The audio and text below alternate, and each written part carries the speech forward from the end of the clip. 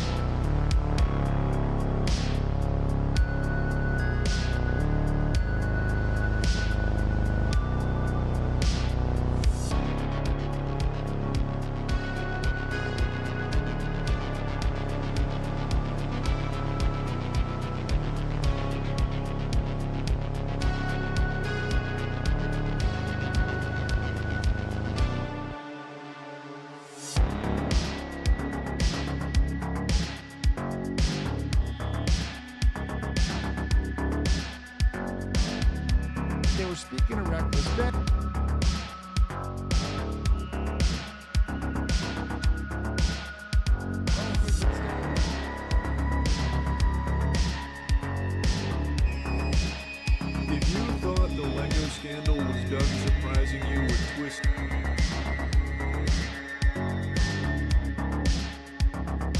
A nationwide.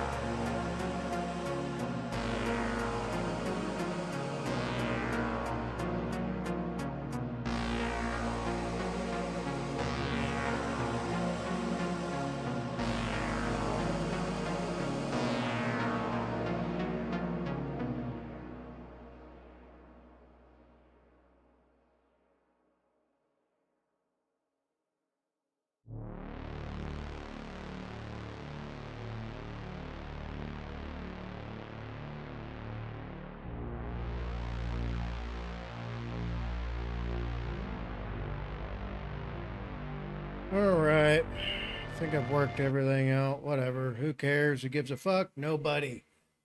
Nobody does. That's what it is. Wait. I forgot to get my vices going. You know what a vice is?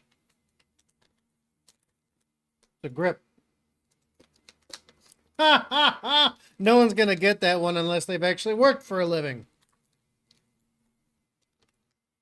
Any Jew. Yeah. Edibles, boy. All right. Beer. Beer. Hey, beer.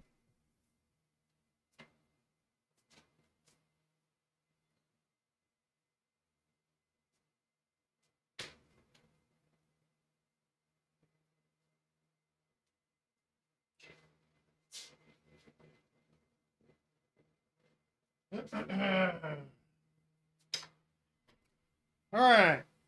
Cool. You ready? I'm not. Fuck it.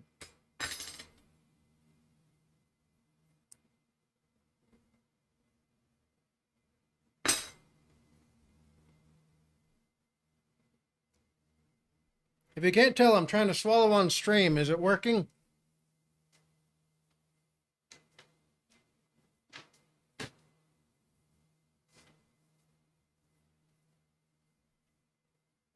Ugh.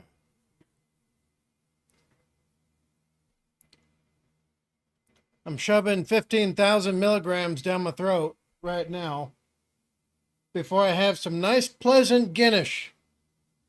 Because I'm a loser. That's why.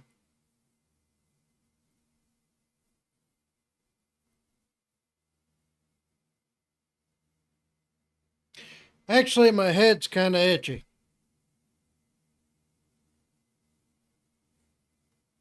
Oh my God. Yes, I'm old. A lot of us are bald. That being Jew spoken and explained. Hey, what's up, Gina? You got here just in time, I believe. You have reached the no fucks given badger part of the page. I hope you're ready for that.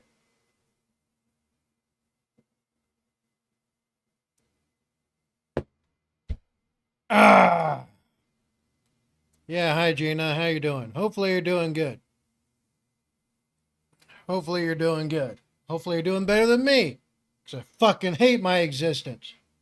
Love my son, but some days I wish a terrorist would, so I could just die being a hero, and then that's it. I don't have to get any older.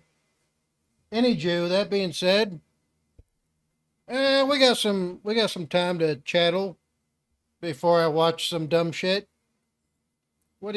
How you doing, Gina? How you doing? What are you doing? Who are you doing? Wait, don't answer that one. Wait, if it's a who you're doing where you're smacking them up, that's a different story. Then pray tell.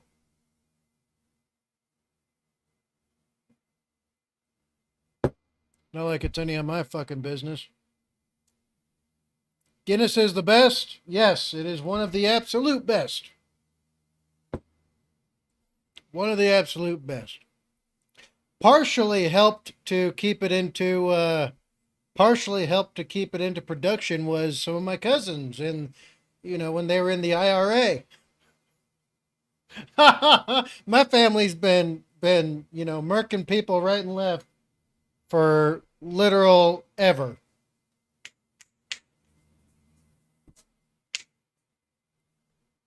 Any Jew. All right, so Lamau, smiling faces, dancing woman in red dress. Okay. I don't know what that means, but cool. Any Jew, you ready? I'm not. Everything I've heard about this so far has been a little wild. However, it's a bit more wild because someone said in the Discord, by the way, voice chat is live in case anyone gives a fuck. I literally got told in Discord, this is kind of old news, and I'm just now hearing about it. Wunderbread, or Wonderbread, whatever. Something like that. Alright, cool. Okay, everything's live. It means laughing with me. Oh, okay. Well, I'm just an old retard. What do I know? What do I know? Well, anyway, let's laugh along to someone else's fortunate misfortune, maybe. I don't know yet. I don't know a lot about this. I just know the snippets I was seeing while I was because I was cleaning and shit, and I had like my YouTube playlist thing on. I ran out of the playlist because I was cleaning, and then I heard about this, and I was just like,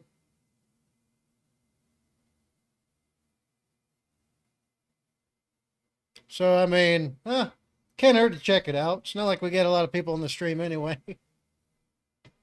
But anyway, I'm happy you're here, Gina. Any shoe, you ready? I'm really not, but I'm going to try. I have no idea what to expect. Buckle up. Hey, it's my fellow Baldy.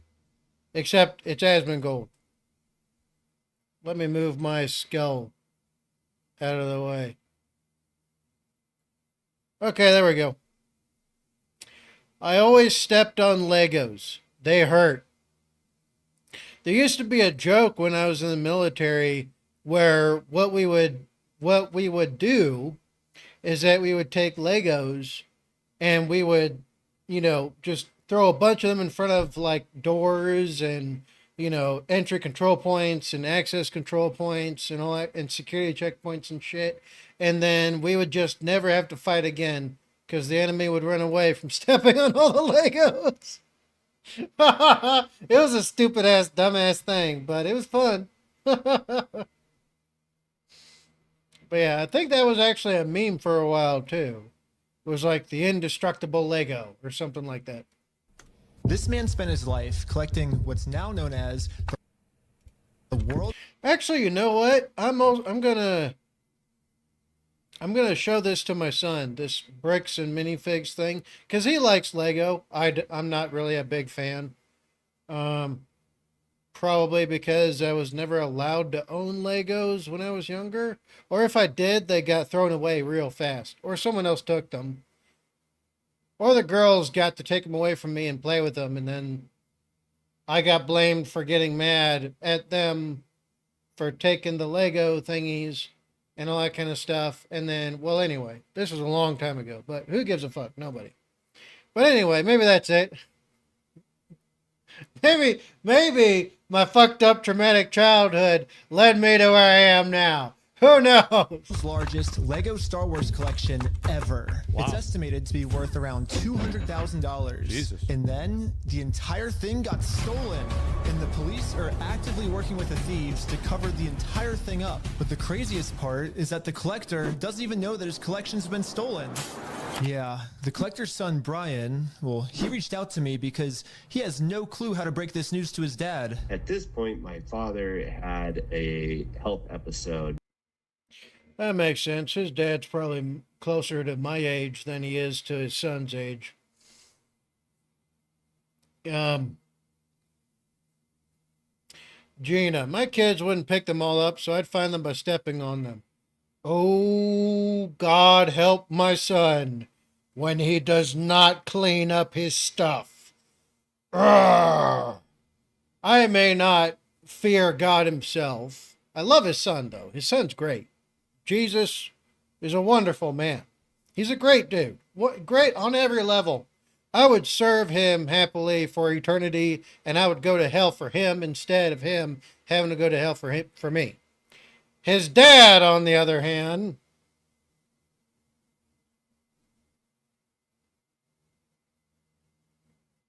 I want a goddamn reckoning with him. Now, I may not fear God myself. Exactly. Right? Because, I mean, what's the point of fearing him if already judgments are made upon us, based upon anything and everything, essentially? What's the point? It's like you're going to get judged. Just be ready to go and answer for whatever it is they decide who, what, where, when, and why, and how to judge you on. Essentially it. Right? I try not to lie, but I have to protect myself online. Because I've been swatted by YouTube. And leftists have tried to murder me. So, but I become the wrath of God incarnate if my son does not keep up with his shit. Now, it doesn't mean I smash him over the head with a brick or break boards over his head or, try to choke him to death like my biological father did to me. But I do enforce discipline inside of my household. Right? There is punishment, rewards, and all that. But it's proportionate. I've been through the actual, true, real life abuse everybody screams and cries about.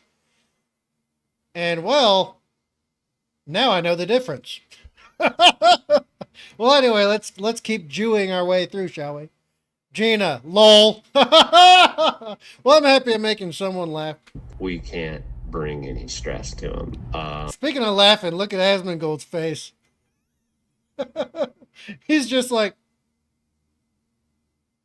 The reason he's reaching out to me is because the police are covering this entire thing up. What the fuck? And at this moment, What? I promised Brian that I would not end this video until I get his entire world record Star Wars collection back. But anyways, the thief of this collection is actually a corporation called Bricks and Minifigs. What? Bricks and Minifigs, the biggest toy store of its kind. Is the Okay. largest toy store. Bricks and Minifigs were not just your average Lego store. For collectors, Bricks and Minifigs is basically seen as the best and safest way to sell your Lego collections. So is this like GameStop or something like this for like Legos? I've never even heard of this store before. It is? Okay, got it. The only reason why I have any familiarity with Bricks and Minifigs is because I'm well traveled. So, you know, back when I used to be able to do, basically unregulated hauling. So, essentially, what that is, it's not criminal as far as I'm aware. There's an official site and everything for it. It's called Shipper Citizen, if I remember correctly. Well, anyway, they went to shit in the last few years, so there's no work on there unless you're a female. In which case, they make sure and ensure that you get all of the trips. But I'm not female, and I can't qualify, even though I tried to claim to be female and identify as such. They still denied me. But anyway, essentially what you do on the site is that you are someone who has a vehicle with any kind of cargo capacity. You got a clean background and all that. So people will pay for you to do it much cheaper than a moving company to move their shit. It could be moving like, you know, a trailer full of dirt bikes from California to, you know, Utah or Wyoming or something. Or it could be just moving people's precious pet cargo from one side of the country to the other. You know, per trip, I used to make at least $1,200 per trip. It was pretty good. All right. I was working through it. I was pretty happy with it. I got to travel, you know, my son got to travel with me. He got to see all the shit I got to see all over the country, except more of it looks like shit than when I was a kid now. So, there's a bit of a difference there, but he still appreciates it, you know. He still loves the trip, or he did. I can't do it anymore because I'm not female. But yeah, so while I was doing that, I traveled all over the country again with him in tow, because you get to use your personal vehicle, and I own a truck. And so, you know, we stopped by in this area, and we actually passed this brick and minifigs place. He wanted to go, but we were kind of low on fuel. And I was like, hey, buddy, if we got time when we come back, we'll go. But we got to take care of this first. And he was fine with it because at the gas station, there was like curios and shit. But yeah, no, the only reason why, you know, I have any familiarity with this place and what's going on is because I've been there. That's about it. Right? Doing some shenanigans. Gina. Sounds fun, even though some scenery not as great as the 80s and 90s. Oh, for fucking sure. This whole country has gone into the shitter since the 80s and 90s. Shit. Give me the Rodney King riots again over the bullshit we're going through today. Give me that again. Hell, give me the LA riots. I'll take them over all of the current timeline combined and together. Give them to me, right? And then let's call it quits before we hit Harambe. Okay? I'm just saying. Selling my Legos. So what I'm planning to do with them is take them to my local Bricks and Minifigs. Because there's so much positive media Wow. about them everywhere, So Brian thought that this would be the perfect store to finally sell his dad's Lego Star Wars collection. So I wrote up a contract. In the contract, it says that these are still the family's Lego sets, but every time one gets sold, the store gets to keep a small percentage of each sale. This was Okay, so it's like what resale stores, basically kind of like what a lot of pawn shops do, actually. So if people aren't familiar with pawn shops, I'm familiar because, well, inner city ghetto kid right here. even though I don't look like a quarter nigga.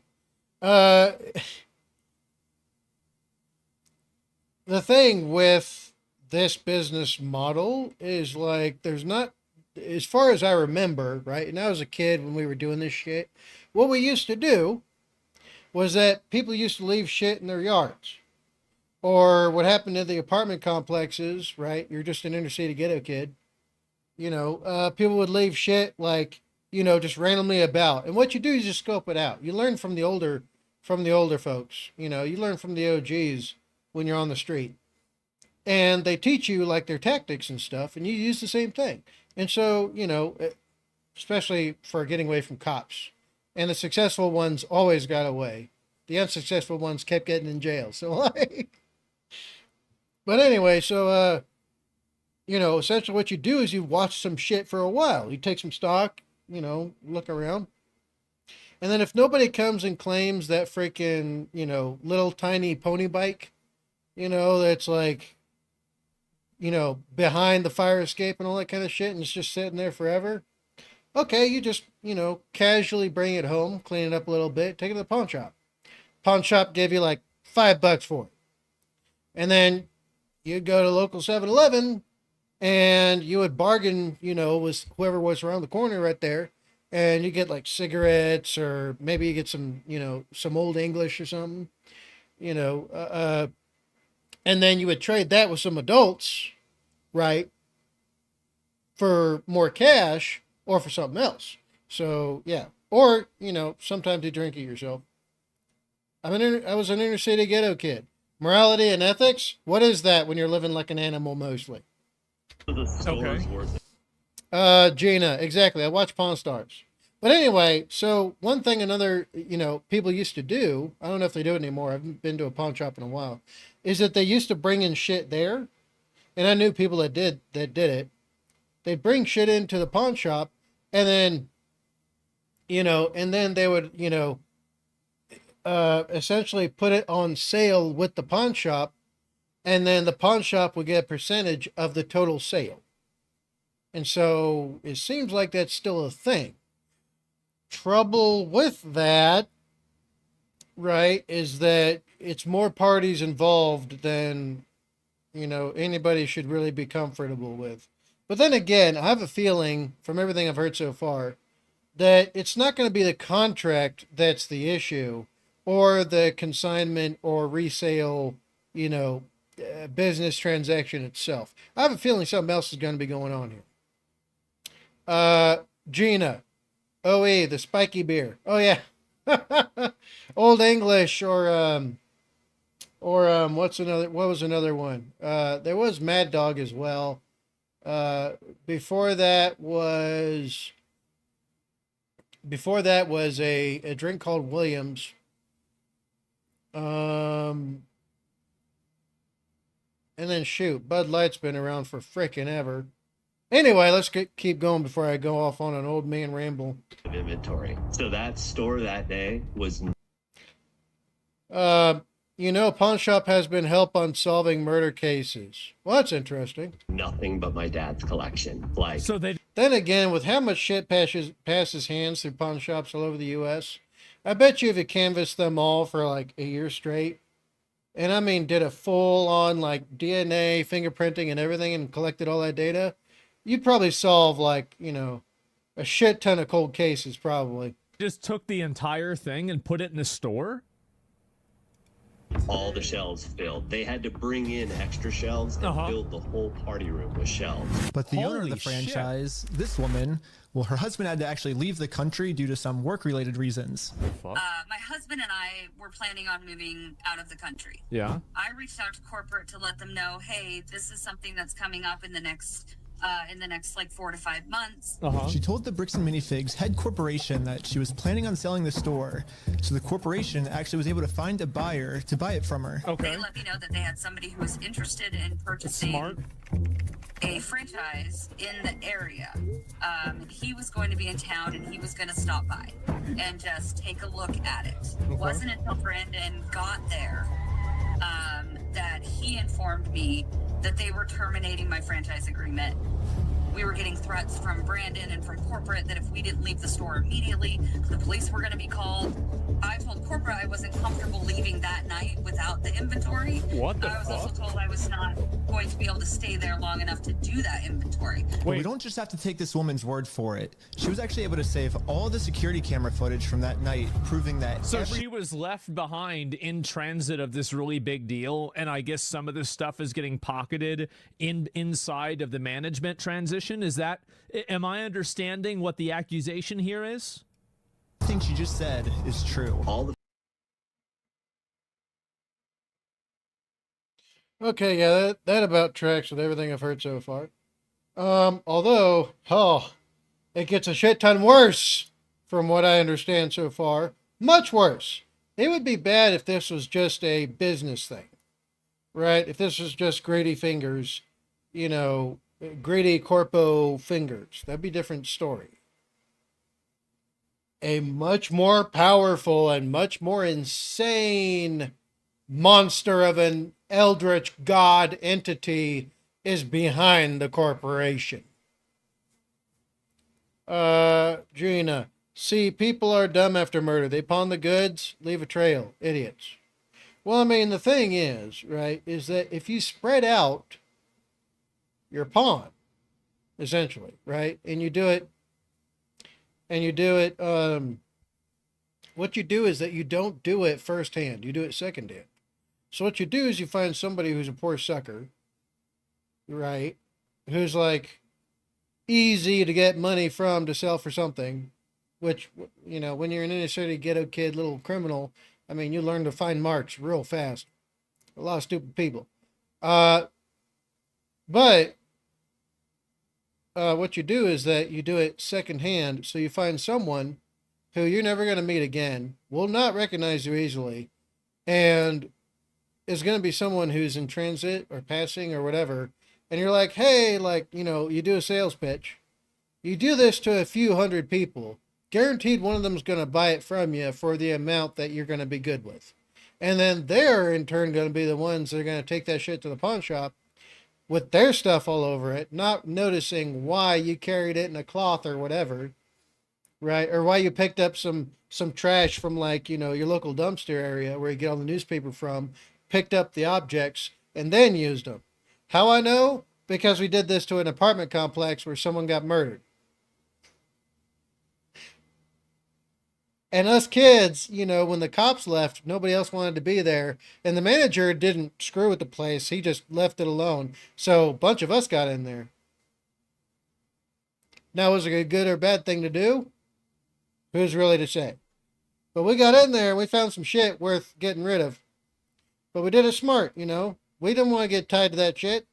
So we were like, okay, how do we do this? We were like, wait, nothing can be traced to us. And there's plenty of people passing through right now, right? So it's like, fuck it. Like, let's take this shit. You know, I was the one that came up with the newspaper idea. Because I was like, fuck, those newspapers got millions of people's everything all over them. Who gives a fuck about them? So, like, wrap them up and all that kind of shit, right? So, like, and then we found people that were transient or passing through, or, you know, maybe a tourist or two or something, or maybe a charity worker who's in a totally different area of the city. We will never see them again, ever. And we were like, hey, like, we got this thing, like, you know, how much you thinking for it? Right? And the thing I had was a boombox, right? I got in there, you know, and since I was the biggest, thickest one, I was like, all right, this is what I'm taking, boys. Okay. Everybody else was cool with it because they didn't want to fight me. But, like, oh, shit. Anyway, enough rambling and ranting about my non-existent history of me not existing. Gina, it's a cult or what? It's a cult, for sure. It's a cult, for sure. It is the cult that everybody else accuses the opposite of them being. Right? It's that one. Gina, the good old days. Just remember to be home before dark. Yeah. Yeah, I was a latchkey kid as well. That shit stretched all the way up until, I believe, the early aughts. Probably the early 2000s, I think. Well, any Jew, let's continue. But yeah, like it's a cult. It's a cult. Footage and evidence is there in the security cam footage. Okay. It's him at the store kicking her out. In that footage they sent us is Crystal asking him, how am I supposed to pay this guy? These are sets he has not been paid for. Yeah. These are ones that he has not been paid his percentage yet. And if I don't have the tickets, I won't know how much I need to pay him. That's a business thing and not necessarily yours. He's taking on the business, he takes on all that kind of side that. His own corporation is sitting there on video saying they're going to take it. After this woman got... Yeah. I mean, well, and he's right about that, because logically, if the owner changes, he's signing a contract with the business, not with the specific owner, I'm assuming, right? So it would make sense that, yeah, obviously you inherit that obligation. Kicked out of her own store, she called Brian explaining how corporate just came down and is now trying to take the world's largest Lego Star Wars collection without paying for it. So Brian called the store to see what was going on. Called the store and I said, what happened to Crystal? And he goes, well, that's kind of a private matter, but the corporation's taken over the store. There's something I can do to help you with. I said, well, yeah. I am the owner of about half your store's inventory. Yeah. I love how they're doing a lot of the action with Legos, miniatures and shit. It's so funny. It gives some levity to the whole screwed up cult situation. Oh, yeah. All those vintage Star Wars sets you have in there are ours. And he goes, I don't know anything about that. I said, well, you better get to learn about it because I have a contract, I have photo evidence, video evidence. Yeah. Like, that is... Here's the thing, right, is that I feel for this guy, this, what's his name? I think his name is Ben. I feel for this Ben guy, right? Because he is assuming good faith first and foremost when dealing with other human beings. That is always a mistake. Every time, anytime, all the time. It's just like what I tell people about me. I'm like, look, don't take my shit, for granted. Right? If I say anything, declare anything, do anything, whatever anything, well, check that shit. Don't trust me. I'm just some old retarded bald head on the internet. I'm just a retired combat veteran who, overstayed his welcome in the world. I am just another human. And if you know humans, you know never to truly put all your bricks on the foundation of another human being. So with this Ben guy, I feel for him, right? I get where he's coming from. Similar shit's happened to me. Much worse, actually, with a lot more money. But, again, fool him. Right? Fool him. It's understandable. You want to be able to, engage with this other human across from you and have the assumption of, reciprocity when it comes to your intentions, when it comes to your motivations, your agenda, and all of that, right? You want to look at your fellow creature that's another creature like you and feel like they are basically you, just a different flavor. Unfortunately, human beings don't work that way. That is not how it works. So yeah, I feel bad for this guy.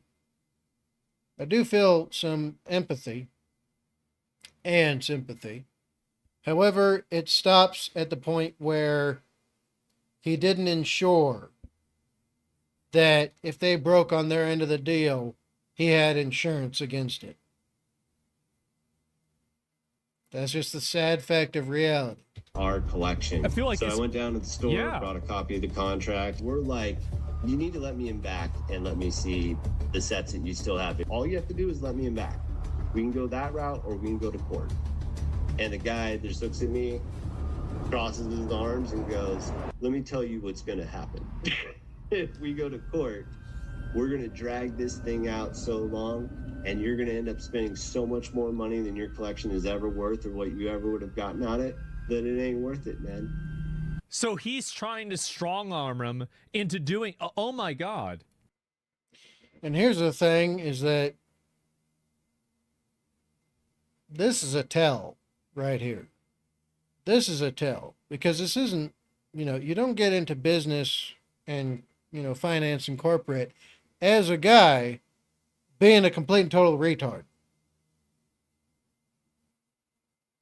You don't get in there all like,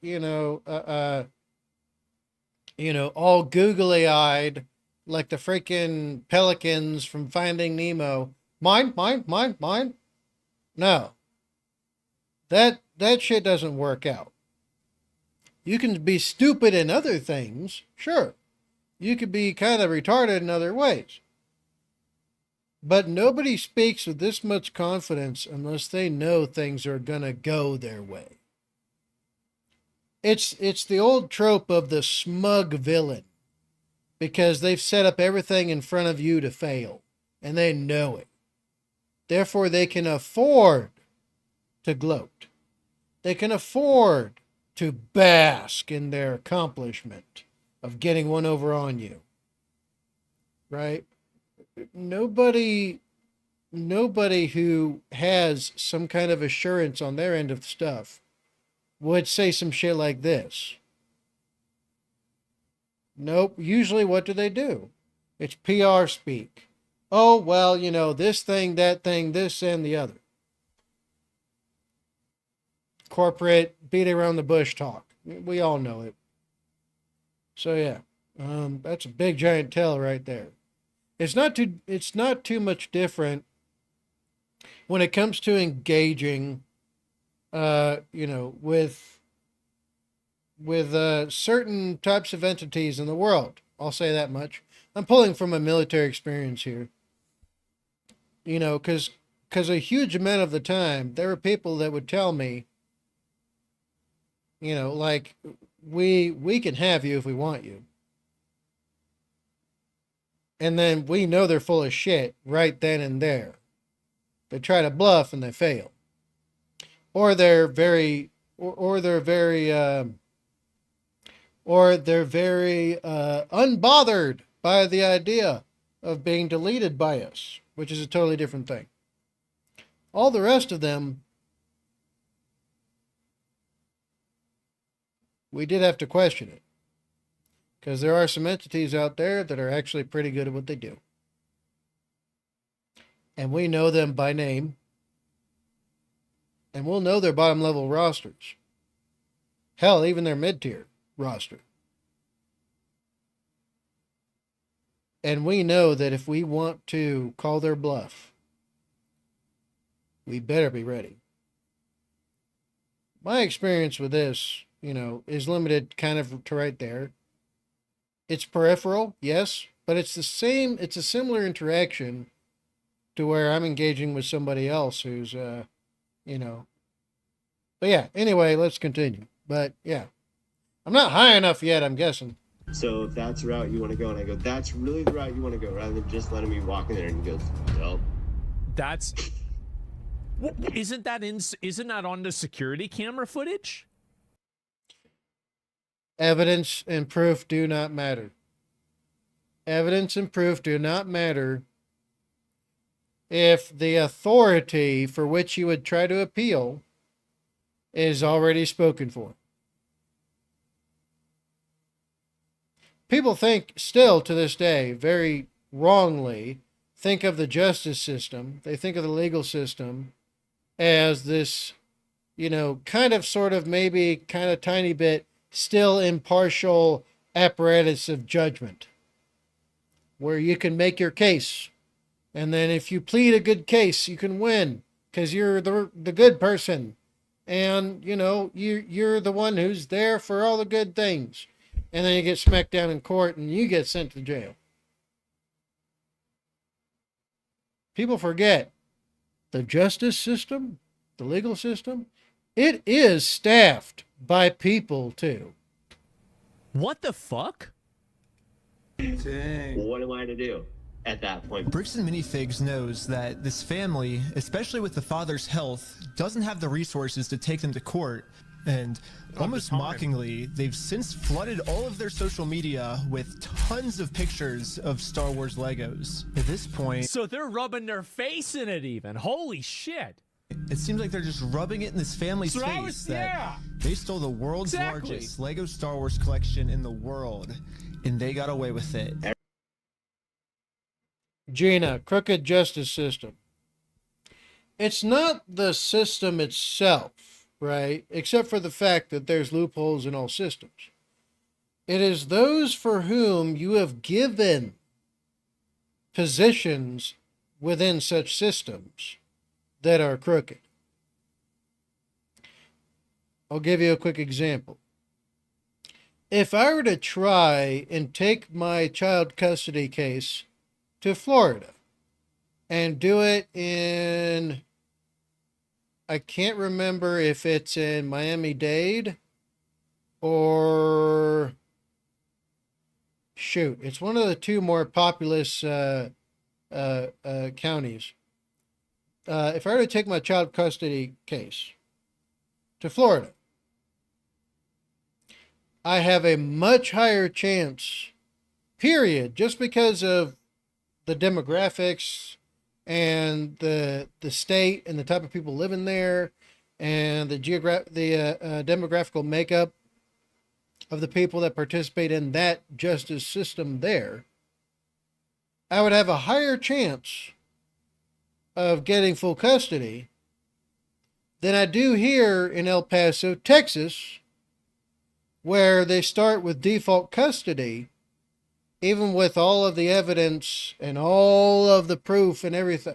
I got recordings of abuse from her against my son. Right? I've got police incidents where she had, well, one time she left me for dead, which is great, after she gave me food poisoning, which that should be impossible to do nowadays. But anyway, right, I've got video evidence of her abusing our son, right, and basically fighting him when he was just a toddler.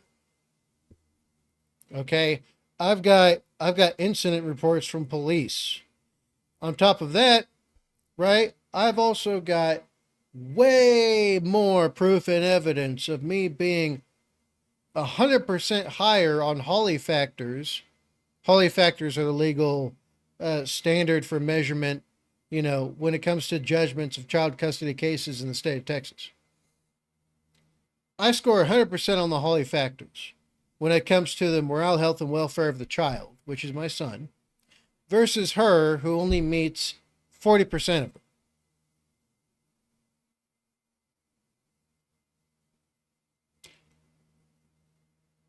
I still lost. And they never ever gave a reason as to why it did not matter at all that I am clearly the superior parent, clearly better for my son's morale, health, and welfare, have all this proof and evidence against her. She's got none against me. And I still lose. Except El Paso County is 100% Democrat blue.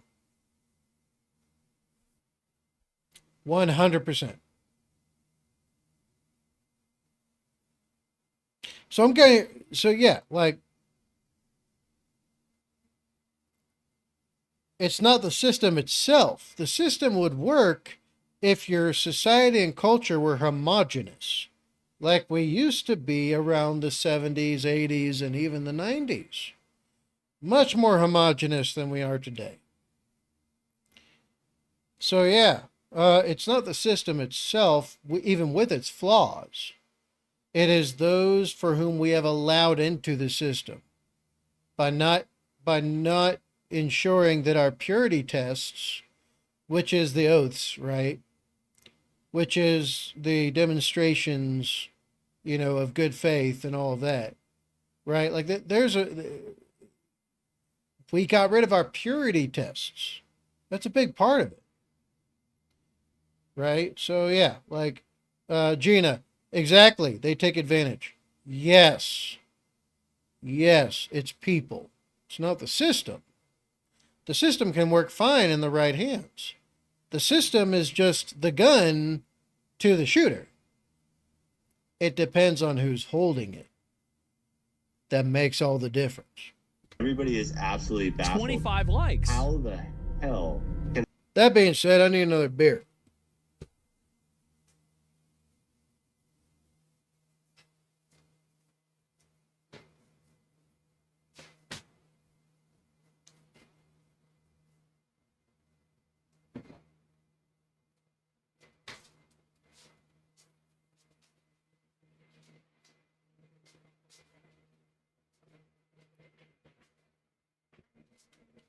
Where's my, there it is.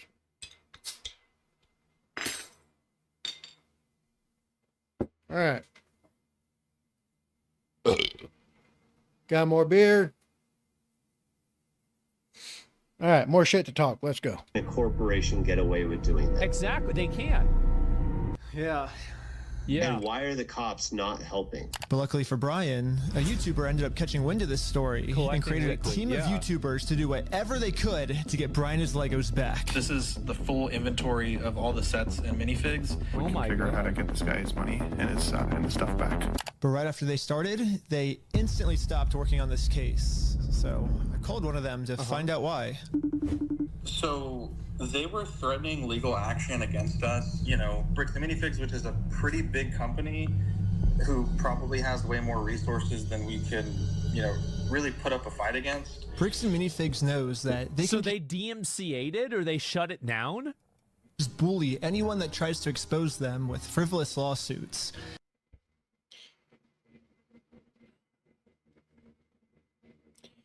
Okay, you know what? When it comes to this thing, I get it. I understand. I totally understand. I get it.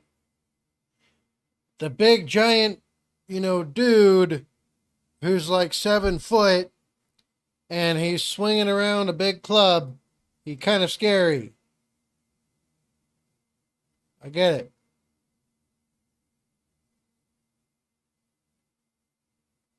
But there's half a dozen of you.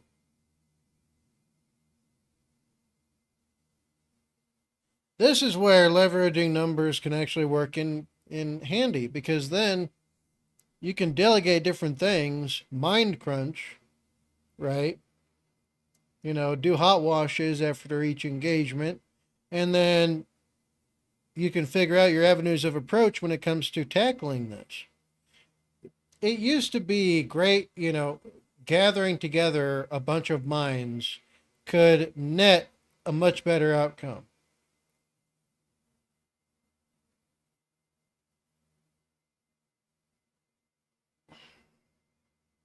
But again, I get it, right? Big scary company. Big scary corpos. That's how they get away with everything, though.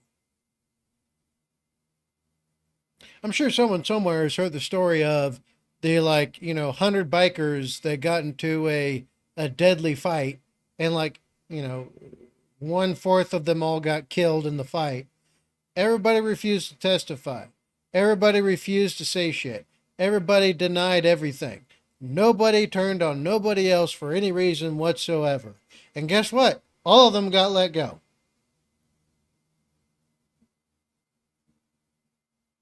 I'm just saying. If everybody's speeding, nobody is. And this left Brian feeling... Yeah, and I feel like these guys are pretty small creators. Like, I mean... Gina, how's it being a cult, though? Well, wait till you see who's behind all of this, right? We're not even at the beginning yet. We haven't even barely started the video. I'll let it play a lot more before I start talking more. I know I tend to old man rant my way through shit. But, oh God, is it bigger than a corporation? This guy's got 70,000 subs, so, like, I mean, you're not going to be able to flex. I'll tell you this much.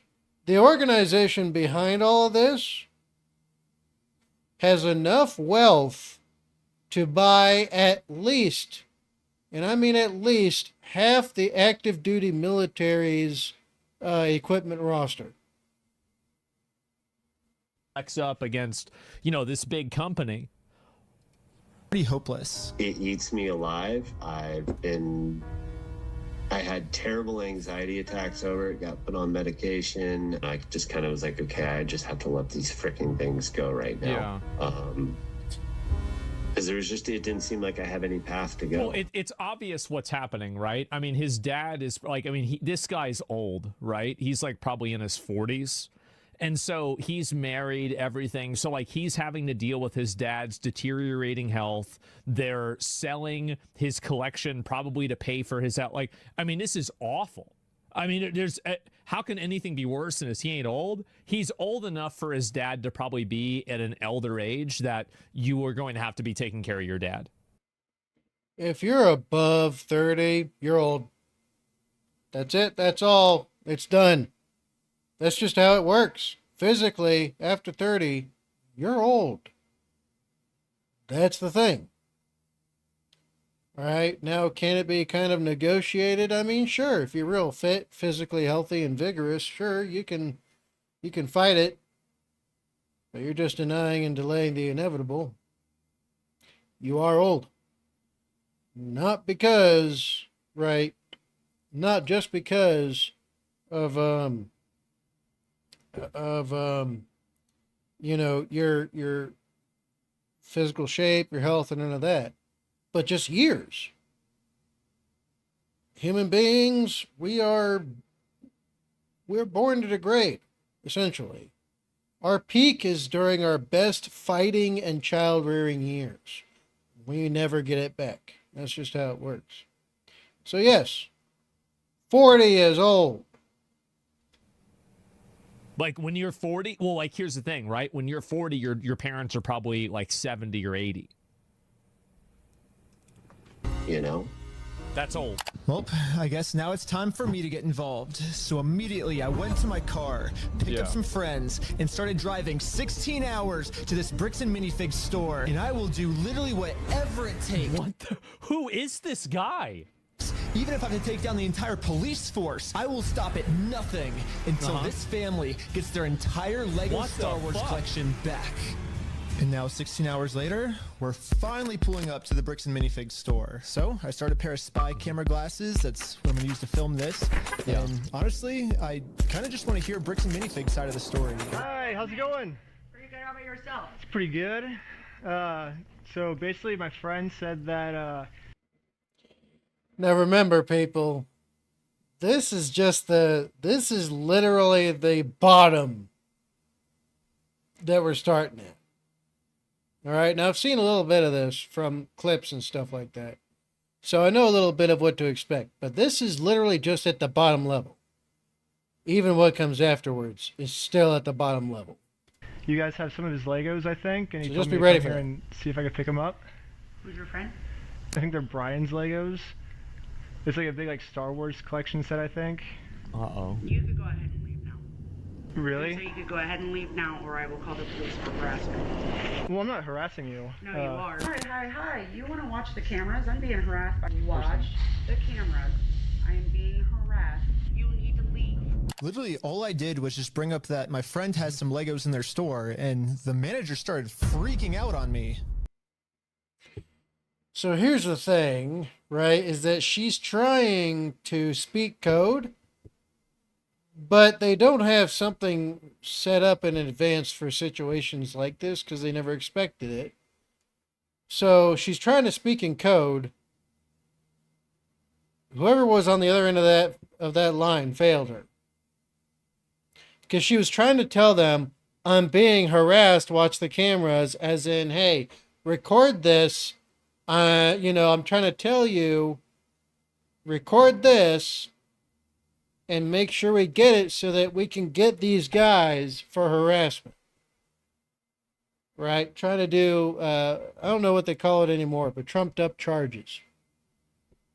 This used to be a common tactic criminals used too, to use police departments against innocent people. Gina, well, I think they still do. those guys busted a man who had a haunted house that tortured people. They're awesome guys. Okay, I'm sure they are. It's nice to be rich, though. Everybody that made this video, I looked into them. Bunch of filthy rich kids. I swear to God. You know, like, I was like, wait, just YouTubers did this?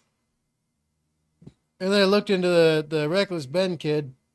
His family's loaded. I mean, loaded.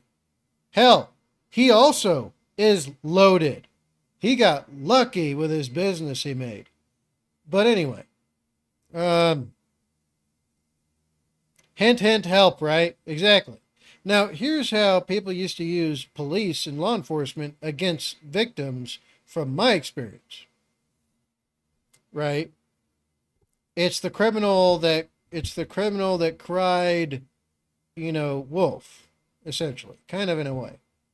Because here's the thing, is that if you know the secret words and you know the secret sacred string of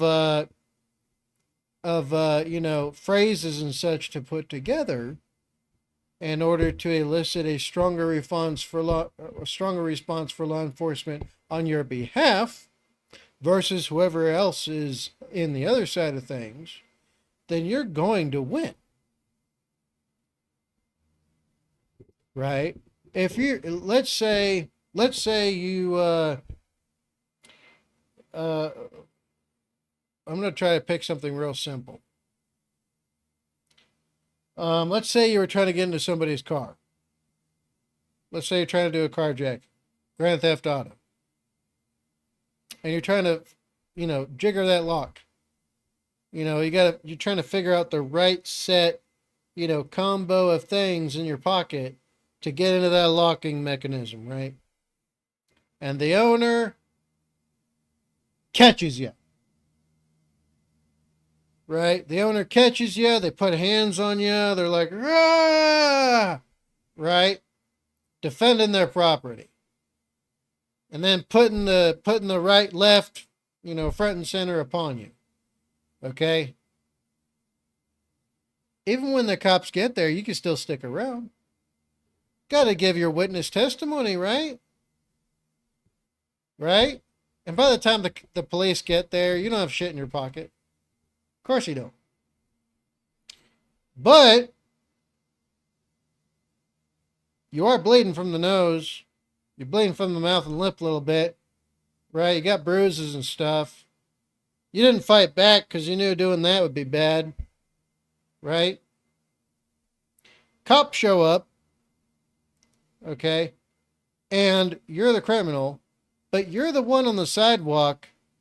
Right? Who's like, trying to recover, and you're all dinged up, and you're like, "Oh, he attacked me. Help me. He jumped me." Right? Sure, he can accuse you of Grand Theft Auto and say you were trying to take all of his stuff, and even his kid was in the car, and his dog was in the car, and his wife was in the car, you know, and all of his important things in life are in the car. But that doesn't matter a damn, right? Because now the list of charges against them from what they did to you is much greater and higher than the one single charge they could possibly try to even investigate you for. As long as you kept your mouth shut and kept to your story and nobody recorded shit, because back then cameras were not everywhere, right? They weren't everywhere. I mean, and if you knew which ones to speak about, assault, battery, aggravated, you know, if they had anything in their hands, you could say they had a weapon and you didn't know what it was they were hitting you with, right? It could be a freaking brick cell phone from back in the day, or it could be their car keys. Hell, you could even get somebody for having a lighter in their hand and them beating on you while they had something in your hand. Oh, deadly weapon.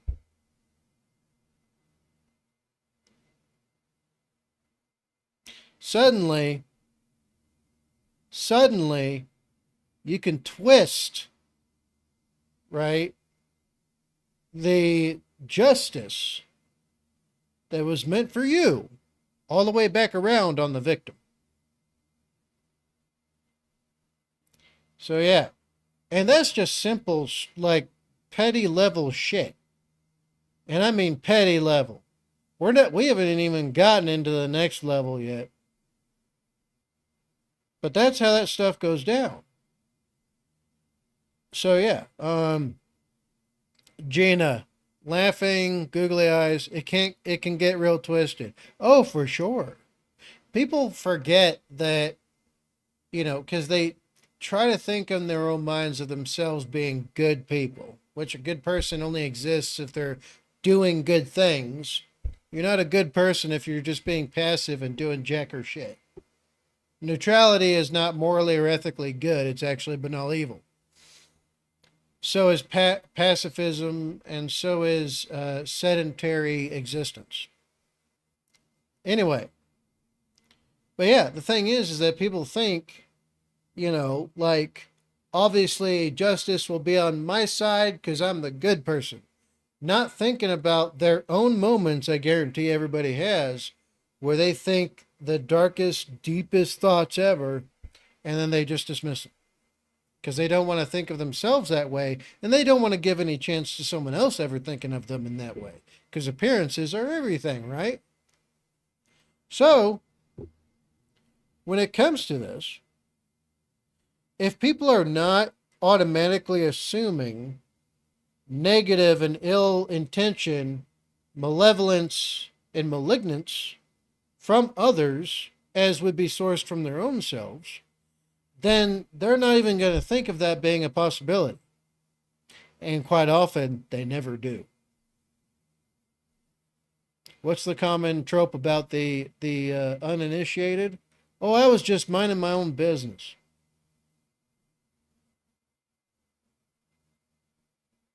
You know what I mean? Anyway, I did a long-ass rant on that one. I probably shouldn't have, but you get what I mean. You get what I mean. But I wasn't going to leave the store without hearing her side of the story. Before showing up, I printed out a copy of the contract the store made with Brian saying that all of these Lego sets will remain his until sold. Yeah. Because I have a... And that's in this thing right here. Made with Brian saying that all of these Lego... Consigned merchandise shall remain the property of Mansell until sold. That has nobody's specific name attached to it. It's got the businesses, the corporation's name attached to it. It doesn't have a specific, individual attached. That can be good or bad. Good, possibly, because then no matter who it is in charge of the company, they're still held liable. They're still responsible. They have accountability. Bad, because then they can do the circle jerk of finger pointing around in a circle to discourage people. I call it the corporate loop. To discourage people from continuing trying to bring a case against them. This is what bureaucracies do beautifully well, right? Everybody thinks that, let's say HR is there to help them. Is there for them, to provide for them. No. HR is the start of the finger pointing circle jerk.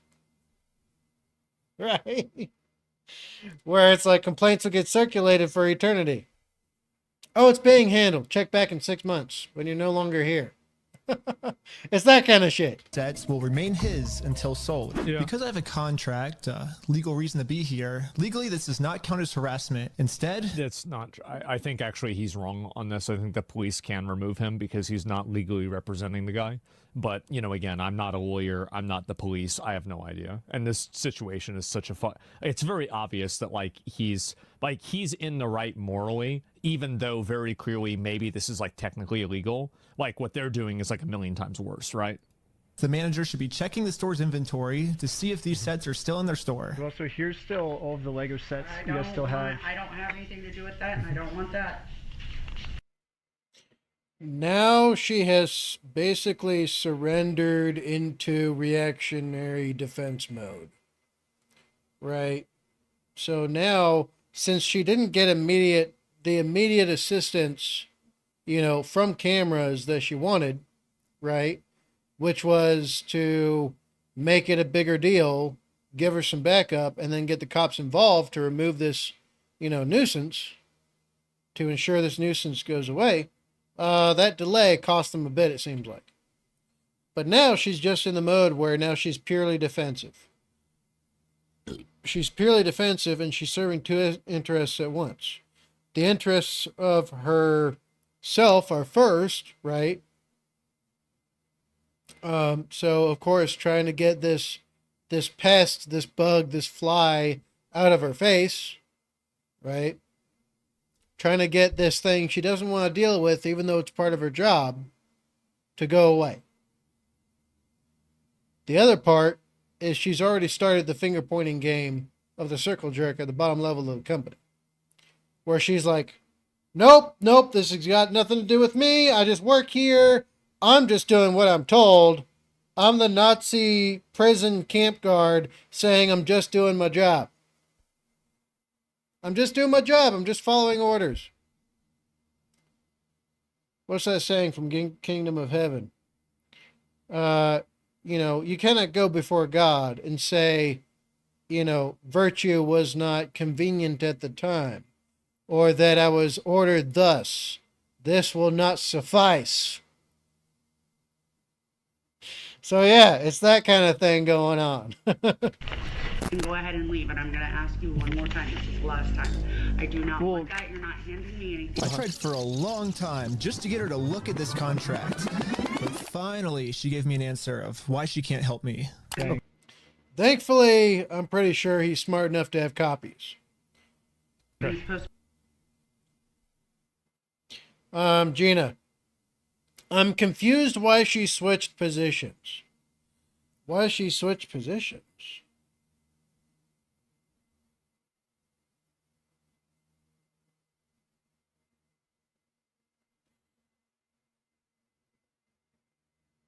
Why she switched positions?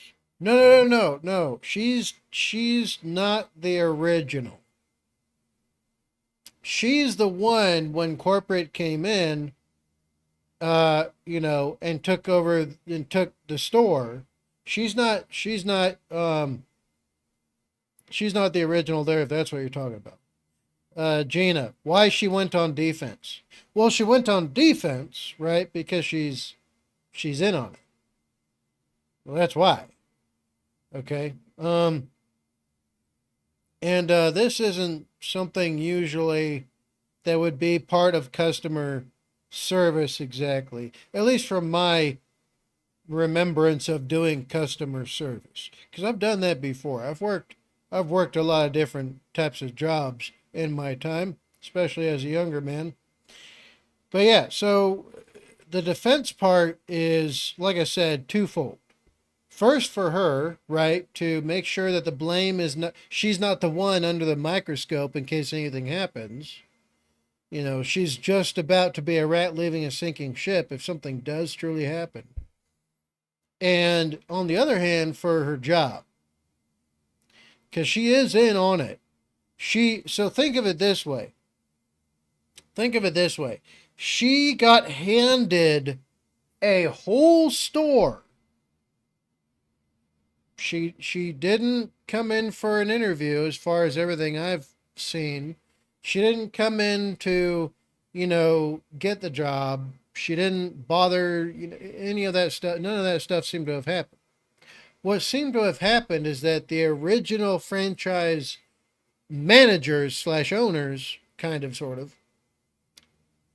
when they started leaving, corporate came in, just threw them out, and gave it to her.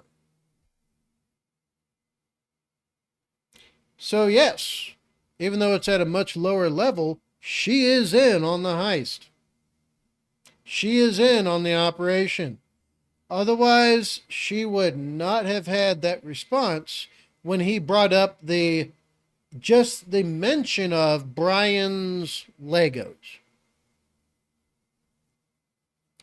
If it was not truly the case, and she was just another store owner, operator, whatever, right?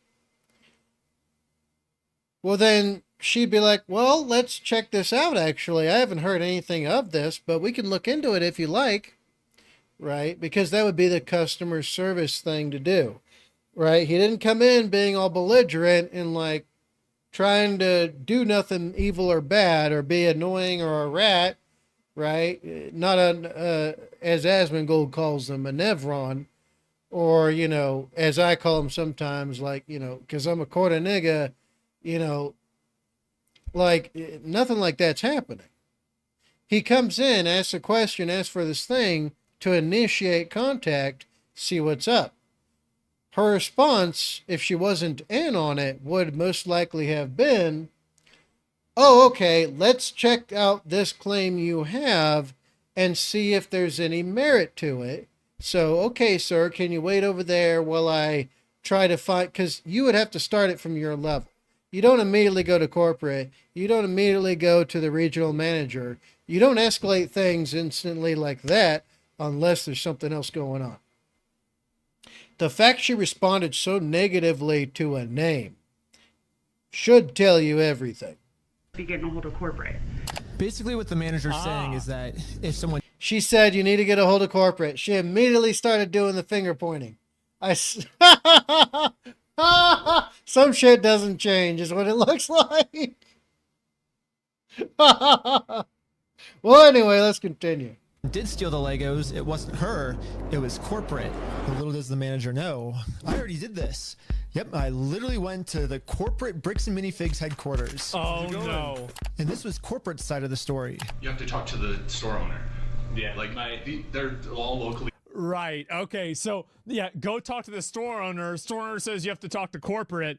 You go talk to corporate, says talk to the store owner. It's the infinite limbo with zero accountability. Precisely. The bureaucracy is already circling the wagons in on itself. I said some shit like this would start happening immediately, didn't I? Didn't I? I call it the corporate loop. Right. Now, I've worked with some corporations back in the day and some, you know, maybe about 5 years ago.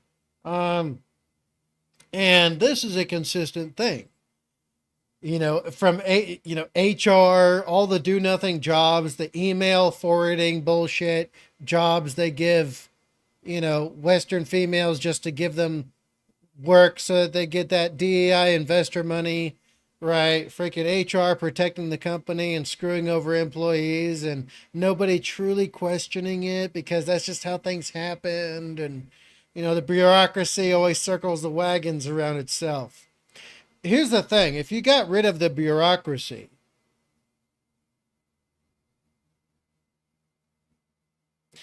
easily 50% of the corporate, you know, management do nothing job market would instantly fall.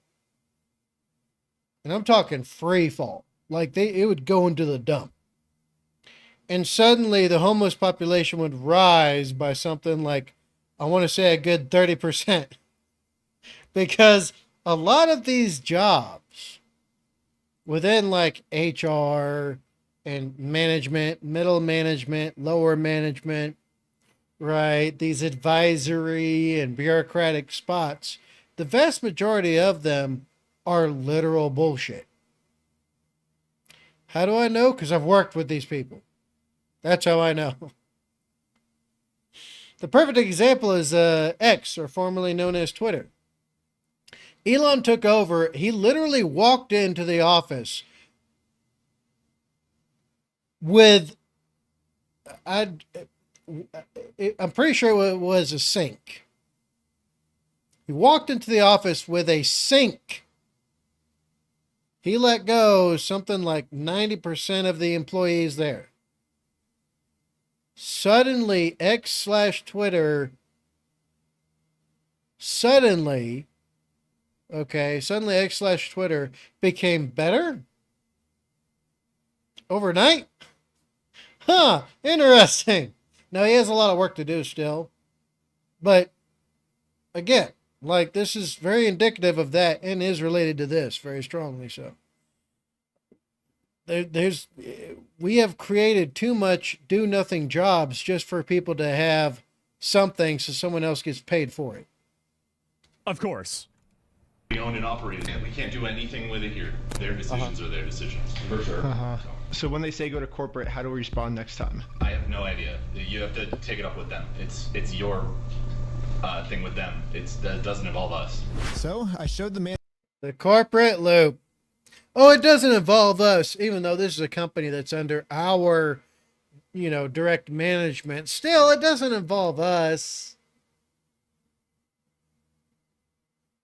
Now, please believe that and go away. manager what corporate bricks and minifigs said. Please keep getting confused, lost, and dazed, so that you eventually lose interest and go away, and we don't have to deal with the problem at all.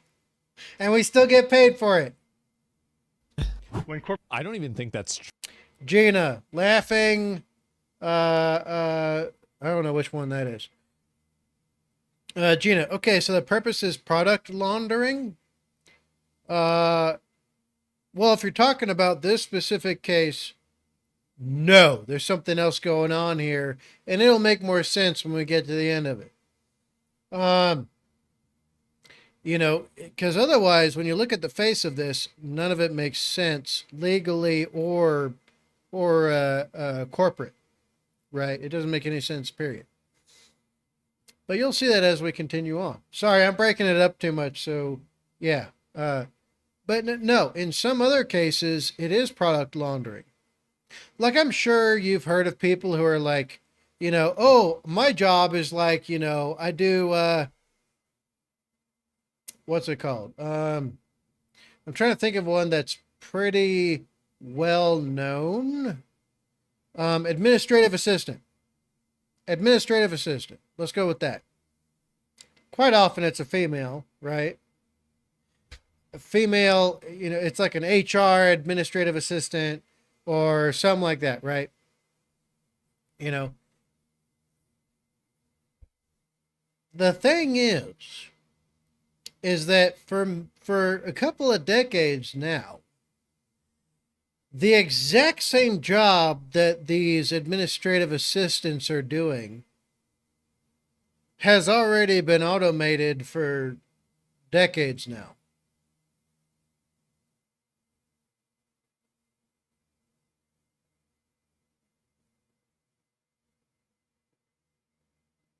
In fact, it's been automated so well and to such a point that the actual CEOs, right, and those the administrative assistants are working directly under, quite often already have these conducting business.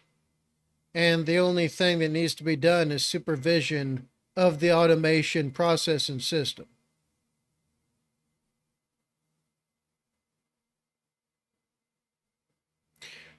But this woman is getting paid like $80,000 to $75,000 a year to forward emails and to respond to emails for only 4 hours a day?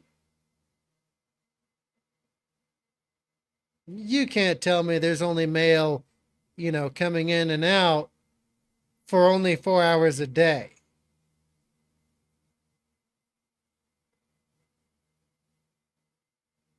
But here's the thing, is that it's the job laundering, because these companies are getting paid. They have tax incentives, right?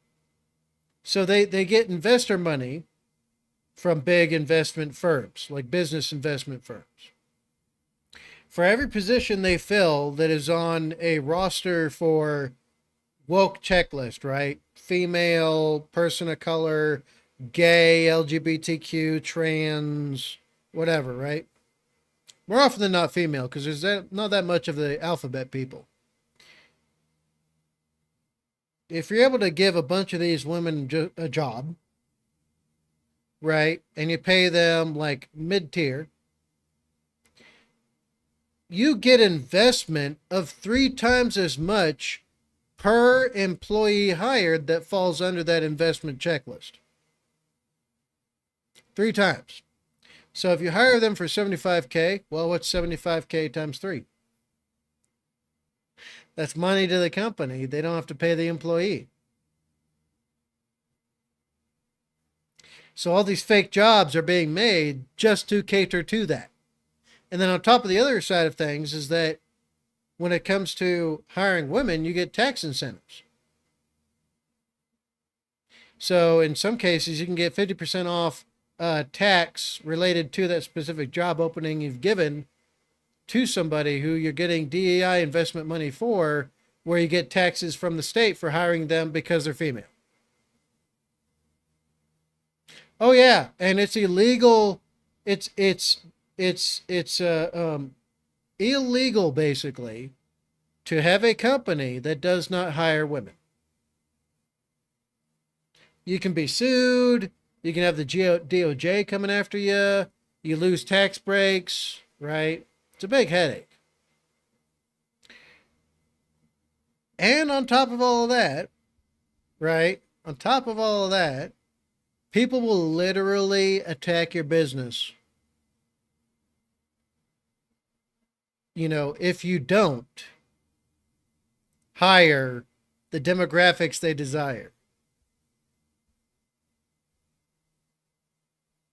And this goes to an even bigger cult than the one that's controlling this shit that we're looking at right now. So yeah, that's basically it in a nutshell. I tried to condense, consolidate, and simplify everything as best I could for that. And it still took a long while, didn't it? Gina, so that's why they're pushing DEI? That's part of it. That's part of it. It does help think about our academic institutions. Who is it that runs our centers of progress and excellence and structure? Who are those people? What are they ideologically? When you think of a university, when you think of professors, what do you think?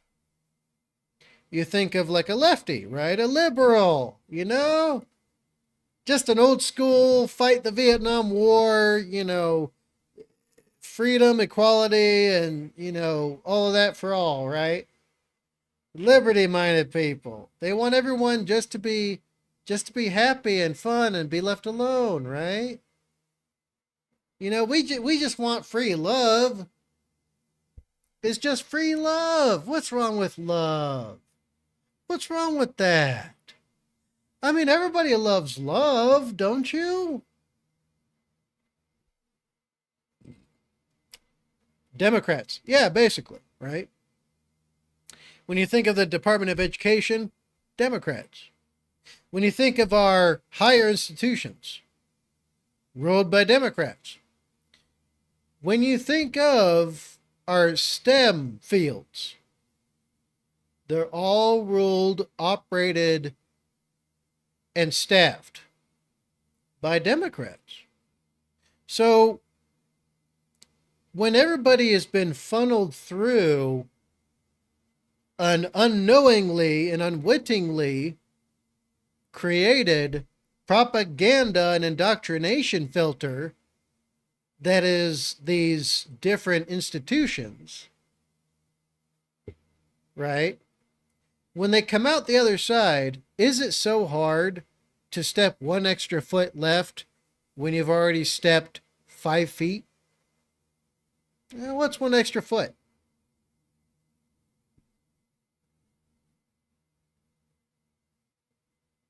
See what I mean? It's not necessarily that these are stupid people who just got taken for a ride.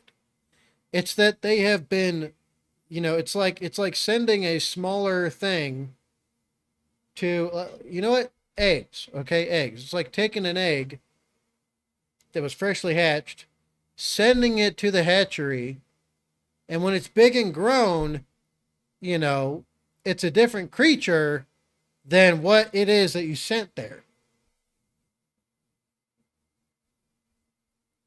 Gina, scammers. Yeah, that's part of it, for sure, right? Anyone and everyone who knows the history of the left, just in general, they know it to be a fool's errand to pursue. Right? So you know, they are technically scammers. But calling them scammers reduces them to basically a petty criminal. These are malicious, malignant, right? Maleficent has nothing on these people. It's a very intelligent, deliberate, you know, maliciousness that has been conducted upon us. Right? So, yeah. Like, that's the long and short of it, essentially. So, yeah, that's why these things have all been happening all at once this past couple of decades. Because of all of that I've explained. Anyway, let's get back to the fun video. After I get another beer. Yo necesito cerveza ahora. Cerveza. Más.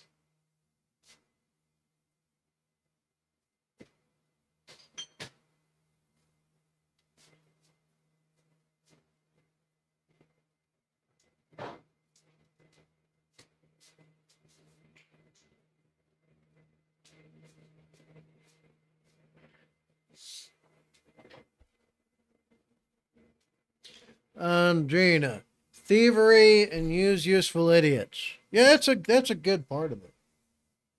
That's a good part of it. And part of it, funny enough, is actually spiritual.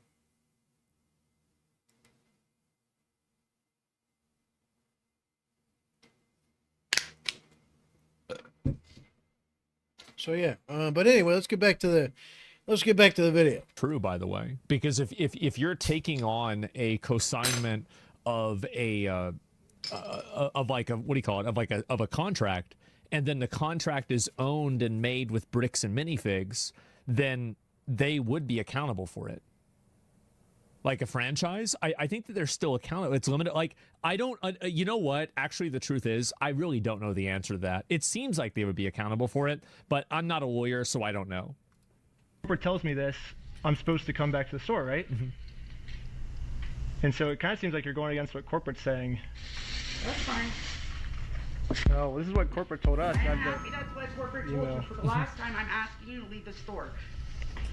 They need to get get a reason to leave, I guess. They should immediately get a, like, I mean, I'm sure like this is the video's just beginning, right? They need to have a legal, I don't know about you like guys, a lawyer but involved. to me, it kind of seems like the only reason she's asking me to leave the store is to cover up this $200,000 theft. You need to leave. How many times have you been asked to leave? Was there a reason you're asking me to leave? You need to leave. I've asked you to leave. You need to leave. You need to. I've asked you how many times to leave. I've been asking to leave. Eventually, the owner of the store called in and asked if he could talk to me. Are you the owner of the bricks and minifig store? Yeah, why? What you got? So basically, I just wanted to get some of the Legos back that you guys still have. I think I'm looking for the clone turbo tank. Why do you think you would be entitled to our inventory? Because it's in the contract. At least I confirmed the Legos are still here. The only thing is the owner's claiming that he's the owner of these Lego sets. I mean, it's pretty stupid of him to say that, considering I'm literally holding a copy of a contract he made with the store that said that this Lego Star Wars collection is not the store's property. It's the family's property. So yeah, now if it was all there was to it, things would have ended here. The fact there's so much more in this video, I mean... But anyway, we're in for a wild one. Only a cult could command such absolute zeal and such a response. And we'll see it soon enough. The contract makes all of this very clear, so I want to give him one more chance to answer a little bit better. Well, I just want to get it back to my friend. He said he couldn't get it back, so I was just wondering if I could just come pick him up. Because you guys still have him, right? Why do you think your friend would be entitled to our inventory? Well, it's his. He owns the Legos. Huh? He doesn't own the Legos. Well, yeah, we have a contract. He does own them. No, bro, are you an idiot? Are you stupid? Josh, the police is showing up right now. I'm gonna be honest. I think this is a communication error.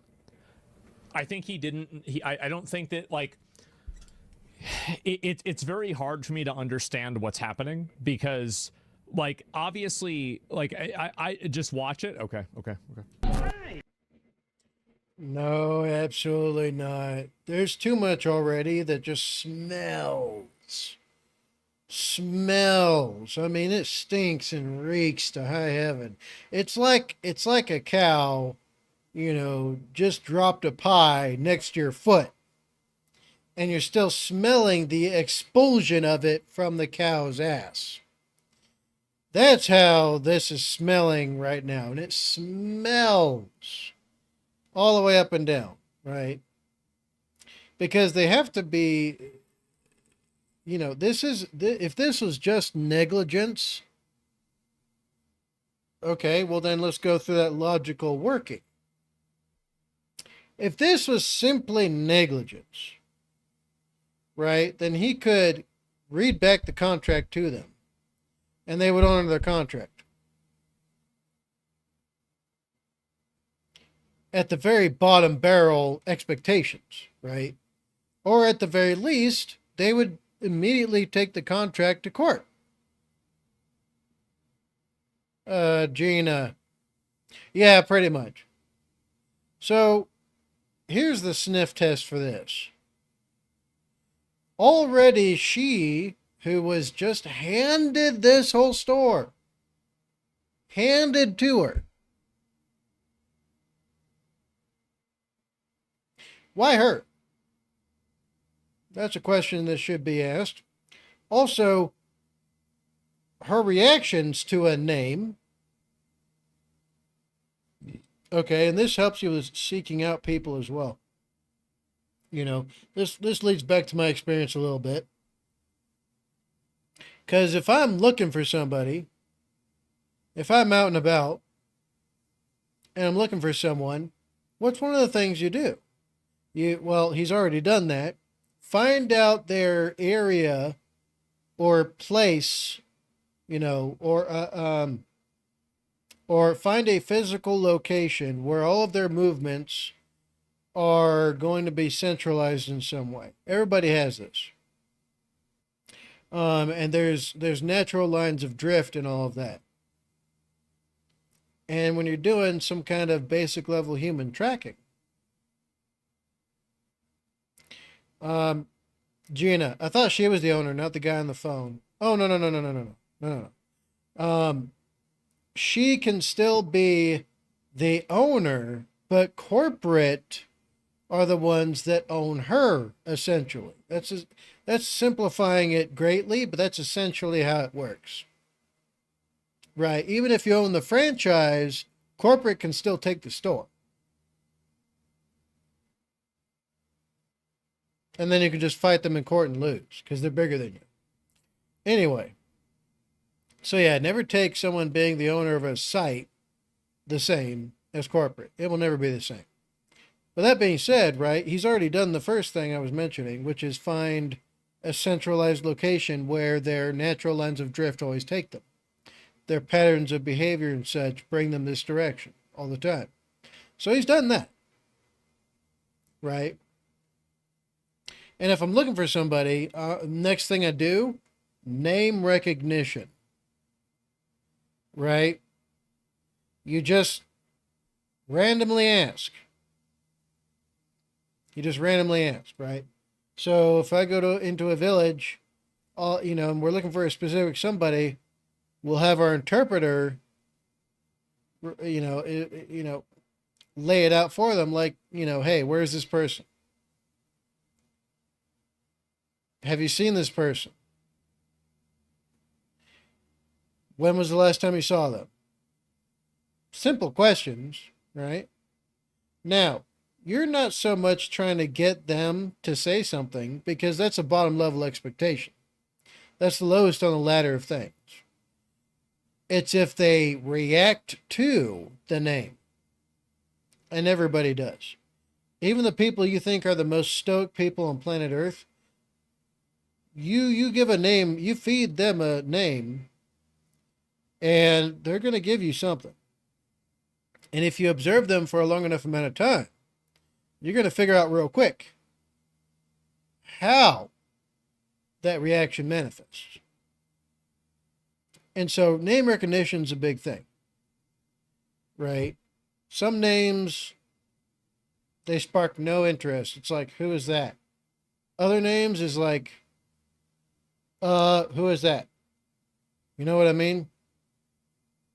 So yeah, that's another thing. She reacted very negatively to just the mention of the name of the owner of the Legos and his son.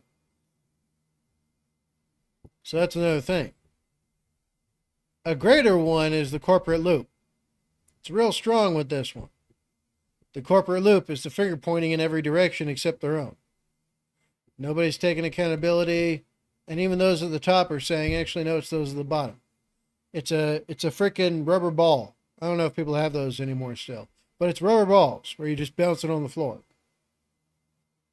Right? And then you blame anybody and everybody else for it going out the window. So that being said, right, and then on top of that is the owners, the corporate heads' response to the whole situation. Trying so hard, right, to verbally strong-arm somebody. First with shame, like a shock tactic. Like, are you stupid? Come on, you dumb kid. Now give me a reaction so I can have an excuse to have the police take you away for being violent or being aggravated or something. Right? Something like that. Gina. Right, I got that, like Del Taco franchises. Essentially. She can't kick them out when they want their property back, though. Well, the guy who's in the store right now is not the property owner. But you'll see soon enough that that doesn't actually matter. Not in this case, it doesn't. To all the rest of us, it does matter. But locally to this area, to this place, to this community, to this enclave, it does not matter. That being said, let's continue. Hey, how's it going? Police have arrived. Police have arrived to do the right thing. The police are here now, so once I show them the contract we're in with the store, we can finally get the Legos back. Basically, we have, I think it's like $200,000 worth of Lego sets that we just have them in the store, and we just like to pick them up, I guess, because they were going to sell it for us, but I guess they're not selling it for us anymore. So have them in the store, and we just like to pick them up, I guess, because they were going to. This guy's body language says a lot. We're in with the store, we can finally get the Legos back. Basically, we have, I think it's like $200,000.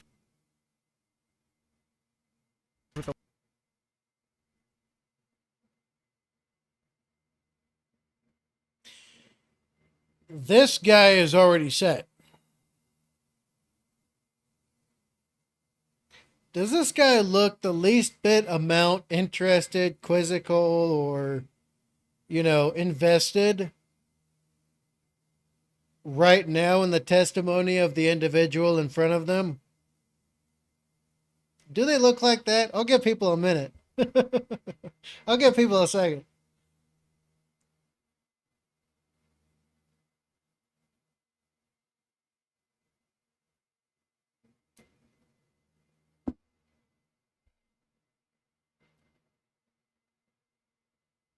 Quintero, ¿qué estás haciendo, mijo? But yeah, does this officer seem like they are actually truly interacting with what's presented to them?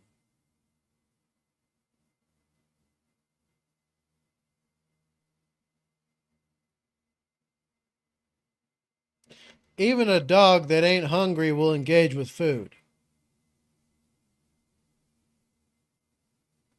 This guy does not seem at all genuinely. He's not. He is not. He knows what's going on. Me no speako Spanish show? It's fine. Es bien. Es bien. Because this is Officer Quintero. He's obviously Hispanic, right? By the way, people don't know this. Para de mi familia es de España. Y Morocco, you know, and all that kind of stuff. Thus, I'm a quarter nigga. You know, I'm part Iberian. Thus, I have the strong face. That being said, you know, I said to Officer Quintero here, ¿Qué estás haciendo? Basically, it's saying, what are you doing?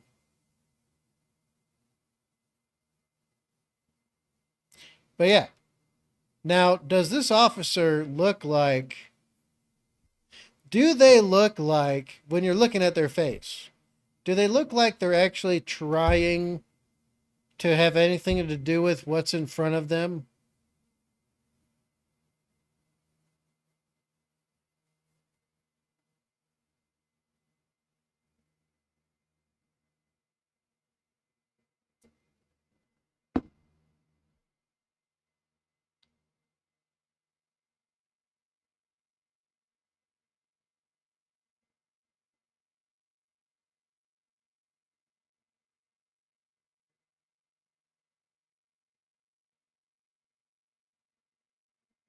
That's because he's not. He has this look on his face, right? Where he's just like, right? This is this is the look.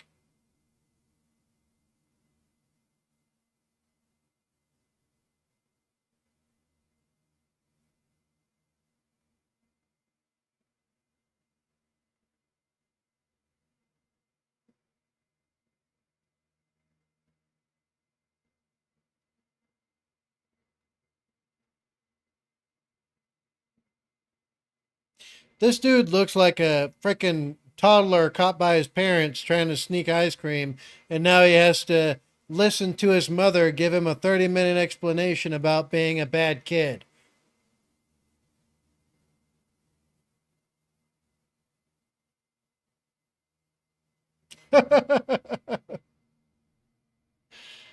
You know, all he's doing is facing forward, eyes front, and pretending like he's there.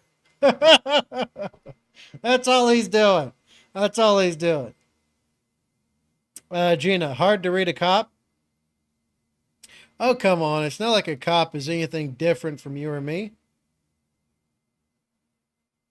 It's not like police are people. Military are people.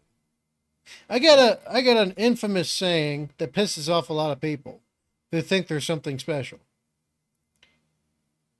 Anyone else can do it. We're not special. Police, right? What they do and choose to do can be special.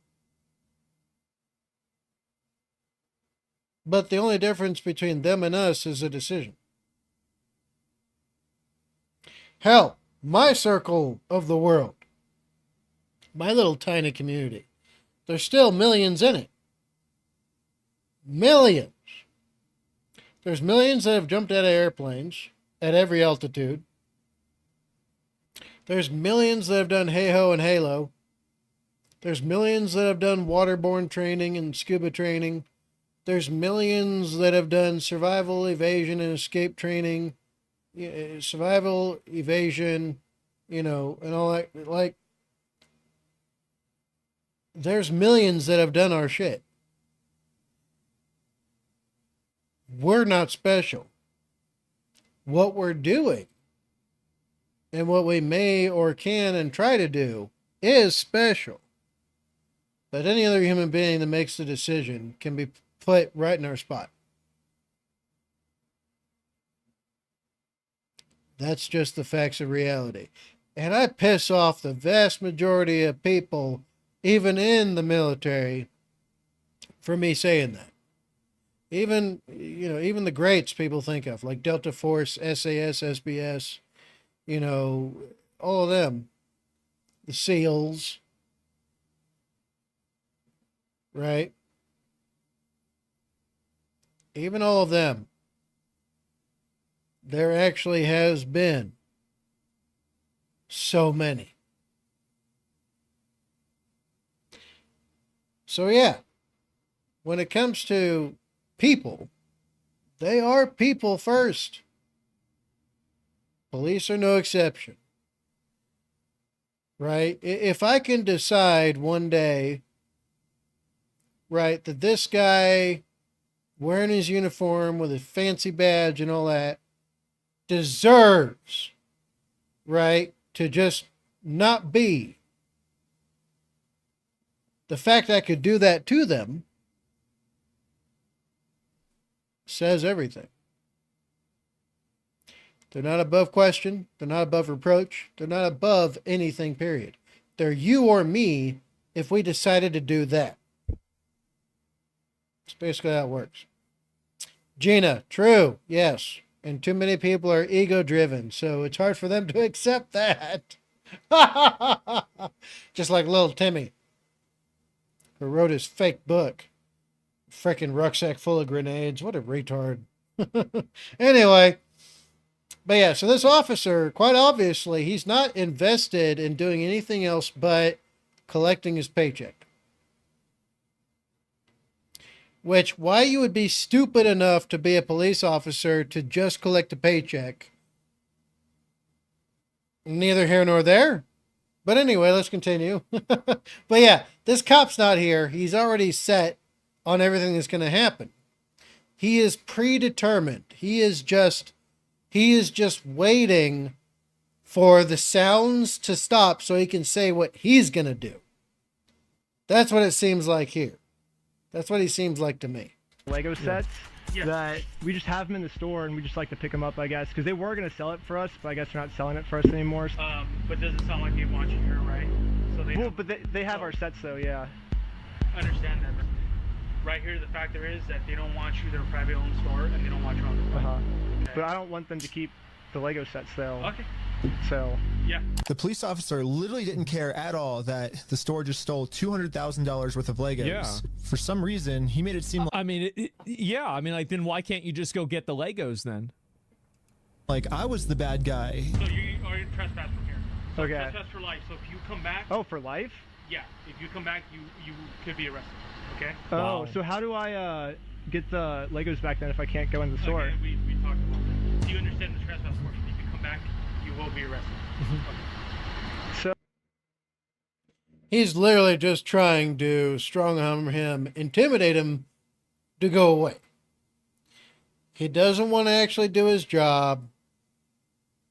He doesn't want to actually serve justice, right? I doubt he's even taken an oath of any kind. He's not passed any purity tests. And he's just trying to get this problem in front of him to go away so he doesn't actually have to handle it. I understand that. I get it. I hate paperwork. I hate paperwork. I hate the monotony and the drudgery and just the doldrums of it. I hate that shit. You mean I've got to you mean I've got to put together a full report on this thing? Dude showed up to get Legos. Owners told me they didn't want him there. I trespassed him. And then he left. End of my report. The path of least resistance is the one humans always choose. Always. And in the rare cases that they choose not to go the path of least resistance, you get Jesus.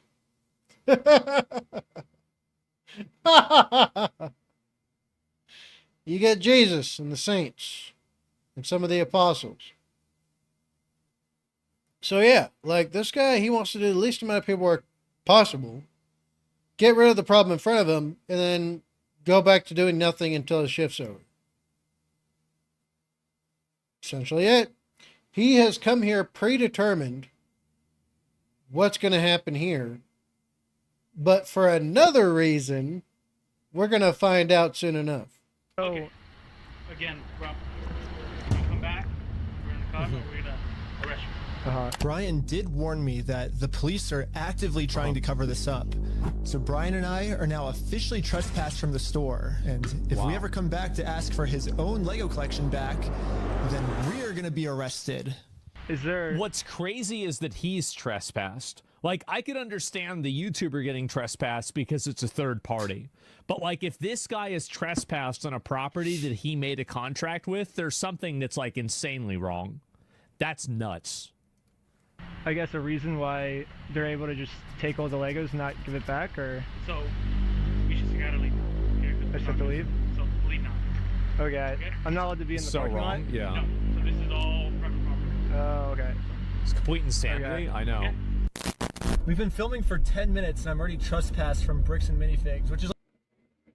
I saw somebody in Asmon's chat mention the Triple B.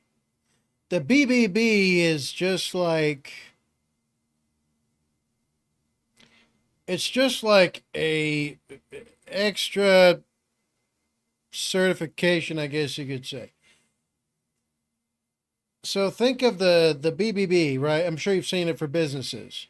This is a BBB accredited business, or this is a BBB certified business, or this is a Better Business Bureau, you know, business in the list of business of the year, or some bullshit, right? All the BBB does is act like a complaint apparatus. They have no enforcement authority. They have no, power to do anything except, right? Except one thing they can do is be a public mark on the company's record. But what's one public mark versus the millions every company has anyway? Just because there's plenty of assholes out there who are just like, well, this company didn't give me a free drink after I refilled 20 times, so now I'm going to leave a bad review. What's one extra bad mark against a company versus that bullshit? It doesn't really mean shit. It's kind of like it's kind of like the idea of the ladder, right? Where it's like, what's one more rung? Or a stairway. Okay, so what? There's an extra stairway built into the ground with its own little space for the stairway. Who cares? It's just an extra step. So with the BBB, right, it can be useful if it's leveraged by large volumes of people. Because then you have one specific organization for business accreditation being leveraged all at once by a huge army of people that are mad at this one particular business. Then it does have some utility. Otherwise, the Better Business Bureau is just... It's like getting an extra stamp on some paperwork that's being passed through some kind of organization. The extra stamps don't actually matter that much. Like the whole location of the video. So how do I... You probably should. Hey, what's good, JD? How you doing? We're watching the Lego bricks and minifigs scandal thingy. Gotcha. I was actually putting a request in the YouTube requests section. I assumed that you were on voice, so I figured I'd pop in and say hello. Hello, what's up? Yeah, no, I tried doing uploads sporadically today. YouTube just could not accept them, apparently. You're not the first one to actually say something about that. I got a buddy of mine who uploads on YouTube for totally different reasons, for like PEV ride-outs, which is personal electric vehicle. And he was trying to upload a couple of his videos that he filmed a few days ago, and it wasn't letting him. He was asking me if I knew what was going on.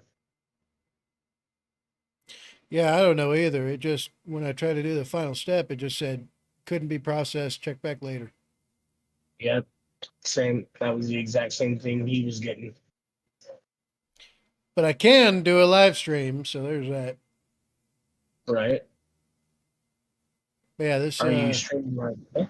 Oh yeah, I'm live right now. We're watching a video about someone who got their Lego collection stolen by a corporation that's denying they have a contract or pretending like they don't.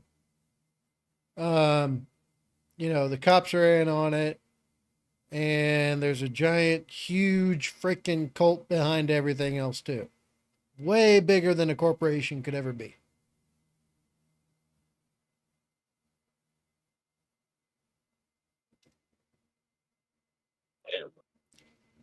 One second.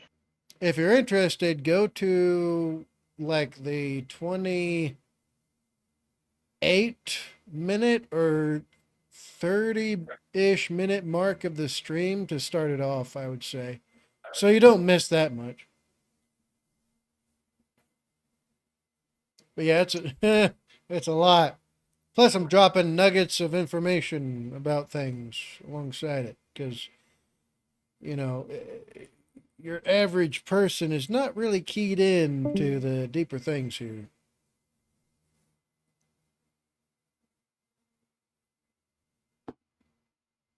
But yeah. Speaking of which, I gotta.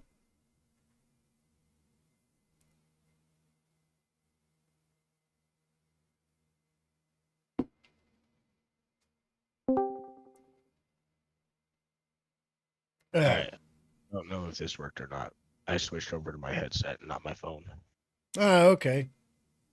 Yeah, no, I'm going to pizzle real quick, and then we're going to continue. But yeah, if you wanted to jump into the stream to see what we've seen so far, I think it's about the 28-minute mark. I might be wrong. But I'll be back. I got a pizzle. Throw away this beer. All right.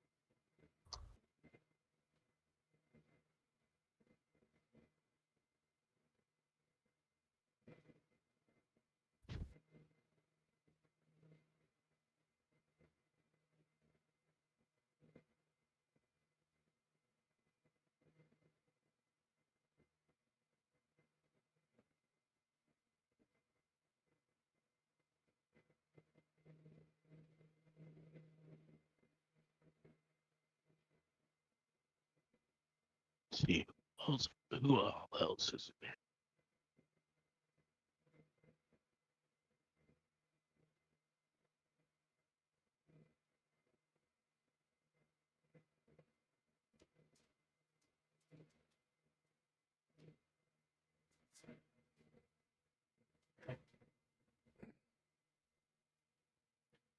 Okay, I'm done doing the fizzling and pizz. Oh, fuck, I forgot to grab another beer.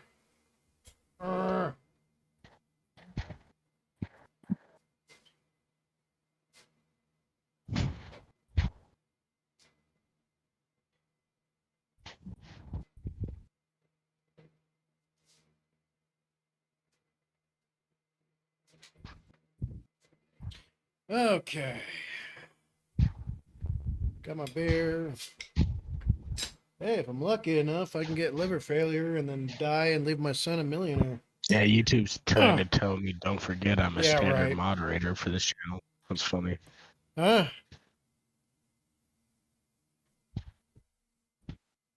What's up?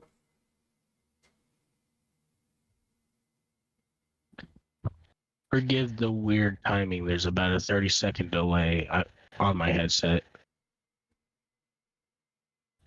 No, that's fine.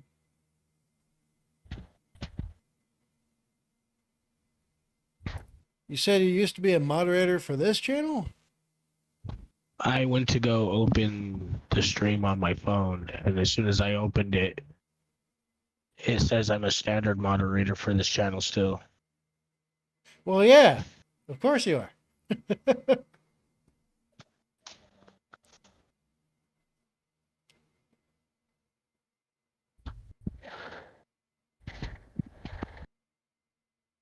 Why wouldn't you be? Did you do something totally bad? spaced that. I had a lot of shit going on, kind of Oh, like you okay. did. So I get you. I get you. All right, any Jew. I'm sure Gina is, dancing in anticipation of us continuing. So let's do so. Film a video of bricks and minifigs now if I can't even legally go back there. Yeah, they need to talk to a So, lawyer. to continue the video without getting arrested, I went back to Bricks and Minifigs Yes, let's do corporate so. offices. And the Bricks and Minifigs CEO, the guy who runs the entire Oh, wow. company, There he is. Yamin McNeff, he personally came out to talk to us. Okay, so this is the Bricks and Minifigs. Okay. Because I saw him in like a clip from a news station or something denying everything. He looks like a freaking...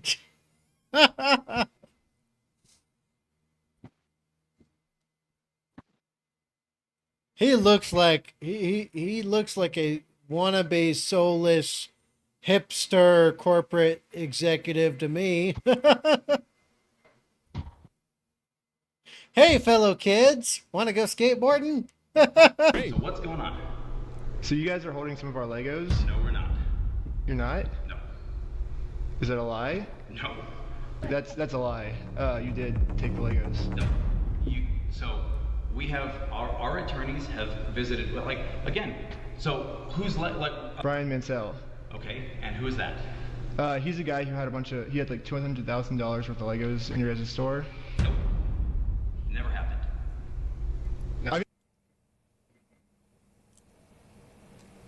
This is the CEO? Oh my God.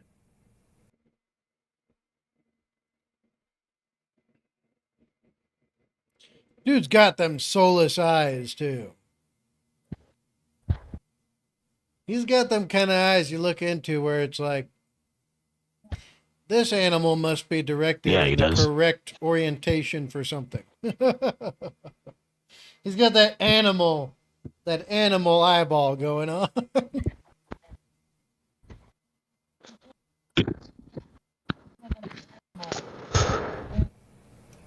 It did happen, yeah. It does happen. No, we did not.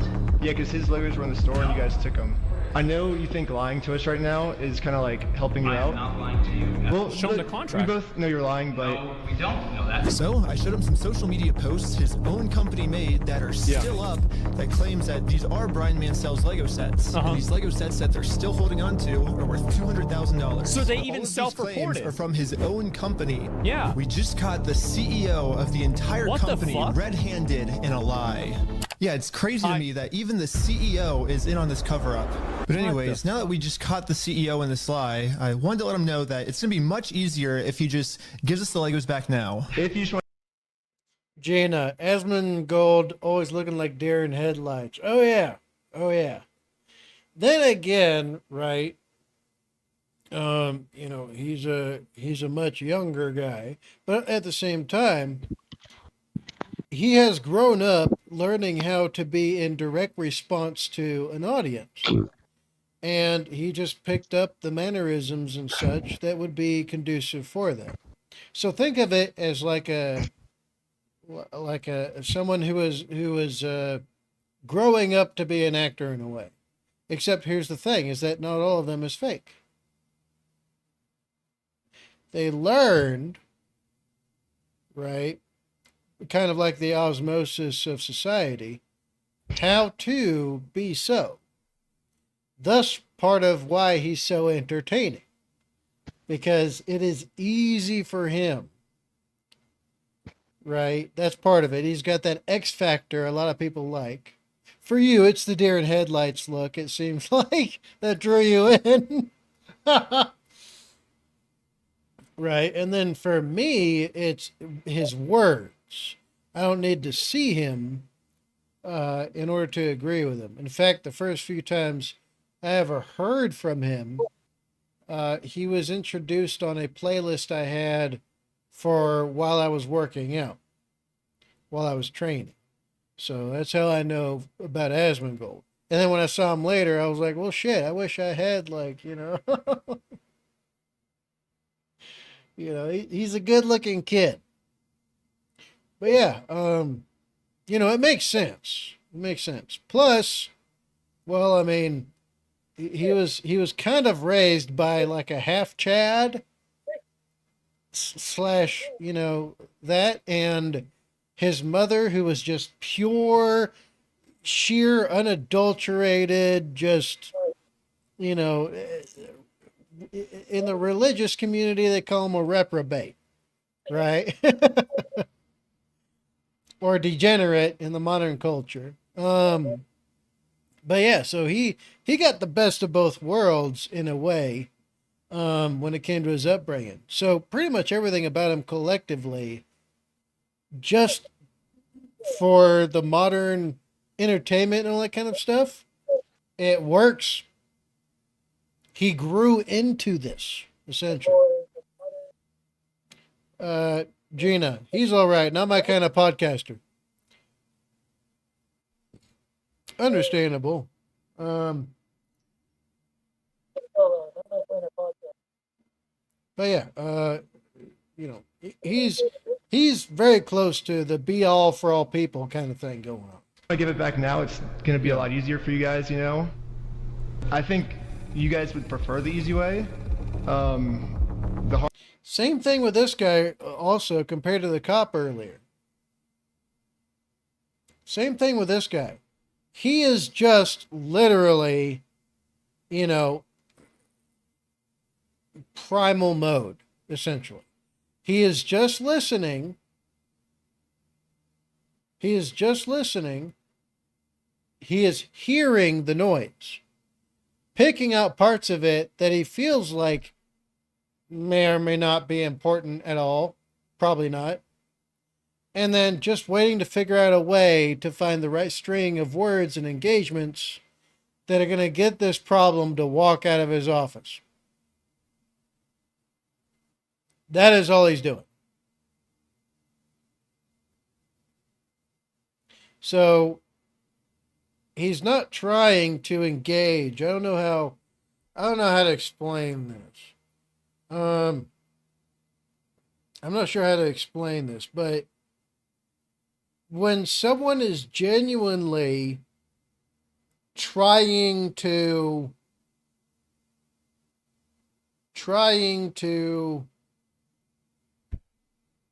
because engage is said a million times.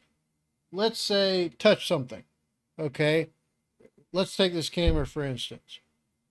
Although I'm quite expressive as a human being as a default. But the thing is that if I'm trying to interact with the camera right now, okay, I have to, like, from back here, the camera looks like a black mass with a couple of lights next to it. I can't really exactly see the camera hole or the sensors or nothing. If I want to engage with the camera itself, well then I kind of have to adjust myself to it, to figure out how I do this.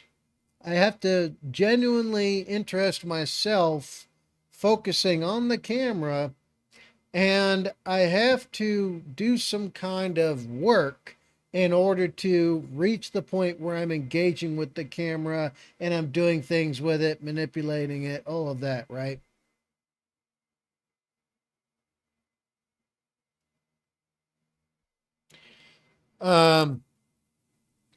This guy is not.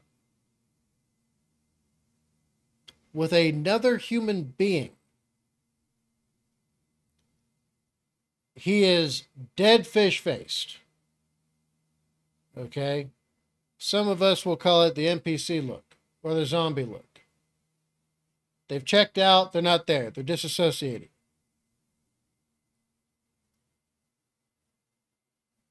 This guy is doing that with another human being. It's got nothing to do with engaging with human beings all the time. He wants this walking problem on two legs to be gone and have nothing else to do with him ever again in any way, shape, or form possible.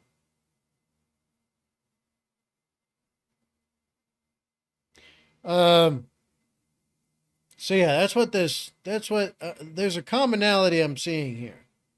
Because it seems like they're all part of the same united front so far. They all have the same reactions. They all say the same stuff. They all do the same things. Right? Pretty culty, I would say. JD. Wait, Gina. He plays stupid too often. Well, the thing is, right, is that there's a difference between playing stupid and being inquisitive. Because if you're just a stupid person, right, well, what's our experience with stupid people? If you try to explain to them how purple is made, they think you just throw a bunch of paints together and then call it good. Right? It's a bit different. He's good at being very inquisitive and acting as such. So he's doing more so out of ignorance with genuine curiosity, right? JD, due to the weird 30-second delay in my headset, I'm going to stick with the live chat. Do you possibly think you have time to do one or both of my requests in Discord? After this, not tonight. I'm going to try to do uploads tomorrow. You know, give it some time. See if the YouTube thing is going to do whatever. But yeah, I plan on trying to start uploads tomorrow. And if they still don't work, well then we have other issues. Hard way, I don't think you guys are really going to like it. No, okay. But we're getting back either way, so it's like you can either... So you can leave. If you come back here, we will call the cops. If you don't leave right now, I will call the cops. So you don't want to do the easy way? So you're threatening me. What you are doing right now is illegal. It's an extortion. So catching you guys in illegal activity, that's illegal on me. Yeah. What did I say earlier? What did I say earlier?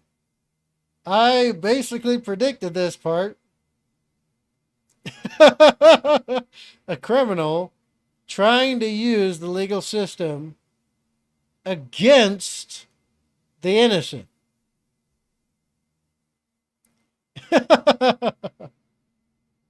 Oh, Jesus. Well, kind of expected that. Okay, if you've been asked to leave, please leave. And with that, Bricks and Minifigs has made their decision.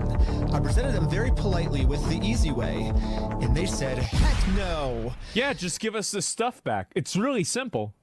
Well, they've only left me one other option, which is the hard way. But now it's pretty much the super hard way because the police are protecting them. If I ever go back to the store, I'm getting arrested. If you come back, you will be arrested. Okay? You understand that? So, we all regrouped together to rewatch the footage I've gotten so far. And there was one thing the manager said that might be a way forward for us. You know, the cops' response kind of reminds me of some of the, like, late-night cops' response back in the day. Where they were like, you know, and here's something some of us kids used to do. If we were out on the weekend or some shit, you know, mom and dad wanted us out until, well, they were asleep or, you know, something else was going on. Watch parties. Back in the day in the ghetto, you know what they were? Neighborhood drama. And probably some crime and murders and stuff happening, you know? Just watch to see what happens. It was kind of like having reality TV, even if you didn't have a TV in your room. Like in your apartment. It kind of reminds me of seeing the cops over like a 4-hour period, having to come back to the same residence because, you know, this single mother of 4 is fighting with baby daddy number 2, you know, and then she calls baby daddy number 1 to come over and deal with baby daddy number 2, but then baby daddy number 2 leaves before baby daddy number 1 gets there, and the cops are being called on both of them and her, you know, by the neighbors. And so, like, and the cops end up being the same unit being pulled in, you know, 3 separate times. And on the 3rd time, they're like,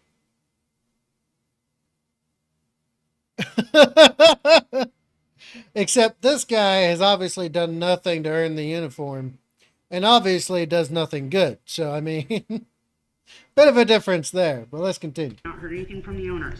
So So you need to leave. can I talk to the owners then, or? You go ahead and call the owners. Okay, have a good smoke. Do you have their number? I'm not giving it to you. Why won't you give it to me? Talk to the owners. Okay, what's their phone number? You can't have it. Like, really? What the fuck is this? Yeah, I don't know why. Like, guys, I'm totally on board with what y'all are saying. Where is the lawyer? Like, there should have, like, the first 3 minutes of this video should have been, and I talked to an attorney. No, because they're expensive. And even rich people hate spending money. Unless they're going to make more money and they can flex a bit. Then they like spending money. Otherwise, it's fuck you, essentially.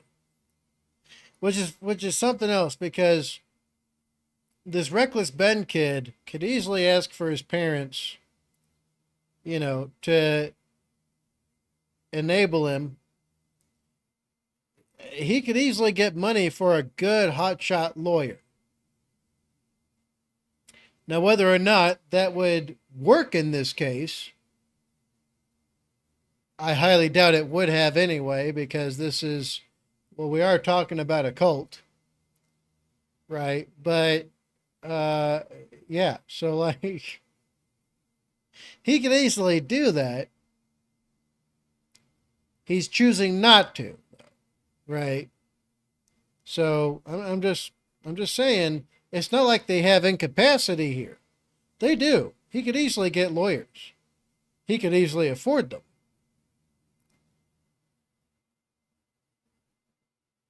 But he's not. So it's not like, you know, it's not like he's purely doing something, right? It's just that he's doing this, yes. Is it a good thing? Sure. Is it good content? Absolutely so. Maybe it is. Isn't that the logical next step if we're supposed to I don't know. with the owners? Then Right there, right? I can only comment on what I've seen. You guys have, but I don't have the owner's number now. So. Still, for a rich kid, he's got a pretty good disposition going for him. I will say that much. So, yeah, if you give me if that's what you want me to do, then you could give me. A regular person in his position, who doesn't have a shit ton of money behind him, right? They would be freaking out just about now, I'm pretty sure. The number, and I can... No, I want you to leave. Basically, she's putting all of the blame on the owner of the store, which is good to find out. The only problem is she's not giving me the owner's number. Yeah, if you could give me a number and we could call I'm him. not giving you anything except for calling the police. But you told me to call the owners, right? You're absolutely right, but I've asked you how many times to leave the store. But you have his number? Or? No, I don't have any of their numbers. Dang. That's why I was like, corporate keeps telling me to contact the owners of the store, but with no contact info, so I try to contact the store, and the store hangs up on me and says I'm harassing them. The manager is really trying to protect the store owner from Holy getting in shit. trouble. So if she's not going to give me his number, I'm just going to have to find it a different way. Yeah. When she hands me the phone, we might be able to see his name and number. Josh Lego. Well, we found out the owner's name is Josh. However, the number was way too blurry on the spy glasses. No, it's so blurry. So I checked the store's Instagram to see if it follows anyone named Josh, which it doesn't. Yeah. So I checked their business records, but everything got scrubbed. This owner is really going to any length he can to stay fully anonymous. What the fuck? After watching the footage over and over, my final conclusion is, yeah, the manager sucks. But she's not really the mastermind of this whole thing. She's just protecting the mastermind of this whole thing because she's brainwashed. But luckily for me, through my YouTube career, I've infiltrated tons of cults and I've personally experienced some of the most intense and crazy brainwashing in the entire world. Who is this kid? Who is this kid? I got a bridge to not sell him. In fact, to prevent him from buying. Who is this kid? Who is this? So supposedly he's this He's this guy who's been infiltrating cults, huh? Interessante. Because I have experience with not only getting into, but fighting cults. Give me a ring if you need an extra bodyguard, kid. What the fuck? I never. This is the first video. But you're paying to renew all of my shit. There's no reason to keep it renewed and up to date all the time if I'm not actively being used for it. It just doesn't make sense. Anyway. I've ever seen of this guy before. I didn't even know, like, oh my God. Trying to say is I'm pretty sure that I could brainwash one of these Bricks and Minifigs employees way harder than any corporate offices could. Yeah. And yes, that's the plan. Brainwash the Bricks and Minifigs employees to be on my side. Yeah.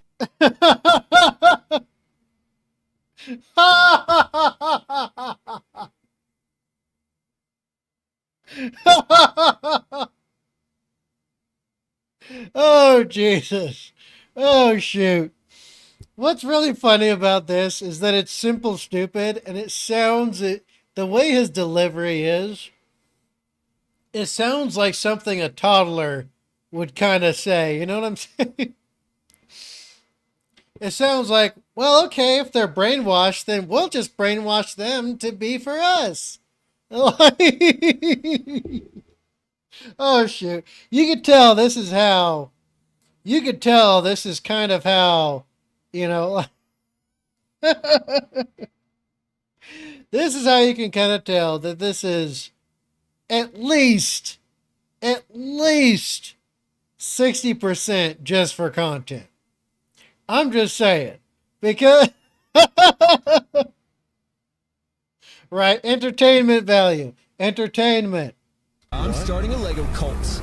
I mean, a true cult would never actually call themselves a cult. They always disguise themselves as something else. So, yes, I'm actually just starting I can't believe all this is over Lego Legos. club. Yep, that's what we're calling it. I'll start my own cult. How does this sound? How does this sound? We'll have a cult where we all get a bunch of land together. And then we have a big, giant, longhouse meeting center in the middle of it. In between all the properties. We'll get something like 50 acres all together. All of us will be co-owners and co-signers and whatever of the property. And then all of us have to grow some kind of produce. All of us, you know, in our immediate yard, have to make up enough food to provide for ourselves. Okay. All right. And then, you know, religious ceremonies are by invitation only, or free to join if it's acceptable. You know, the bars on the land will be bring your own beer. That's how it'll work. Bring your own food too. And then during meetings, okay, whoever has the most, you know, whoever it is that contributes the most will get more time during meetings. You know, and then we'll all be obligated to have at least 5 kids per.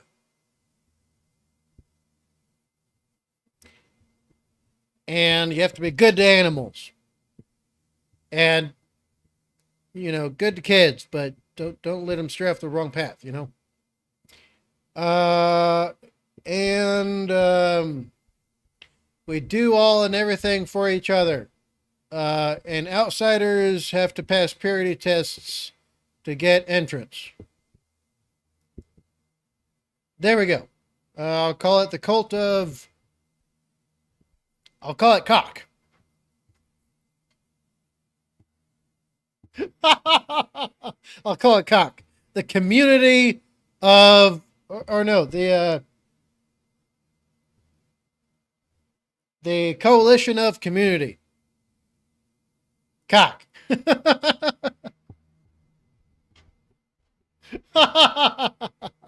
That'd be my cult. Anyway, Gina, they turn the tables after they have evidence. Oh, do they? Oh, do they? You think so? You think so? All right. My friend Victor is going to be the cult recruiter. I dressed him up to look like a famous YouTuber so he would look powerful, and the employees here will have to listen to him. Oh my god. Oh my. My name's Victor. We're going to Bricks and Minifigs. Let's go. All right, guys. We are heading into the store right now. He was doing amazing. Oh my but we god. had to make sure that these employees know that Victor is the real deal. Yeah. Dude, that's crazy. Dang, let's go. Yo, we got a fan over here. 1, 2, 3. Toys for everyone. Yeah. Real quick pick. They even do the normie slop shit for the kids' channels. Toys for everyone. I'd do a kids' channel, but I can't be stupid enough. I can't be stupid and dumb enough to do a kids' channel. Because I'd be like doing something more like the Tuttle Twins. If you don't know the Tuttle Twins, by the way, awesome, incredible, amazing. Angel Studios, wherever you've been all my existence. My son loves them. They're great. But I can't do a kids channel because I think very highly of myself when it comes to what I know and don't know. So acting like a complete and total retard is really hard for me. Unless it's by adult standards. Then it's very easy for me.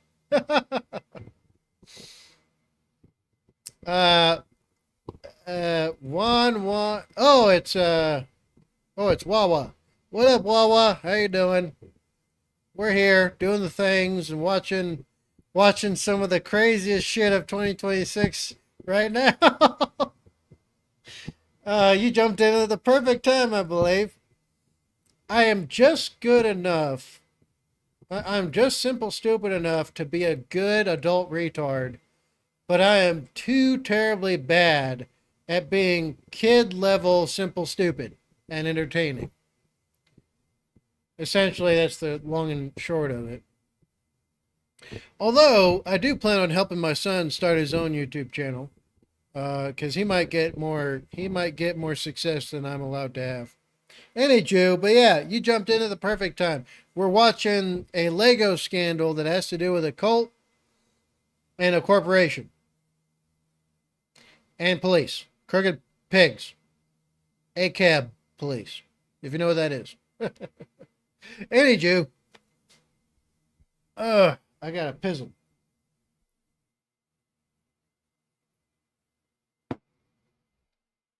I'll be black.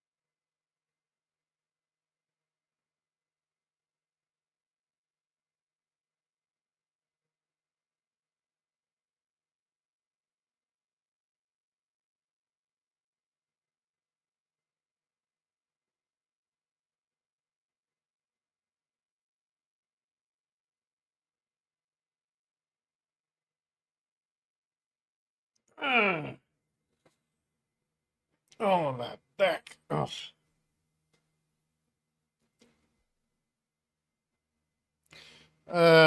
Gina, Wawa, Lamau. Yeah, it's a good time.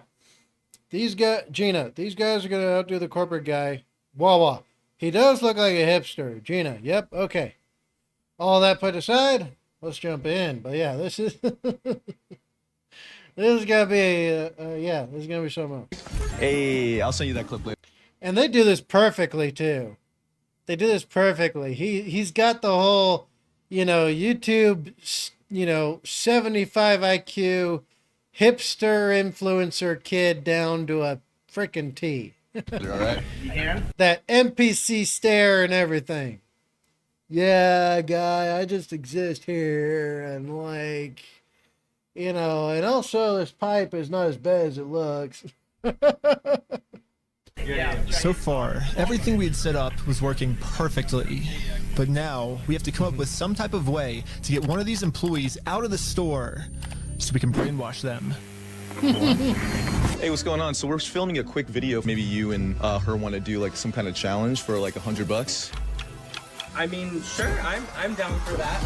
I don't want to. What's happening right now? Do they believe it? He's doing the challenge. Hell yeah, they're believing the challenge. I don't want to. Like $100. What's going on? So we're filming so we can brainwash them. What?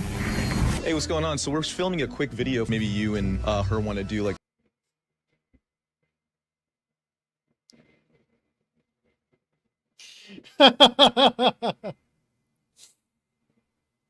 Oh, Jesus. Some kind of challenge for like $100. I mean, sure, I'm down for that. I don't want to. What's happening right now? Do they believe it? He's doing.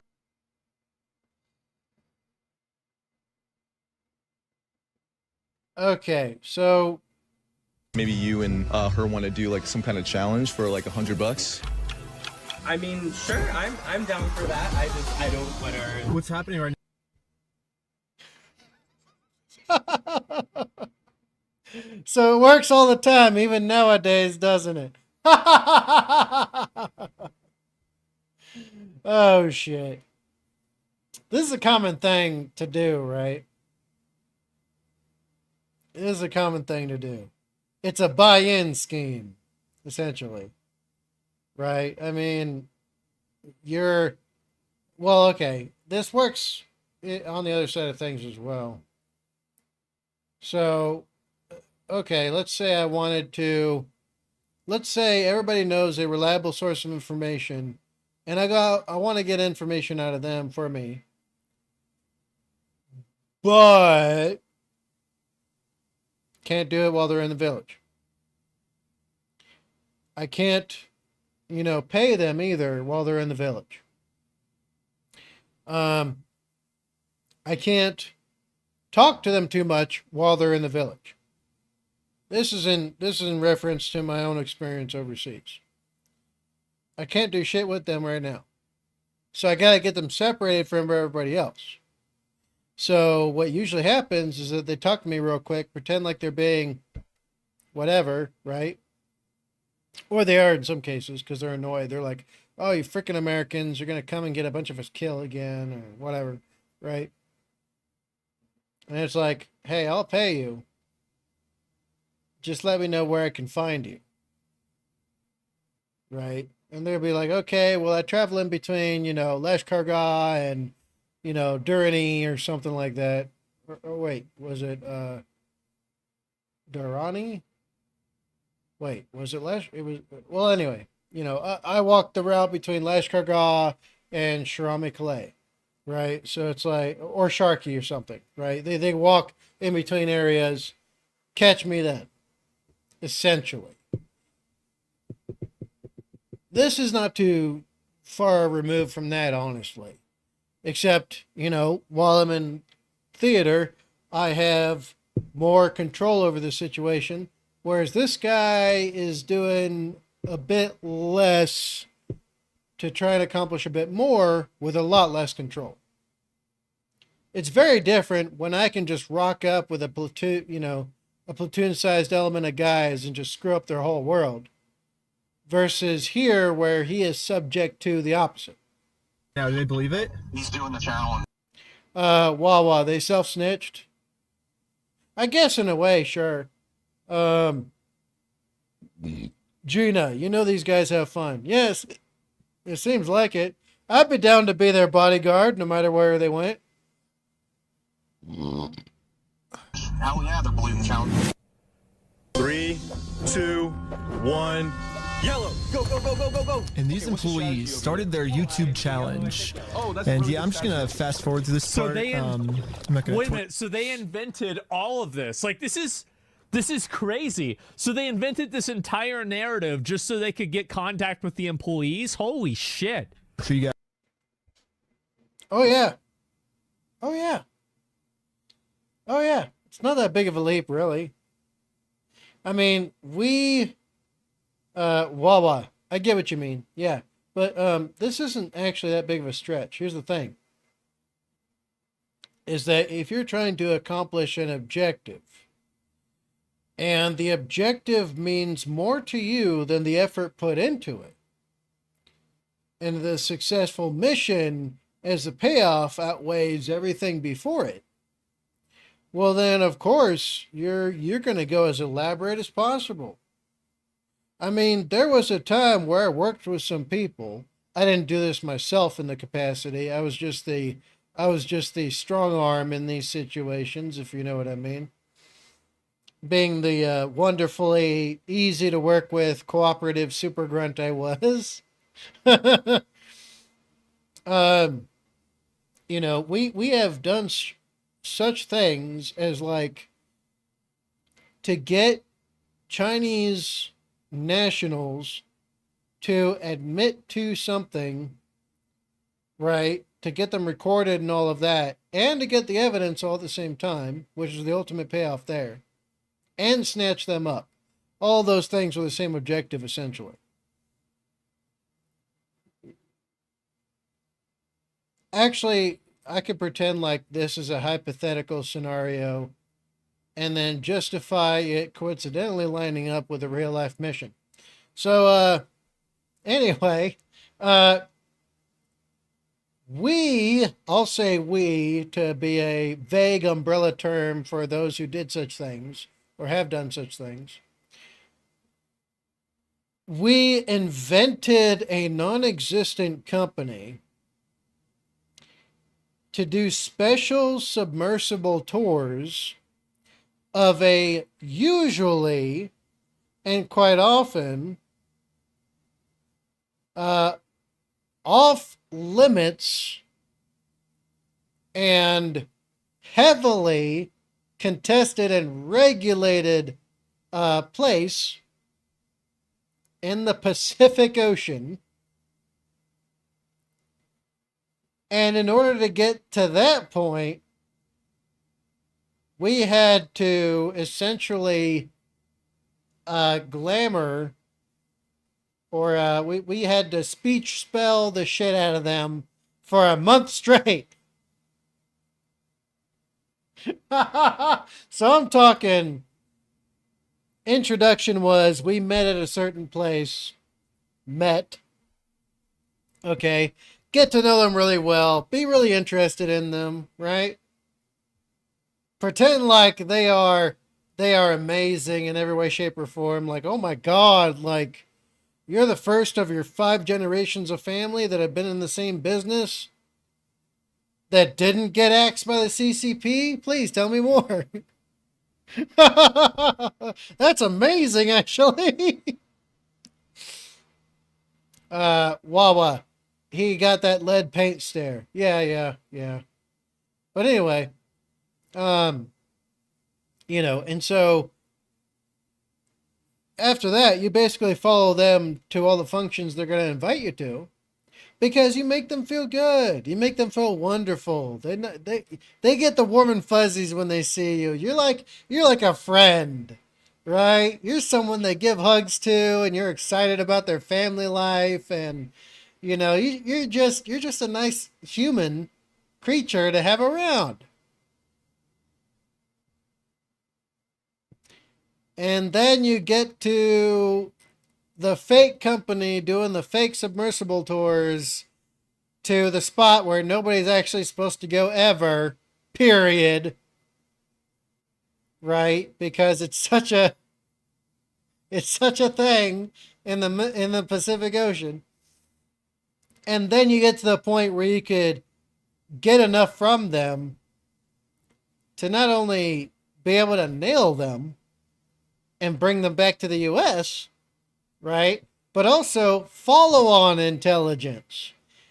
You know, intel, information, data, and stats that, you know, longitude and latitude and everything, like, of where you could potentially, because they know this stuff, where you could potentially infill some personnel onto a sovereign nation's soil with the least amount of trouble.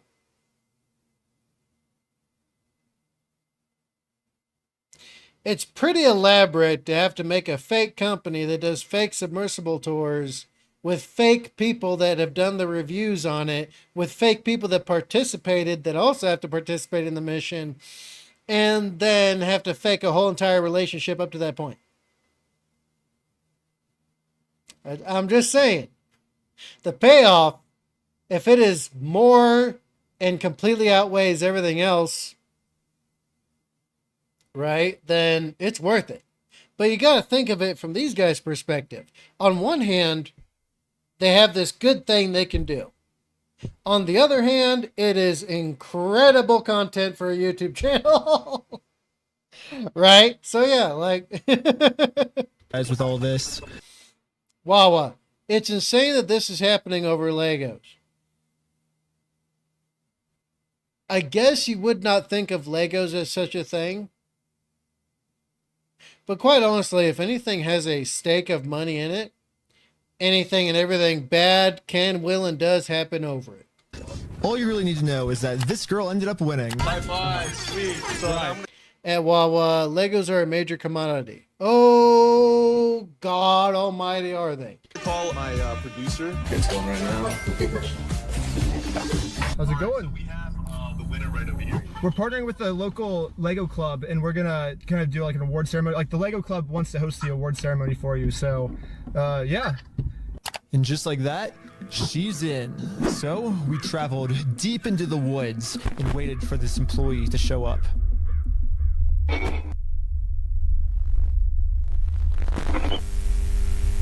There's no way this is real, right? And with that, this is real, and you know what? This does happen.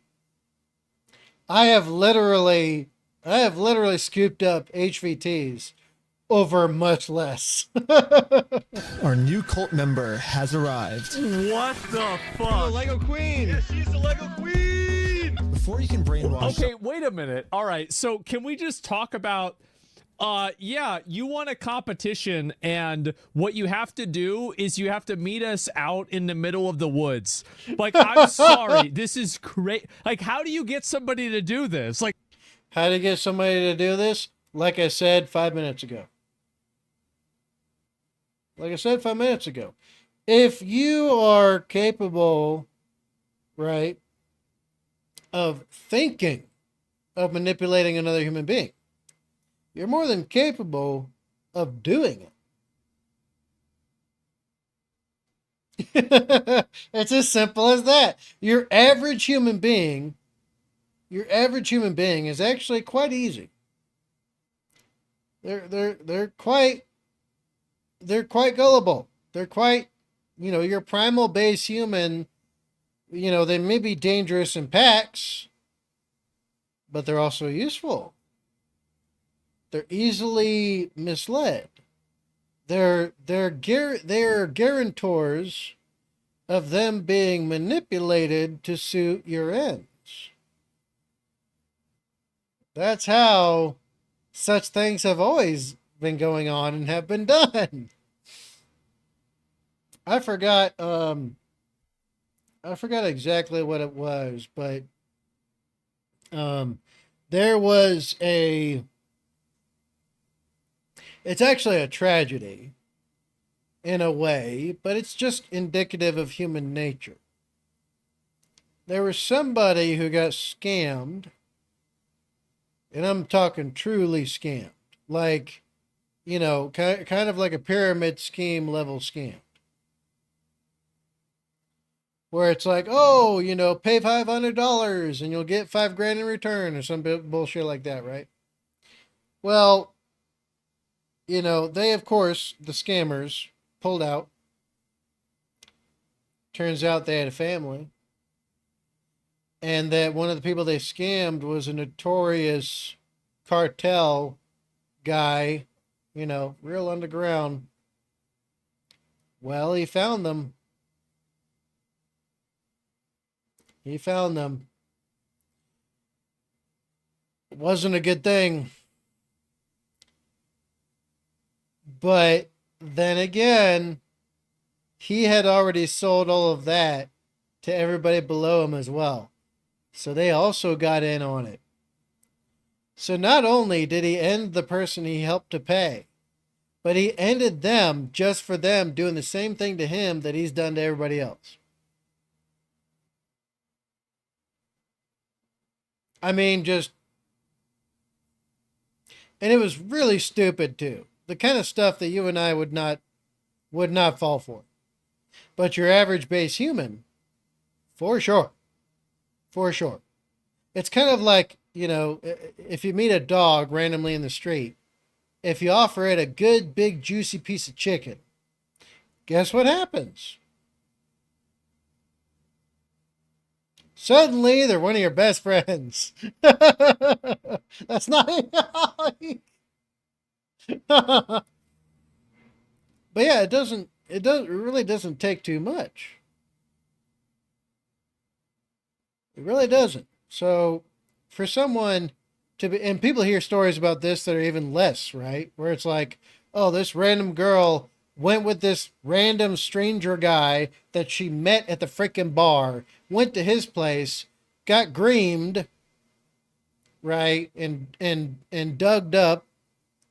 Next thing you know, they're excavating her corpse, you know, 100 miles away. It doesn't take much. I thought that the people that would believe this shit got really removed doesn't. from natural selection like 3,000 years ago, right? You would assume that like this would have kind of worked itself out many moons ago. But how is this still happening? It's a woman? Yeah. They have to be open to it. And you know what? Yeah, that is a factor.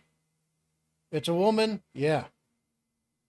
You know the easiest way to, you know, get to a woman? It doesn't matter her disposition. It does not matter, you know, her average demeanor. It doesn't matter her emotional state. None of the rest of that combined is a relevant factor. You know how you get to a woman? Gas them the hell up. And just for no reason. Be a hype man. Be a hype man for a female. And it doesn't matter what disposition, where they're from, how they are, what they do, whatever. Gas them the hell up. Quite often. Very much often. This is the exact same way they get led into kidnappings. Into rapes. Into human trafficking. It happens millions of times a day. How do I know about this? Because the same thing you can do to get a woman to your room, right, to your bed, is the same exact way that criminals use to snatch them up and do other things. Same exact stuff. So yeah, I mean, it works the greater number of times, period. Wawa. I wasn't expecting that. No one ever truly does. Until it does happen. Most cults achieve this by making the new recruit seem like the most special person in the entire world. Official best employee of Bricks and Minifigs. This poor girl. This. Lego Queen, Lego Queen, Lego Queen, Oh, wow. Lego Queen, Lego Queen, Lego Queen, Lego Queen. And I bet you anything else, it was easy for these guys to do this because they're just there for the thrill of the ride. They're there in decent company, having a good old blast, and it doesn't matter if she's there or not, because she's just an extension of it. Lego Queen. Another thing I've personally seen a lot of cults do is they instantly give new recruits power.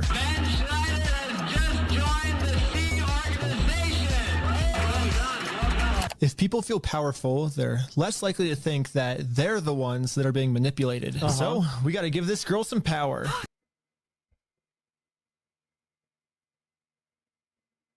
What'd I say? The exact thing, right? That I could be a cult leader. I swear. I easily could be a cult leader. Trouble is, my conscience gets in the way. Such a nuisance that if only I could get rid of my conscience and be soulless, like all the rest of the fish, I'd just be able to eat more. You know, like. You give me power? Yes. Yeah, we're giving you power. You're the most powerful. Queen says, jump. I feel like I can do anything I want. Step on the Legos barefoot. Oh my god! Beautiful dog pile. This is so ridiculous. I don't even know if it's real. Oh, it's very real. It's very real. It's very real. Wawa. That's good. I need a new place to live. I'd be a serf for real, for real. Man, serfs actually seem to have a good time. Because at least you didn't have to worry about, purchasing or buying food. Your roof and everything was like what you built over yourself. And then if you had family, you just expanded it. Essentially, it became a construction project. And then, they would work the land too and be fed and, all them things. Sure, you'd be poor. So your best entertainment would be like fighting each other or, throwing sticks at the local lord's horse or something. But yeah, like surf life actually sounded pretty nice. It actually sounded pretty nice. Think about it. All you have to do is get up, work some land, be in the best shape of your life ever for decades, right? And barring war, famine, or pestilence, you get guaranteed food and guaranteed shelter. And then when you're dead and gone, that's it? That's all? Shit, sign me up, Chief. It's basically what the army is. Except you get treated a lot better, honestly. Wawa. My kids would turn out ugly because they'd be half me. Well, if you're worried about your kids being ugly to other people, maybe you should stop caring about other people. None of the ugly people of the planet Earth ever gave a shit. They kept reproducing, so I mean, that doesn't mean shit, really. That's just your personal thing speaking. That's all. Wawa, we worship cock around these parts. You damn Skippy. The coalition of communities. I couldn't think of shit else to really name it. Central Organization of Community? I don't know. You tell me. I got a pizzle though.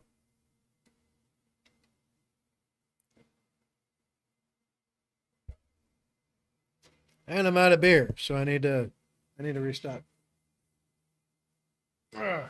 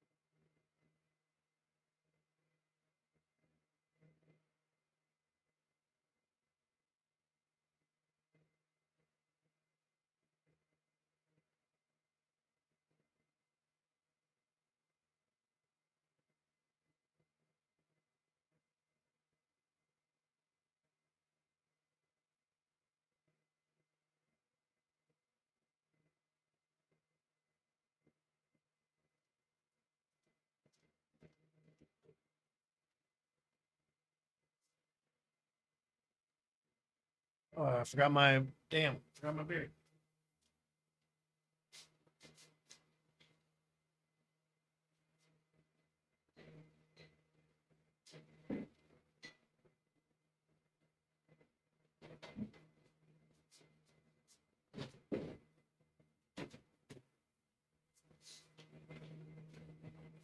Ah.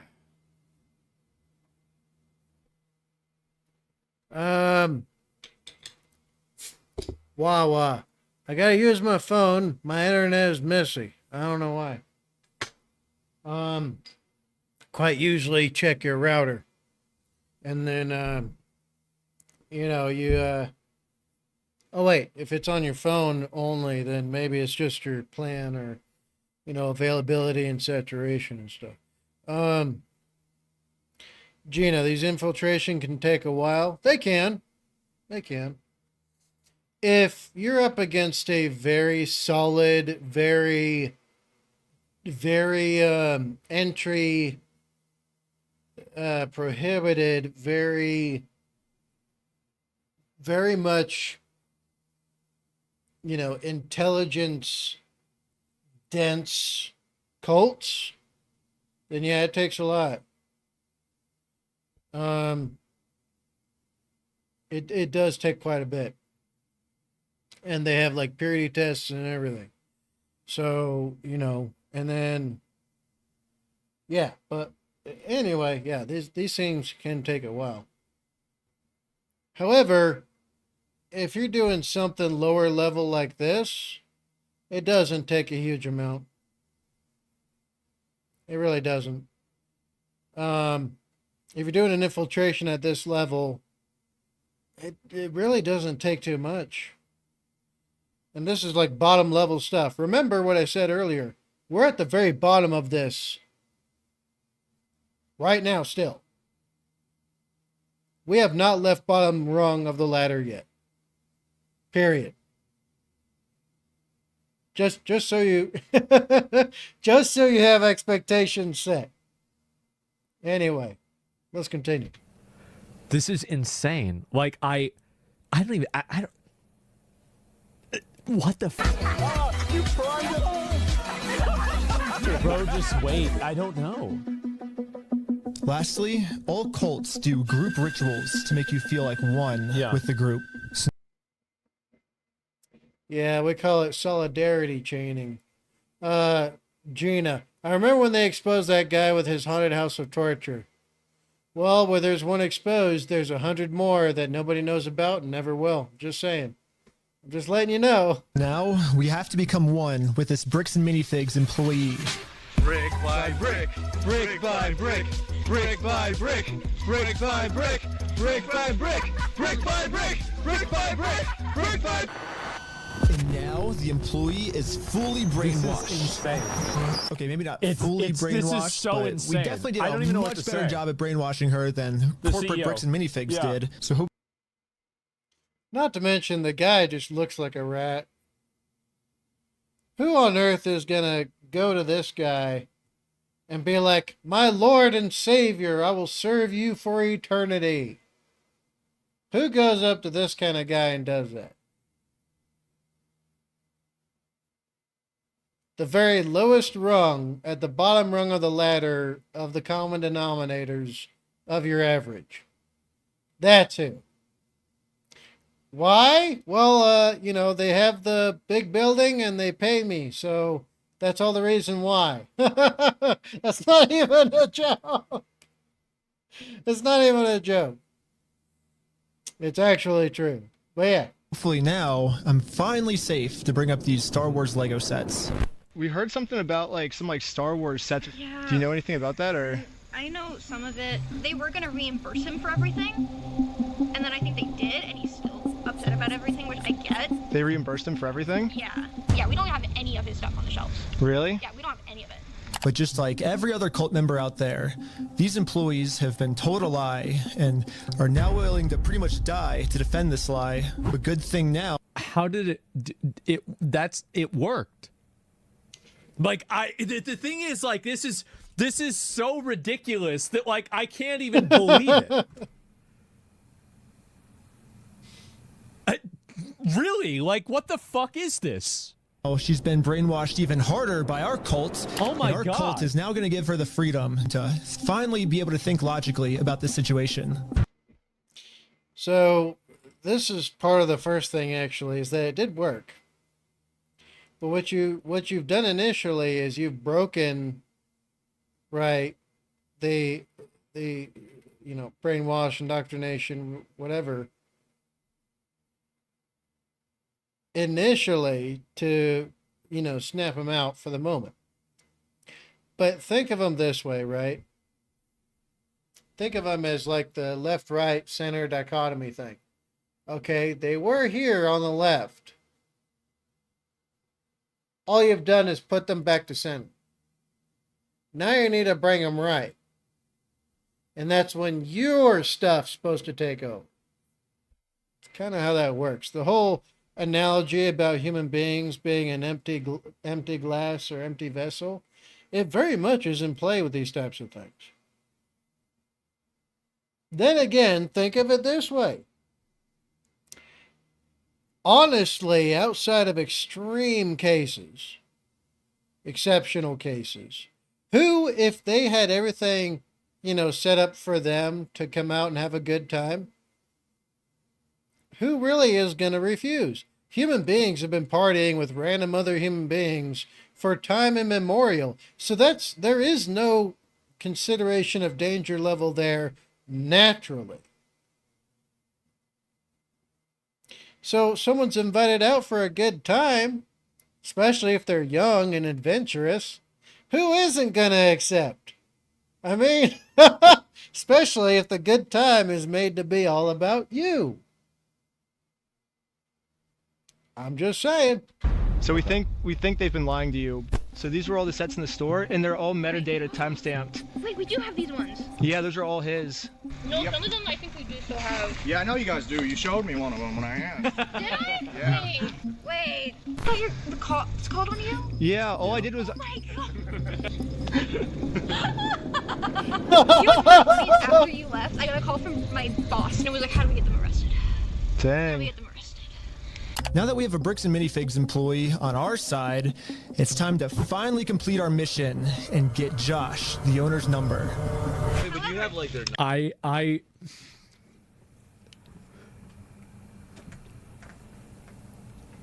This is crazy. This is.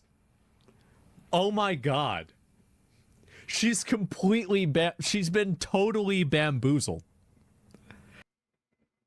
Well, here's the thing, is that necessarily not, because these guys are treating her well. These guys have given her a fun, playful time. And they've contributed something beneficial to her existence at the bottom level. So, I mean... that's as simple as, really.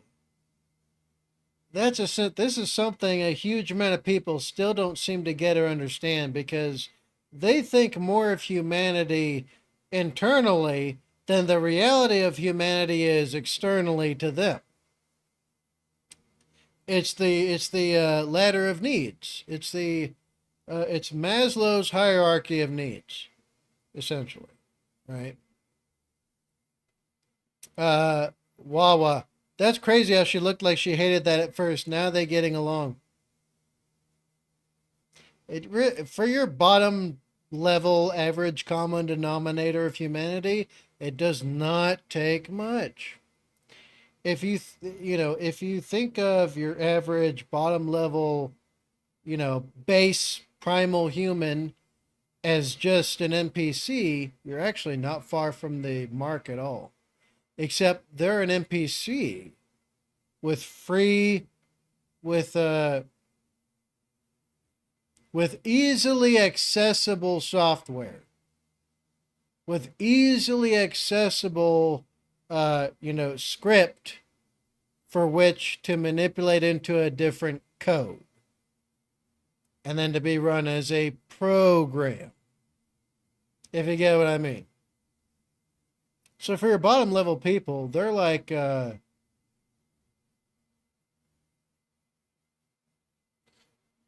They are like as if it's an open terminal, right? And anyone can access it if they try hard enough. It's just they have to get past some menus. That's it. That's about it. I don't even. Holy shit! Like I'm like this has to be fake or something. Like how's this even real? It's impressive. Like what? Yeah, I do. Oh, did you give me Josh's number? Can I take a picture of it? Yeah. Although now that she's been in the video and she's implicated, because you gotta think, she's extra activated and excited because she's out with a bunch of guys. That's an extra thing with females, right? And males. Honeypot. She thinks some of the guys are attractive or good looking enough, so that makes her even more willing. It's very simple, primal, basic stuff. Same thing happens with dudes, except it's more famous for dudes than women. Honeypot. You get this freaking model bombshell, right? And they're everywhere in Asia. Hell, they're everywhere around the world. It's not hard to find a model. I would know. I've run into models and dated them all my life. It's really not that hard to find them. But, you know, get a model. All you have to do is find out the dude's proclivity. Right? So if he likes, you know, like, well, okay, on average, it doesn't matter that much. But if you're going after a specific target, then they might have ultra-specific niche proclivities for which you must find an attraction target for. So yeah, but, you know, this works at the basic level just in general, right? I mean, what girl doesn't want to go out and have a nice... What young girl doesn't want to go out and have a nice, fun party with, you know, a group that has at least 2 handsome guys in it she might get a chance with? I've never met one. I guarantee no one else ever has either. Even the supposedly introverted ones. Even the supposed good girls. Even nuns. You know, and the same in reverse. What guy would not be excited to be brought out to, you know, go out to meet this model bombshell who's just into him and his whole world? This stuff, this stuff works, has worked, and it will always work for eternity. Oh, nice. Well, now that I have the owner's number, it's time to But yeah, this poor girl, she got implicated in this whole thing. I guarantee you, she lost her job. Although I don't know if she gets covered later. Maybe she doesn't? I don't know. Dude, this guy rolled like 4 nat 20s in a row. This is crazy. Give him a call. Who is this guy? Hello, this is Josh. Hello. I'm just calling to get my Legos back. I think they told me to talk to you about it. Oh, okay. Yeah, what Legos? I think it's the Star Wars set. I have a list. I can kind of pull it up. I was just wondering, like, how we can get them back. Should I, like, if I get your okay, I can just walk in the store and... I don't know what Legos you're talking about, dude. What are you talking about? I think one of them's called, like, the Super Trooper set. I think we got, what else is there? I don't know what you're talking about. I don't know what you're talking about. You don't? Since Josh was pretending to not remember any of the Star Wars sets that make up half of his store's inventory, I decided to send him over a picture of the contract his store is in. The contract, yeah. What contract is it? I didn't sign a contract. I didn't sign that agreement. I didn't agree to anything in that. And now I finally understand the legal loophole that Josh is using to get away with this. It's probably the stupidest loophole I've ever heard in my entire life. Josh is claiming that it's not his name on the contract, it's the previous owner's, which makes no sense because in the security camera footage, he tells the previous owner that he's going to be the one taking over the contract now. Yeah. is taking on the business, he takes on all that consignment liability. Yeah, I guess this is some sort of just contract loophole he's trying to use to steal the world's largest Lego Star Wars collection.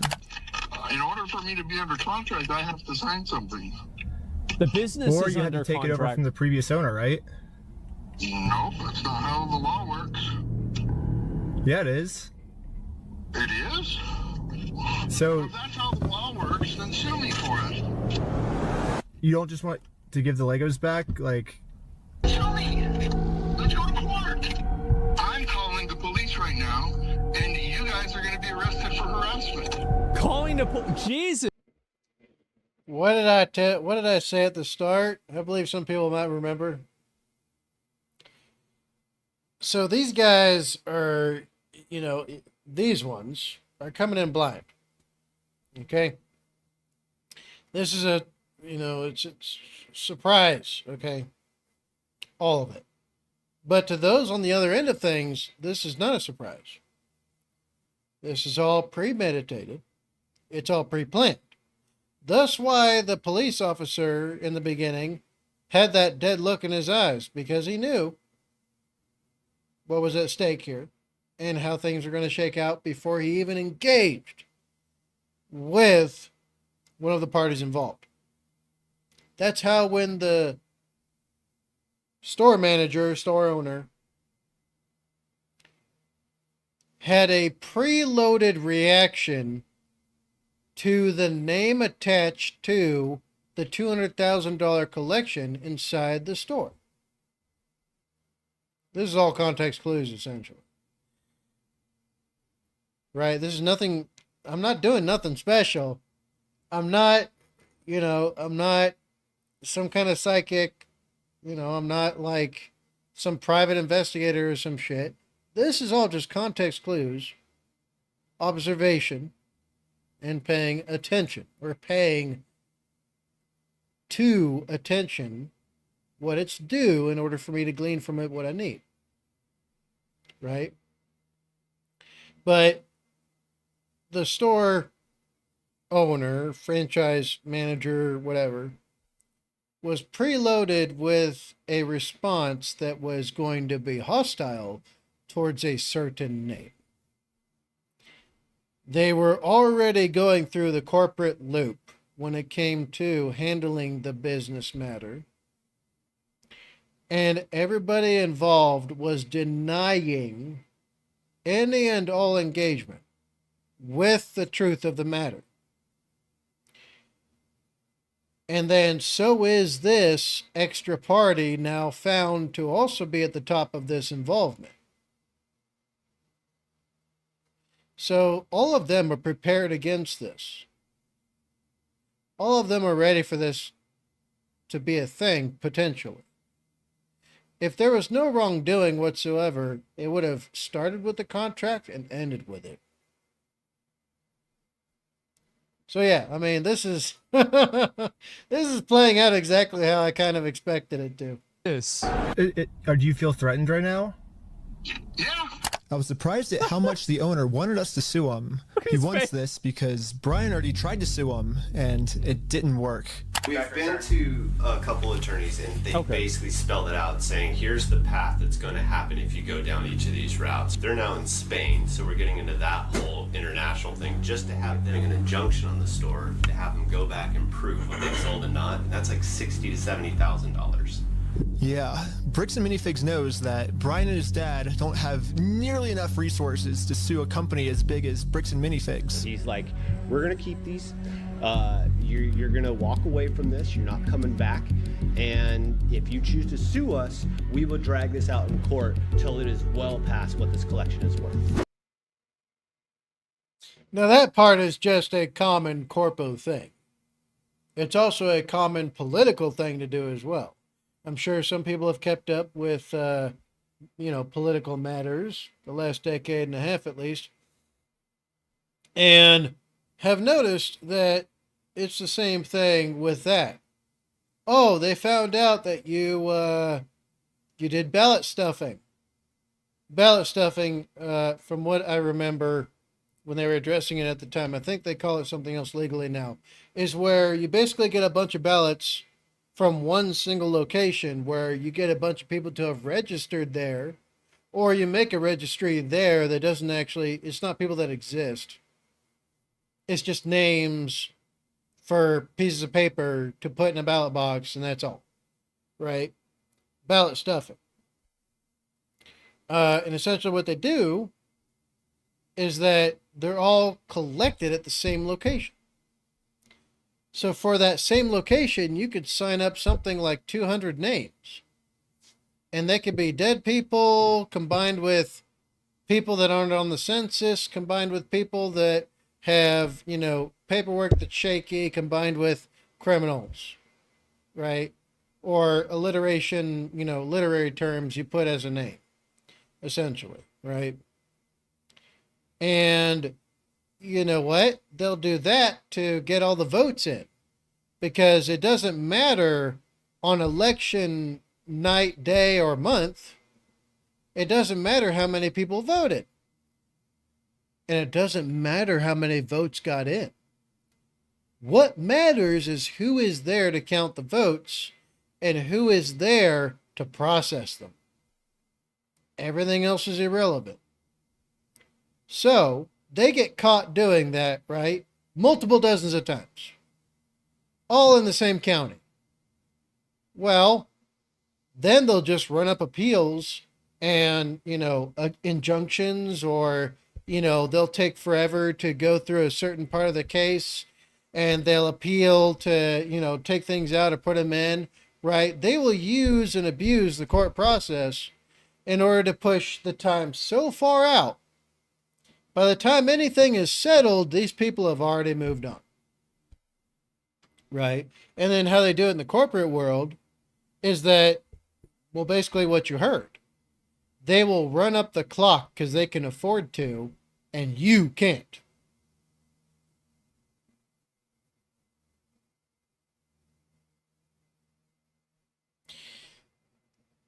And also, another thing related to this, right? If you do like a civil, if you do stuff in small claims court, you know, so a small claims court is like for stuff that's like somewhere around like 30 grand and below. Okay, I think that's the uppermost limit for a small claims court, maybe. It might be. It's either that or 20 grand.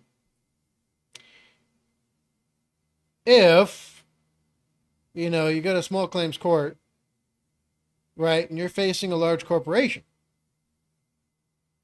Well, let's say that they owe you like $1 million, right?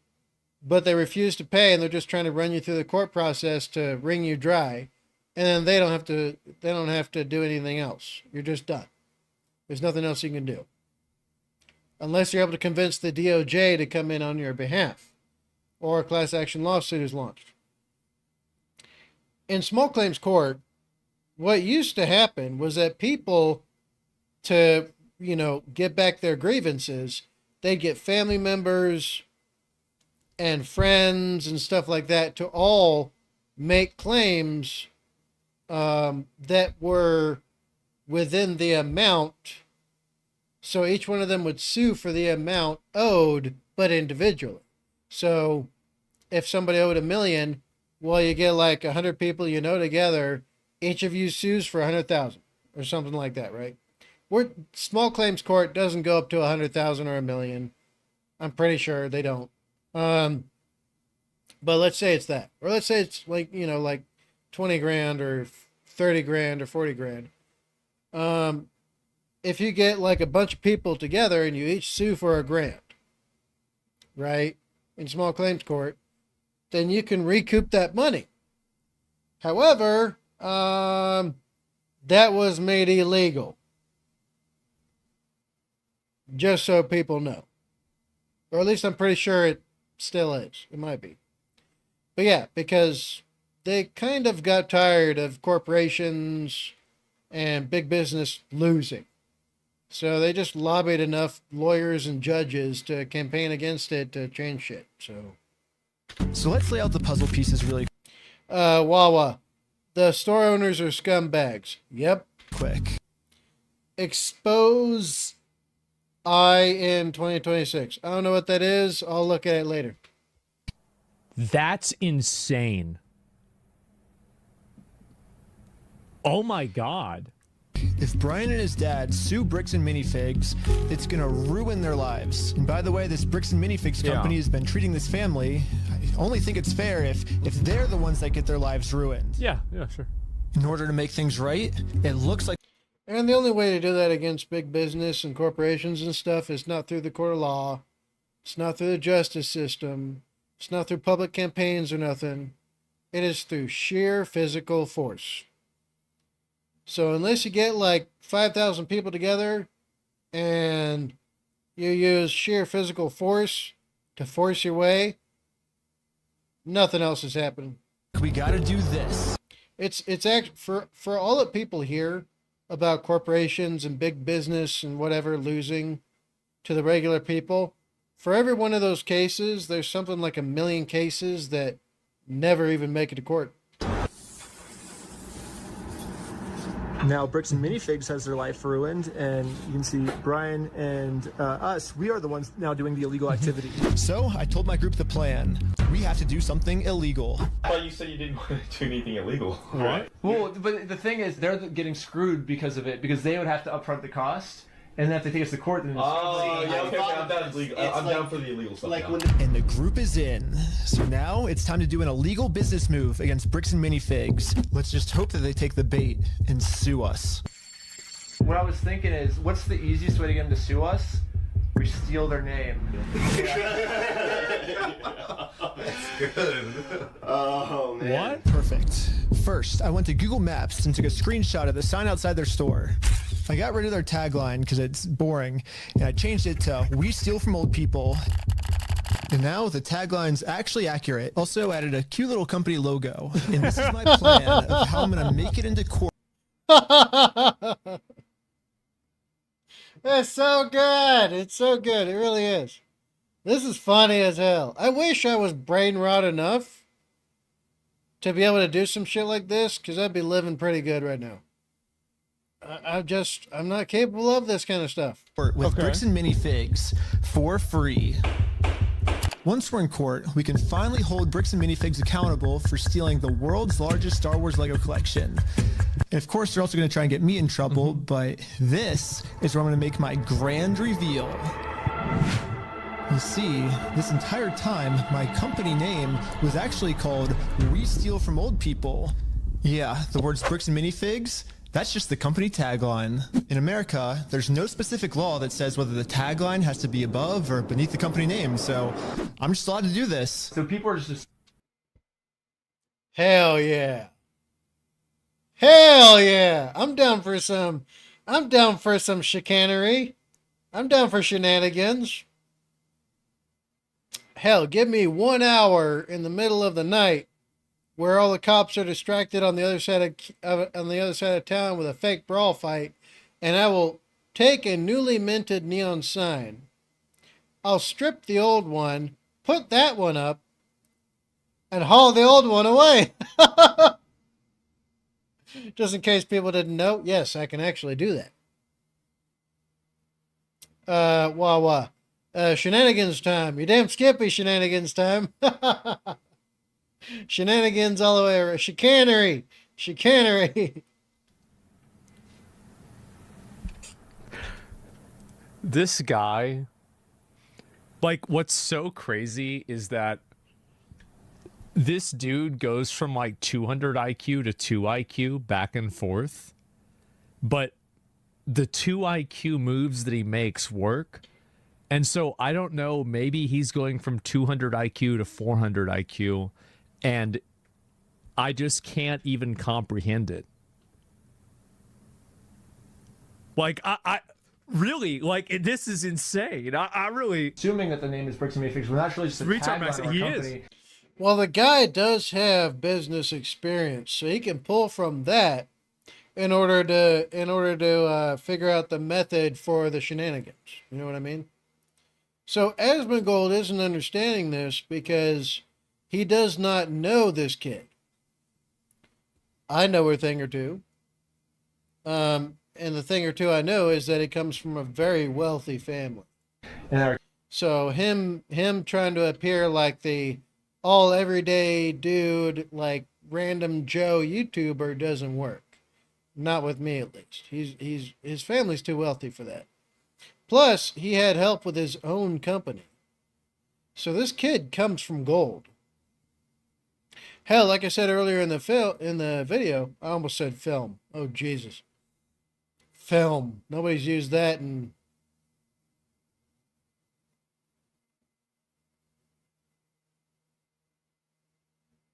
actually I think about 45 years ish, give or take. Anyway.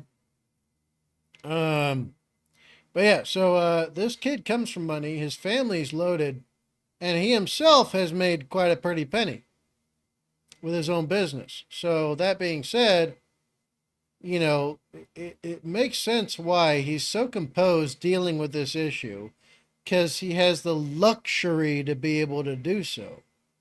Going forward, I think this will explain a lot of behavior, but he is a rich kid. He does come from business. He has experience with business. Therefore, his exposure and experience with that lends well to this. So it's no surprise to me here. But for Asmongold, I'm sure it looks like he's jumping up and down just being a base level human doing this thing. You know what I mean? Company name is But no, this kid is not at all from the gutter like the rest of us. actually We Steal From Old People. Yeah. And now, because I'm actually not stealing their name, it's going to be so easy for me to win this court case. And Brian's going to get his entire Star Wars Lego collection back. I don't think this is a good strategy. While Bricks and Minifigs pays for all the legal fees. I don't think it's a good idea at all. So I registered We Steal From Old People as an official Oregon company.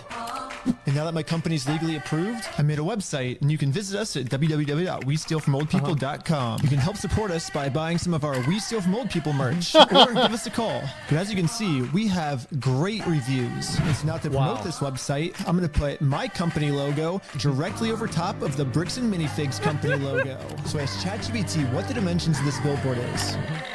Sick. I'm making my logo with the exact same dimensions. My freaking God. You know this whole reviews thing? I'm sure people know what review bombing is. And in case you don't know, I'll explain it. Review bombing is where you get well, leftists are notorious for doing this because this is all they do. It's, and brigading is basically the same thing. It's where they get their whole entire hive mind, like a hive of insects, like a hive of ants, to all attack the same thing. And so this is how the left pretends like there's enough of them. Right? Because what they do is that they're all being shifted from target to target to target. Think of it this way. If you're getting shot at by a bunch of shit, but it's unfocused and disorganized, it seems like you're getting shot at, right, from a bunch of different directions. Okay?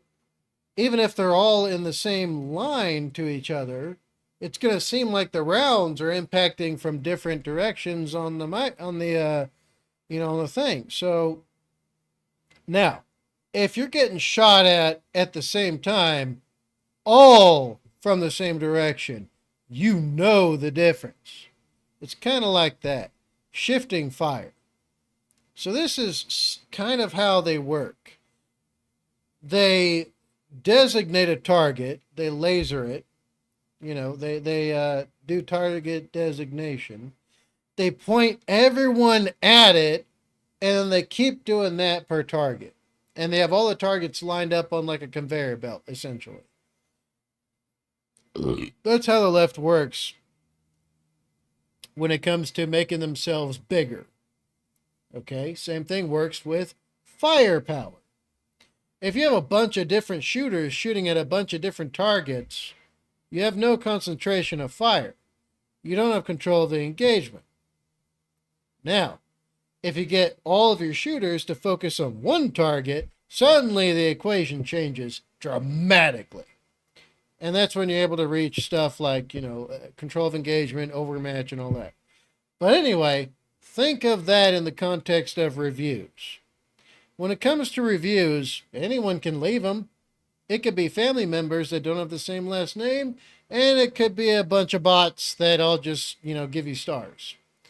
This is what corporations and companies do on the regular, is review manipulation, right? Review bombing is where you focus everybody towards giving someone bad reviews. Now, brigading reviews is where you get everybody and anything and everything attached to you to do reviews for you, so you look good enough to bring in some organic actual customers. The vast absolute, it's something crazy, like 95% of businesses that you have engaged with do this exact thing. And yet they'll tell you it's a no-no and illegal if you do the same. See how that works? Great reviews. It's not to promote this website. So he's accidentally proving a lot of stuff true while also being in pursuit of truth while doing his YouTube content. I'm going to put my company logo directly over top of the Bricks and Minifigs company logo. So I asked ChatGPT what the dimensions of this billboard is. Sick. I'm making my logo with the exact same dimensions. Yes, dude! Oh my god! It looks exactly the same. This is where we started to realize we are taking this way further than just a bad business practice. I'm pretty sure putting my logo over their logo is actually criminally illegal. For us, though, if we go back to the beginning of the video, Bricks and Minifigs actually gave us a solution of how any company pretty much can get away with this. You have to talk to the store owner. Yeah. Like they're all locally owned and operated. We can't do anything with it here. Their decisions are their decisions. For sure. So when they say go to corporate, how do we respond next time? I have no idea. You have to take it up with them. God damn, they all look like a bunch of soy cucks. Serious to God. They all look like the Redditor trope. I bet you anything, this guy is like a mod on like 8 different subreddits, and all of them have to do with minor stuff. It's your thing with them. So basically, if you put all the blame on your lower franchises, you're safe. So I registered 5 franchises under my We Steal From Old People company. Who wants to be the owner of the first company? Ooh, I want to be an owner. Congratulations, you're franchise owner! If you choose to put all the banners on their store, I can't get in trouble for anything. Yeah, every one of my friends is now a legal franchise owner of We Steal From Old People. This is... What the fuck? Oh shit!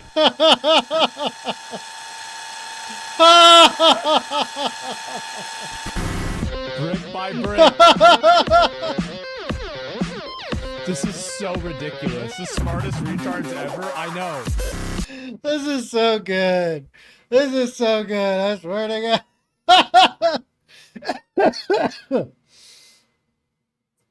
God. Oh shit, this is great. This is wonderful. Again, if this kid needs an actual physical bodyguard, he has to pay for all the renewals, okay? To get the licenses renewed, to get the insurances renewed. He's got to pay for all that. But anyway, give me a ring.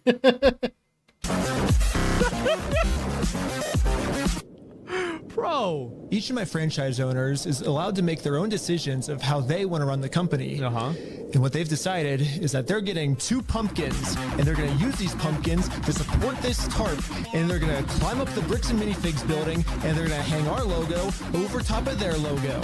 And I basically just sit down here and... Dude. He just doesn't give a fuck, bro. This is such malicious compliance. It's just... But at the same time, he's a rich kid. He's a rich kid, so mommy and daddy is going to bail him out of prison if he does make it that far. If he does make it that far, I guarantee you he's not staying in jail unless he wants to. Okay? That's just how it works. He's not you and me trying to do the right thing while making fun content. He's a rich kid who is LARPing like you and me, trying to make some of this content and do this thing. Okay? People need to remember that. He is a rich kid. He just doesn't give a fuck. Yeah, have my franchise owner. Oh my god. And we did it. And the sign is way too small. What the heck, ChatGPT? No. Yeah, I miscalculated the size. So sorry, guys. Yeah. It'll work for now. So we're still going on with the plan. 2, 1, let's go. We're setting up a Bricks and Minifigs We Steal from Old People company booth right outside of their entrance. If anyone wants to walk into the Bricks and Minifig store, they have to get through me and my merch. Of course, of course. See, the thing I seem to notice so far is nobody's questioning how, why, and where he gets all this shit.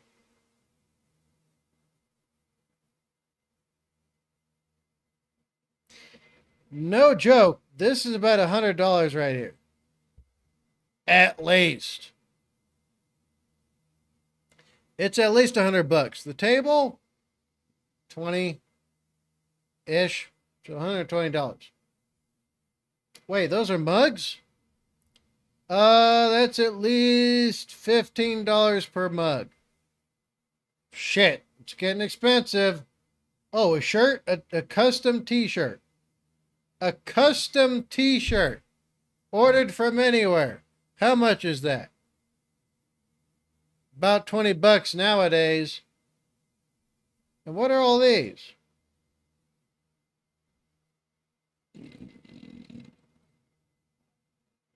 Some kind of bowl? I don't know. Let's say like $10, $15 per. You're looking at about $200 setup right here. Does your average human being have $200 to spare on all this shit? And it's going to be a one-off?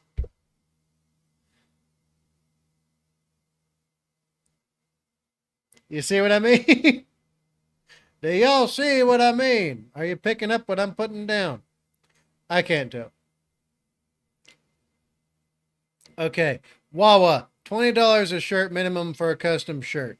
Exactly what I thought it was, isn't it? Let me see. There's 1, 2, 3, 4, 5, 6, 7. Oh, shit. There's more out of frame. 8 or 9. There's at least like 9 shirts. And it seems like he didn't stack them together. $20 for 9. Oh, Jesus. That's like $180. Plus the table, which is at least 25.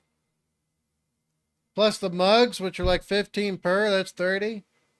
Jesus, this is almost a $300 freaking setup right here. Does your average human being have $300 to just randomly chuck as a one-off, potentially? I don't know if he reused any of this. Potentially as a one-off for some shenanigans and chicanery for a YouTube video. I don't know about y'all, but I sure as fuck don't. Just more proof that he is, you know, a rich kid. All of the court papers already filled out if they want to sue me. Hopefully they take the bait. Plus, he's not printing that shit at home, I don't think. Unless Brian has a printer. Which I don't know. Actually, not a lot of people have printers nowadays, which I find a little surprising. Because, shit, back in the day, it was all the rage. Like, oh, shit, you get a printer? Damn, you can print your own photos and print your own pages for shit. You don't gotta pay nobody at the fucking office. Man. I'm probably showing my age there, actually. But yeah, just, I mean... What up? You want to buy some merch? So he just... okay, so he's trying... Don't get me wrong. I'm not shit-talking him, really. Although I hate rich kids as a default. I do. I want to beat their faces into the ground for being born rich. But anyway, Anyway, don't get me wrong. I'm not exactly talking shit. It would actually be nice if more rich kids were doing shit, like this kid is doing, trying to do a right thing, right? Trying to do more good and conducive things, right? I'd like that a lot better than what we get nowadays. Wawa. I remember home printers being a thing in the early 2000s. Oh, yeah. Like, that was when they really started to go somewhere. Right? And then you could get, like, that, like, two-tiered freaking stacker on your home desk. I need to get the...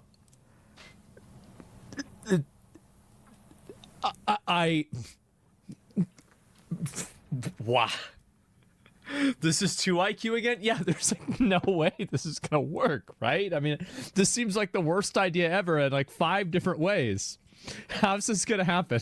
Trust the process. Okay, I'm gonna trust the process, guys. Yeah. What's this? Yeah, we also got some we steal from people barf bags because honestly, what they're doing in this store is so gross, it's probably gonna make all the customers throw up. Yeah.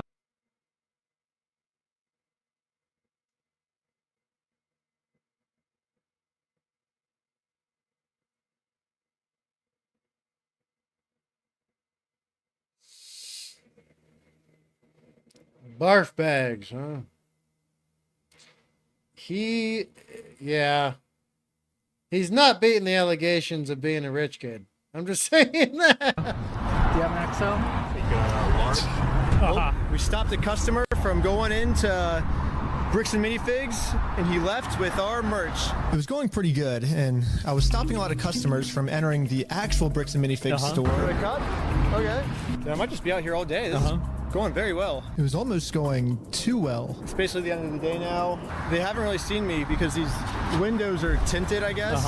In order to get the store's attention, my friend Jay is going to walk into the store just pretending to be a normal customer and ask what's going on. Wawa, this rich kid is unique because he's not being lazy. He's using all his young energy and doing something good while only annoying cultists. Well, yeah, look, I would feel like punching their face completely concave to their skull, a lot less if they were doing shit like this. Just saying. Is this the main store or is it the one that's out front? I gotta use the bathroom. This is really like, bro. I am in awe.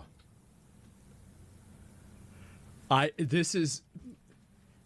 Well, you're in awe, Zach, because, he was born rich and you weren't.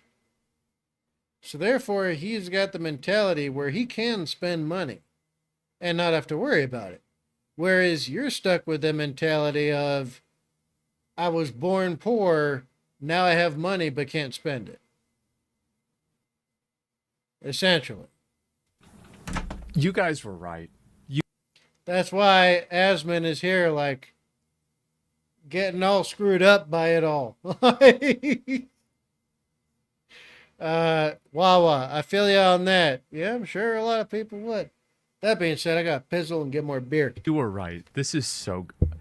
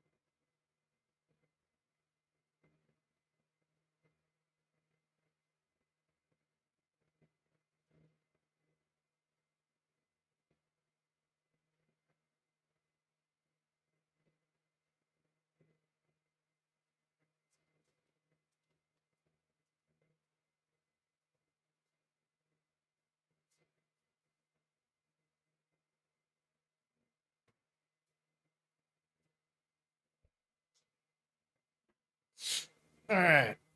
Oh. Gee. Okay. So let's come back to me being the true Baldy, watching what everybody calls the Baldy, exposing others who deserve to be Baldy. How's this? Okay, got my beer. Not feeling queer. Let's jump in. This is so good. Oh my god. Okay, I'm back. Sorry. Ugh. I quite often forget how tall Asman is. Just holy Jesus. Oh my god.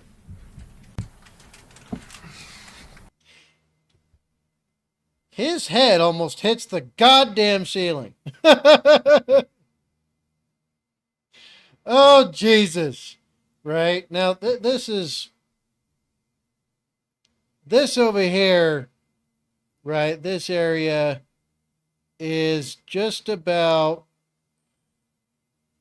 I want to say,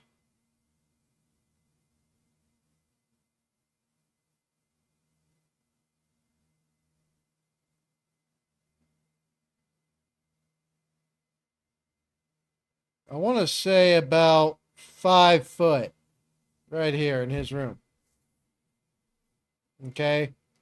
Now the ceiling goes up easily, right, when it ascends, easily another 3 feet.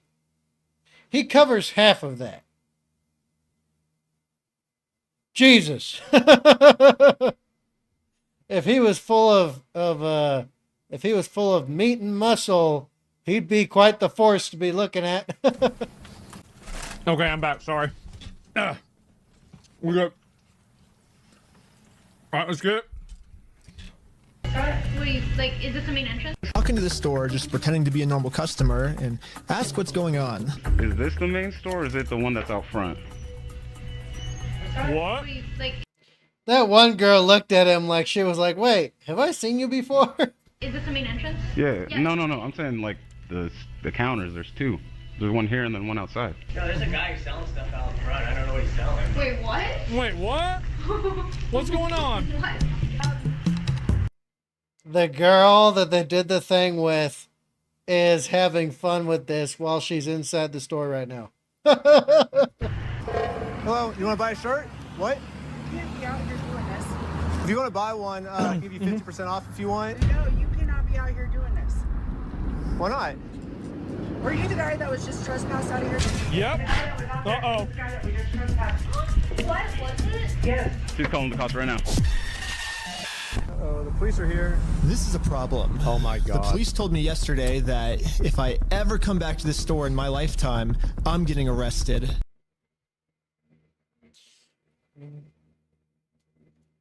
Oh, Jesus. The amount of time in between. So yesterday, all of this other stuff happened.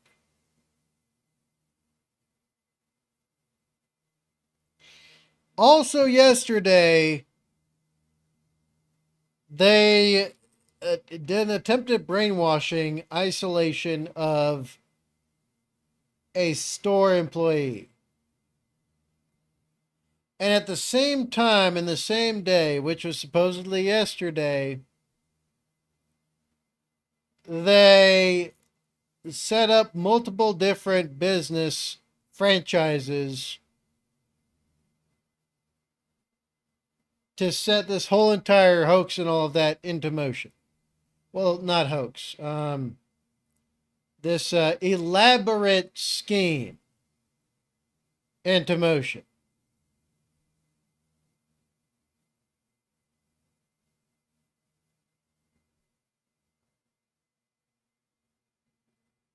Oh shit, I need to get in on this or something. Right? Because they're doing all this kind of extra stuff all together, all at the same time. You know, and then the next day, just, I mean, they're very productive. I need to get in on this somehow, but unfortunately I'm kind of trapped. If you come back, you will be arrested. And if I try to do investigations into like corruption and all that kind of shit locally, I'll be in for the fight of my life, because El Paso Police Department is chock full of cartel. It's not even a joke, right? I even know one of the guys on the force. You know, he used to serve with me, and even he was like, yeah, I'm not touching that dude. Even FBI refused to get involved here locally in El Paso, Texas. You know, the corruption and everything is rampant here. This is, you know what they call El Paso in Juarez, which is right across the street from El Paso, Texas? The movie Sicario was basically shot here.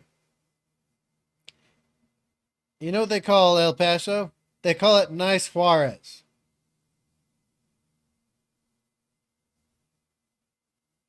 I try to do some shit like that locally here. You know, I mean, I'm pretty confident I can take on a force myself, minus having anything else involved, like my son. Now, if they tried to use my ex against me, I'd be like, I don't give a shit. Axe her. Actually, let me watch it. If you're going to do stuff to her, let me see it. Okay, she deserves it, for sure. But yeah, so like, if I try to do this locally, it'd be way worse than California or New York, Chicago. If something's going to be done here, it's got to be decisive. Well, anyway, let's continue. But yeah, I need to get in on this somehow. Maybe I'll pick some other place. Okay. You understand that? And as you can see, they still haven't sued me.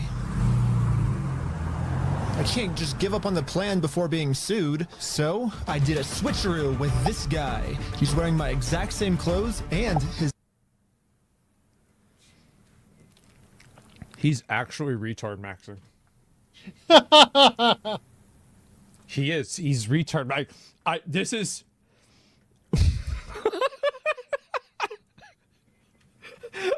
Oh my god! Retard maxing for the content, for sure.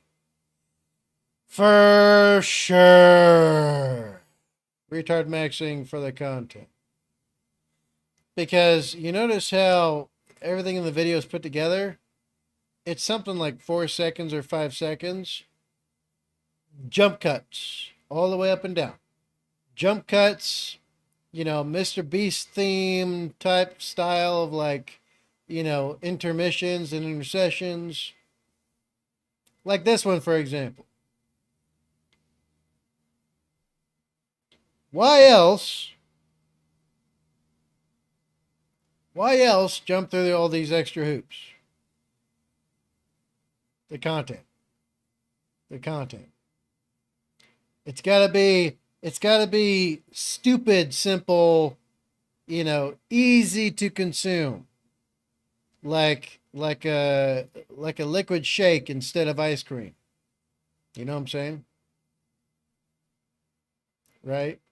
So yeah, I mean, like the average attention span nowadays is something crazy, like 4.75 seconds or some shit.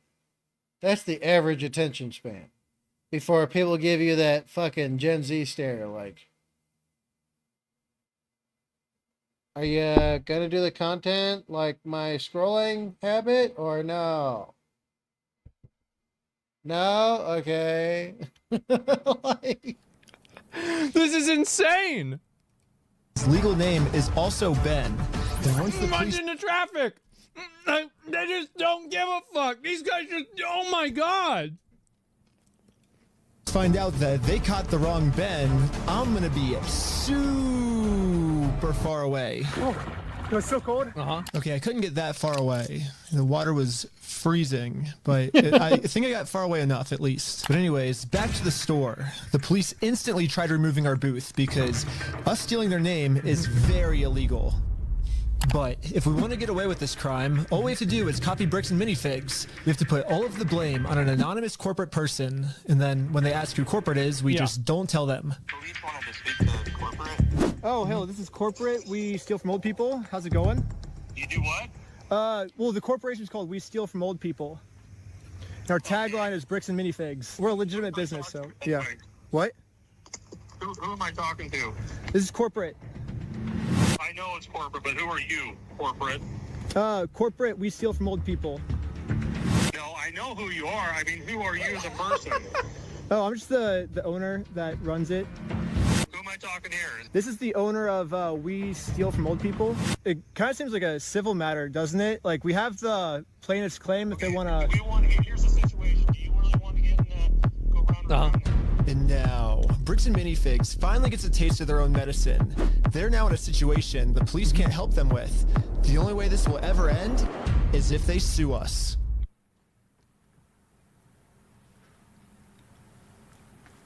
How? Are you fucking kidding me? This is insane. How did these things, what? So I went back to the Bricks and Minifigs corporate offices to see. I love how he's doing that wave. Oh shit. If the CEO of this company would sue me. Going about things the way that you continue to do this is not the right way. It's not Do you understand that? So what's the right way then? Do you understand Yeah. that like the harassment style that you have conducted and bragging to people that you've vandalized the store and done other things along those lines, that's not the right way of doing it. The right way of doing things is for you to come at us in our arena where we have all of the, where we have all the stuff, okay? You're supposed to walk into our cage where all of our fighters have weapons and armor and buffs and special gimmicks and skills and abilities and things. And you're supposed to walk in there naked. That's the right way to do things. You're not supposed to walk in having your own armor set and your own weapons and your own skills and abilities, and that's not how this works. That's not how this works.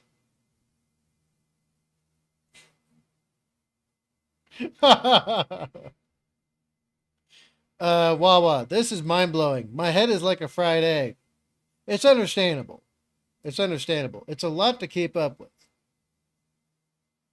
But basically, they're trying to force the onus for assumption of the suit on these guys instead of them being the initiators. Because then everything starts from their end. So when it comes to upfront costs, they're paying up front immediately. Right? And then the other party can afford to delay, and all those things to get legal representation and all of that, court dates and all that. That's part of it. The other part, right, is that they're trying to get them to sue them so they have a better chance when it comes to the case in general. If you get what I mean. I'm simplifying the fuck out of this, but yeah, so they technically did a legal thing by doing an illegal thing that's technically not illegal. So they basically turned this corporation's own tactics they used on them back on the corporation. I never vandalized the store. For like 1/200th of the cost, probably. But people have told us that you have. I mean, whatever like my like franchises do like underneath me, I guess that's like I can't really control them. I'm just corporate, I guess. Oh my god. Oh my god. Bro, like really? You actually went, set up 5 companies just to Uno reverse this random dipshit? Yes! Emphatically! Yes! Are you a registered franchise? Yeah. You guys have FDDs and everything else? Yeah. What states are you registered in? Oregon. You're a registered franchise, or so? Yeah, I'm actually a franchise owner of the franchise too. The CEO of this company knows pretty much better than anyone that he can't get us in trouble for what we're doing because we can always just keep passing the blame onto our lower franchises. We're just doing the exact same thing he's doing. Brick by brick, brick by brick. And it's a war of attrition in a certain sense. So far right now, when it comes to, well, each dealing with the other. It's a slightly different ball game and a slightly different ballpark. It's like playing baseball with slightly different rules. Right? Except per score is actually negative. So the more that they score when it comes to dealing with them, they lose. The more they score dealing with them, they don't really lose anything. It's like a really screwed up game of baseball in a way. Okay. Dude. That is a defeated man. Okay.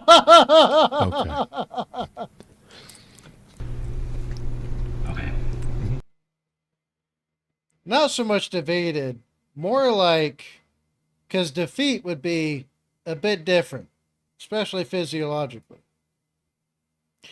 It's not so much he's been defeated. He has been, he's been forced unwillingly into an impasse, essentially. So instead of him being, defeated in the traditional sense, he's been forced to play a different game similar to his own game, but one with extra sets of rules and scoring regulations that are not exactly like what he's familiar with.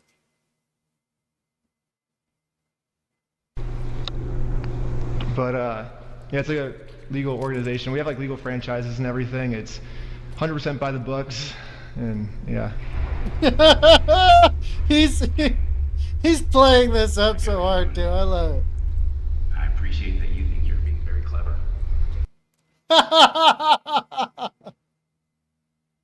I appreciate you think you're being very clever. Oh shit.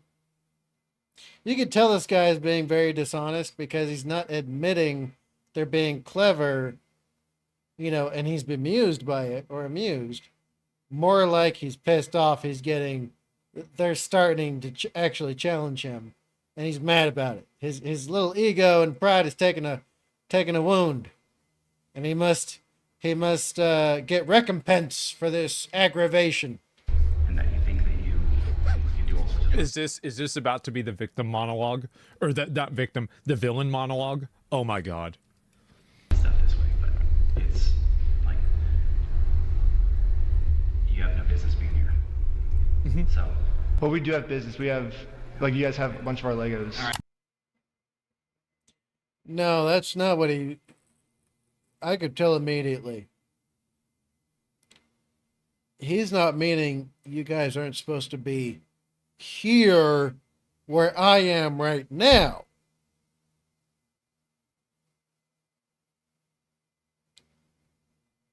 He's meaning you're not supposed to be here in general. Like, this is a place where there's us, and then there's you. You get what I mean? He's not saying you're not supposed to be right here in this little spot. He's saying for this whole area, you're not supposed to be here. Like his town, his village, his tribal grounds, you're not supposed to be on still. I could tell that's what he meant immediately. Well, if Bricks and Minifigs is not going to sue me, then I guess we have to settle this. Okay, let's just make sure. You have no business being here. So. Well, we do have business. We have, like, you guys have a bunch of our Legos. All right. Well, if You guys have no business being here. Yeah, no, I'm 100% firm on that. I am very certain what he means is that their physical presence whatsoever in this part of the state is not supposed to be what's happening. Bricks and Minifigs is not going to sue me, then I guess we have to settle this outside of court, which is going to be hard because right now Bricks and Minifigs has somehow convinced the police that they aren't criminals, they just participated in a bad business deal. Wait, this was in 2023?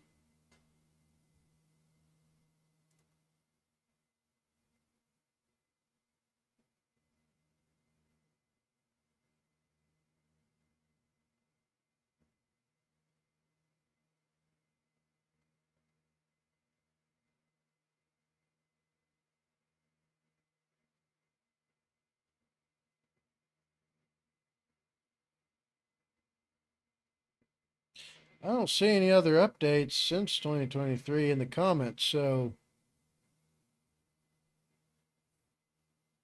But Jesus, this is in 2023 this all started. And it's still going? Holy Jesus.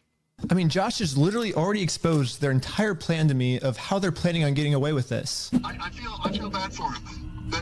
That agreement is not criminal. That agreement is now civil. So it's a civil matter. It's not criminal. And I have extensive legal So now knowledge. he's fucked. Yeah, basically a civil crime is just the legal way of saying a business deal gone bad, which, if this truly was just a business deal gone wrong, you would have to settle this through the court. The police aren't able to do anything. We have the police to solve criminal crimes, such as stealing from a lottery. That's a criminal crime that the police would have to investigate. So, here's the plan. It's in the name, law enforcement. What if we do a lottery? Yes. First, Brian donates one of his sets to a lottery. Someone wins the lottery. And then if Bricks and Minifigs keeps the prize for themselves instead of giving it to the winner, they have now just stolen from a lottery. Now it's not a business deal.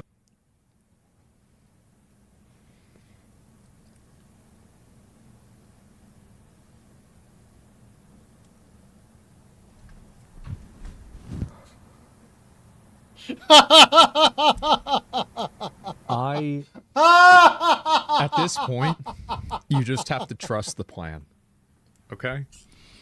You just have to trust the clearly entrapment. Entrapment only works when you're law enforcement. You can't entrap somebody if you're not law enforcement. Gone bad. They're actually interfering with a state-regulated lottery scheme, which is now a criminal offense that the police would have to investigate. That's a good idea. And he's just sitting there like, what have I gotten into here?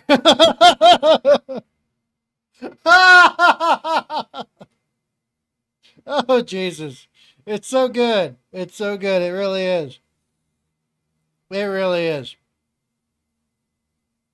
You know what's really funny about all this? You know what's really funny about all this? I guarantee you, there's at least a few dozen people who think very highly of themselves because they have money. They saw this shit go down. And they were like, huh, Maybe if I just hire a random team of guys who seem goofy and funny like this team of guys, you know, and, you know, use them to solve my problems as a rich person, I won't have problems anymore.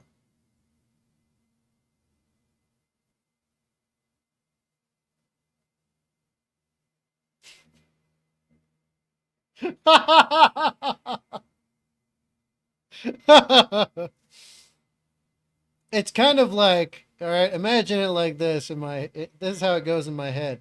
Imagine it's like, oh, somebody witnessed the Avengers and then they went to go and get the Suicide Squad. Trying to pass them off as the Avengers.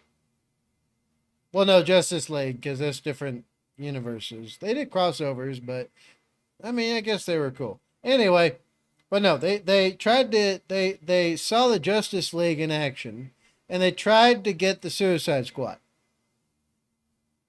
That's what that's kind of like what it is here. I guarantee you there were some rich people who were like, well, you know, if I just like, you know, snatch up a bunch of guys, like a group of guys that are like this group of guys, and they act like them and, you know, kind of talk like them, then they can do the same things, right? So then, like, you know, then our content will blow up.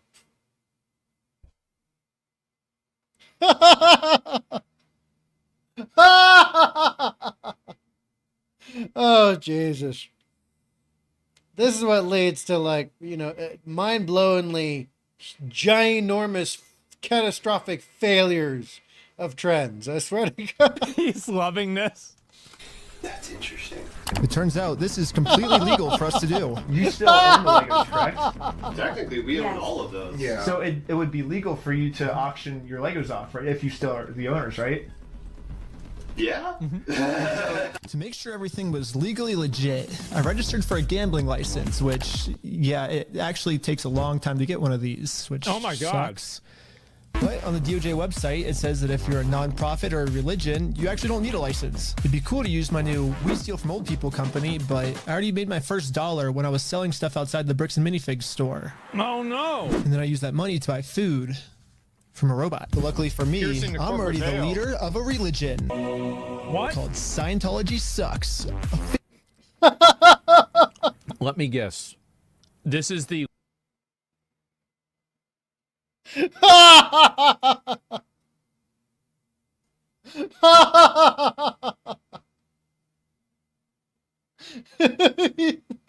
was like, wait, he's claiming Scientology, and then oh, Jesus. Oh, shit. Oh, my Lord.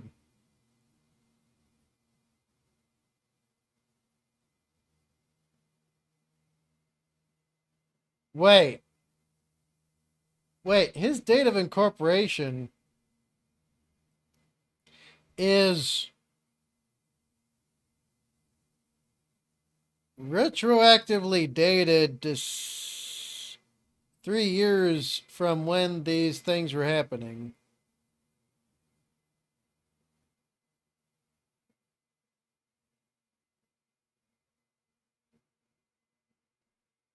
Oh shit, actually, never mind. That might be permissible.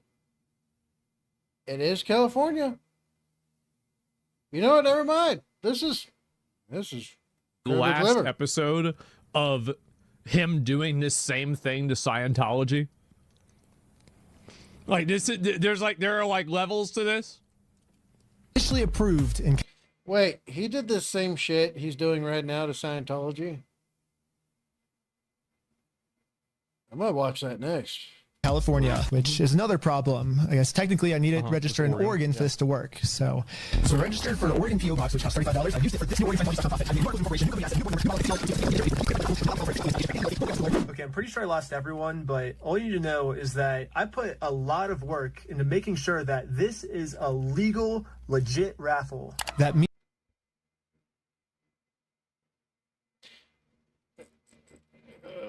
Oh, the fact that he's a rich kid is just ripping through my skull. I hate it so much. But at the same time, it's so glorious that we get to see the results of it. I mean, $140. $140. He already had a $300 setup he put together, exactly next day at the beginning of this video. He spent something like $300. Now he's spending another $140. That's $440 in what? 2 days? Jesus H. Joseph and Christ. Oh my Lord. Means that if Bricks and Minifigs decide to steal from this raffle, they have now committed a criminal crime, which the police are required to investigate. Well, required to investigate.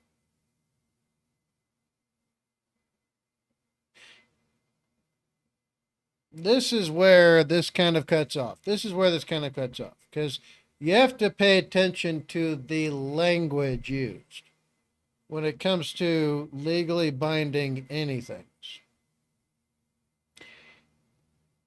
Only when it comes to the side of law, of the justice system, the legal system, the law, law enforcement, all that. You only have to pay attention to it for their end of things. Because on their end of things, it's closed. On your end of things, it's completely open. So here's the thing. They are legally obligated to investigate the matter. That's as far as the obligation goes. Okay? That's as far as it will go. Legally obligated to investigate.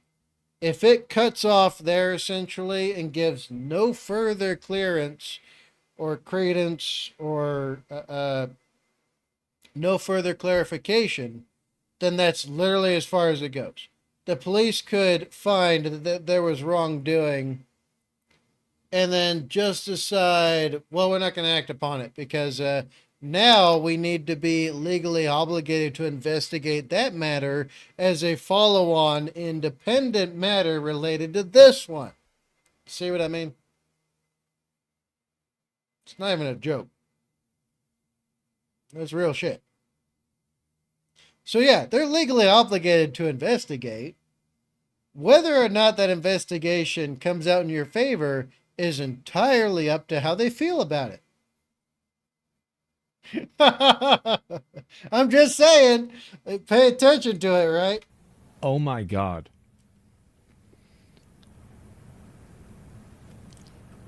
They should have just given the Legos back. Brick by brick.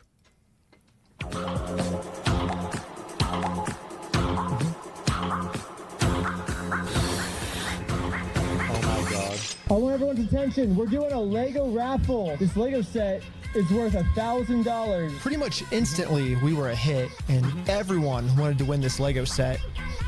But there's a problem. Under ORS 167.117, each participant must pay something of value in order for this to be considered an official lottery. We're about to charge lots of people money just to maybe be the next victim of Bricks and Minifigs. But we have to charge them money, and if we don't, then it'll actually disqualify our lottery, and the plan we came up with to get the Legos back won't work. Basically, people have to legally pay into the system in order for the system to be legitimized.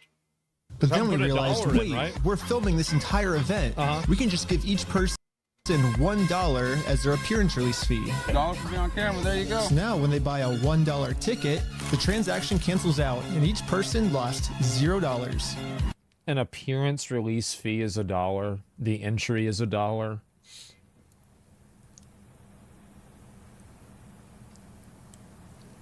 This is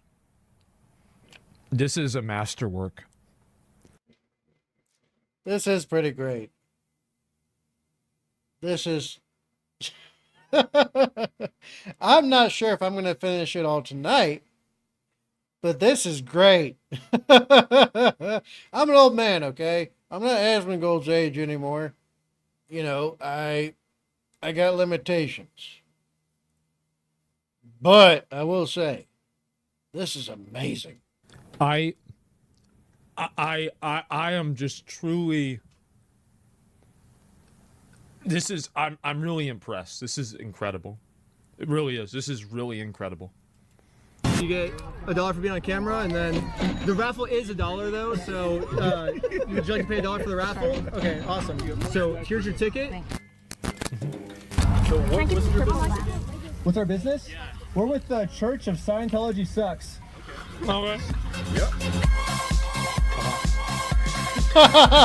Finally, it was time to pick our winner. We are about to see who the winner is right now. We have the winning ticket right here. 5, 3, 3, 9, 7, 7. Is that mine? You won!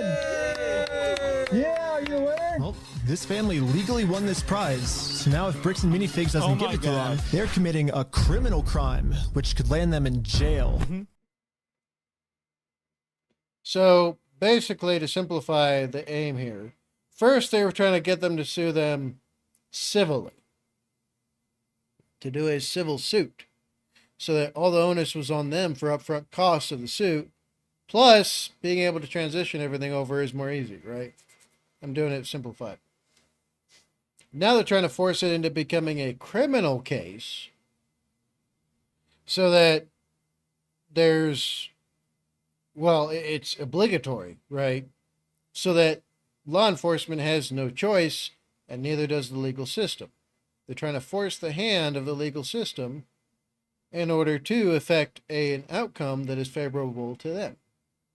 So I'm trying to simplify the shit out of it and condense it all. There's a little bit here and there, but anyway. The Lego set is at a place called Bricks and Minifigs. It's like right down the street, and we can pick it up. No. He's not going to go in there and try to give it to him, is he?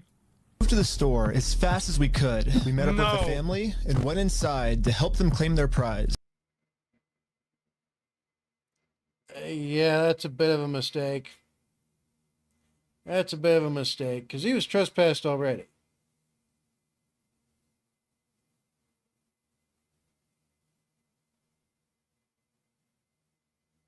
Wait, unless he thought of that already.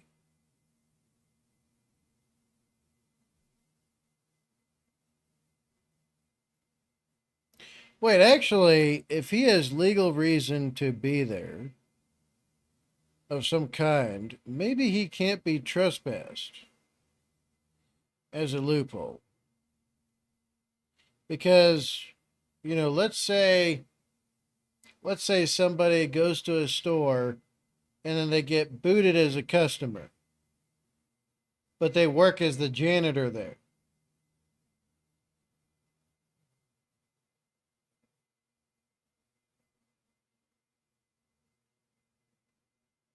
So sure, they can get trespassed by a different shift's day manager or whatever. Okay? But as far as he's concerned, he works there. Something like that, you know? I'm trying to rationalize, reason, and logic my way into possibly what he would have done to prevent himself from being trespassed again and then taken to prison or jail. No, jail, not prison. Prison is after sentencing. Jail is after arrest. I'm here to give these people their prize of a Stormtrooper speeder set. Well, actually, These people. my sister. He won.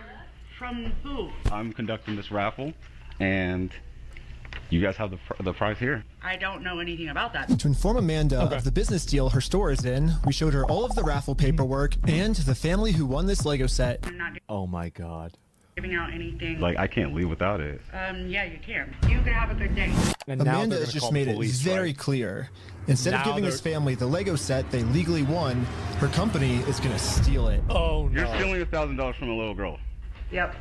Yep. And again, remember, this all ties back to this woman was just given.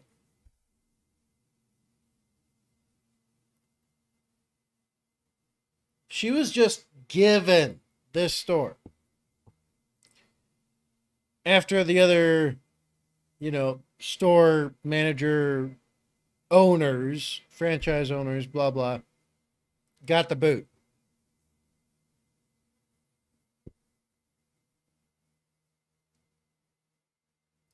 And remember, if it was all just legality and contract, if it was just limited to the paperwork, this would have only began one way and ended one way, right?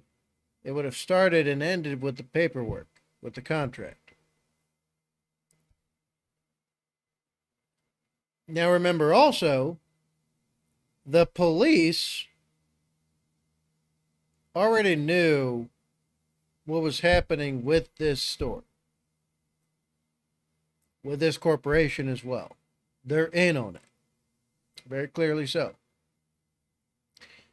And the CEO of Bricks and Minifigs and their co-CEO, fellow CEO, whatever, and their management team are all in on this. Every single one. They're all in lockstep with this. We found no exceptions or breaking of the rules except for the one employee girl who was just a random employee. That was it. Remember, they have a very solid, solidified, and unified front. Okay? Just remember that. Because I have a feeling this is going to translate into later. Because everything I'm seeing so far shows me, again, it seems like this is more cult activity than anything else. Cults don't care about legality. They don't care about rules and regulations. They don't care about law and law enforcement. Cults only care about the cult. That's it. Everything outside of that is just an external force. That being said, let's continue. After I pizzle. Dang, I'm out of beer already. Jesus.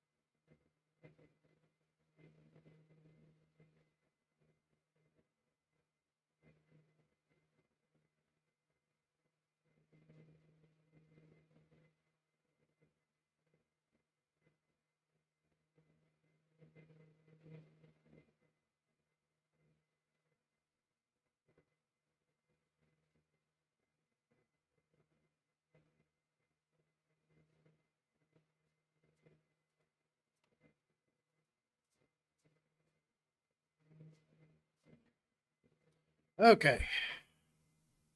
We're coming back to it.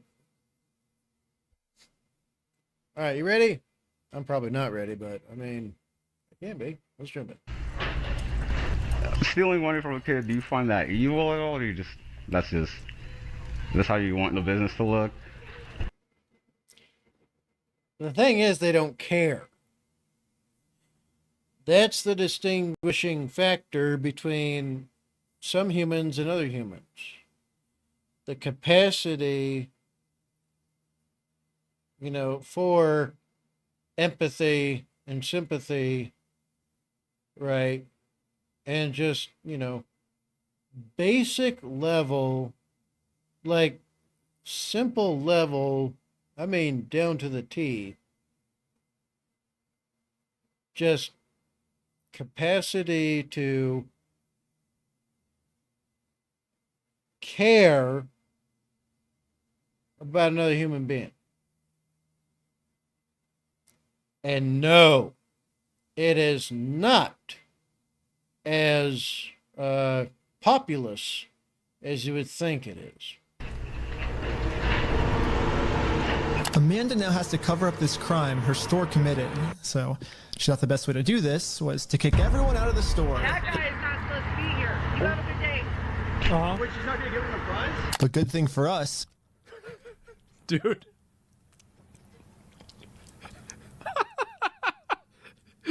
Wait, what? Wait, why not? Wait, what's going on? Why wouldn't she do that? This isn't a civil crime anymore. Amanda just stole from a lottery. Now they have officially committed a criminal crime. It's time to get the police involved. This company just stole the prize from our lottery. Now, remember everybody, I said this is very much not like, look, if it was up to just law and legality and all of that, if it was strictly that was what it was, shit would most certainly end here. I have a feeling it does not, because the video is still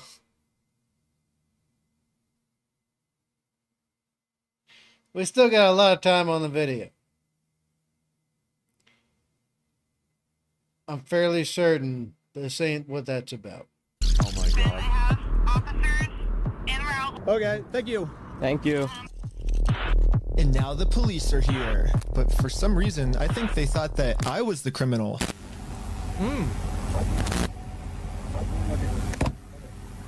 Is this typically how you treat victims if they get their prize stolen, or? Do you have ID or anything on you? No. What's your date of birth? 12/30/1995. Did we commit a crime? I'm trying to figure that out right now.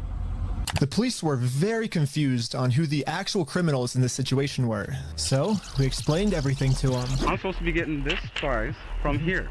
Okay. And they're not going to give it to me? But the police don't just have to take our word for it. I'm carrying all of the legal raffle paperwork. Of course you are. Of course you're carrying it. Why wouldn't you be carrying it? Plus the Oregon law book that specifically states this is a criminal crime the police are required to investigate. Oh, and we have all the paperwork here. God. Stealing from Sovereign citizens could never. DOJ approved draft.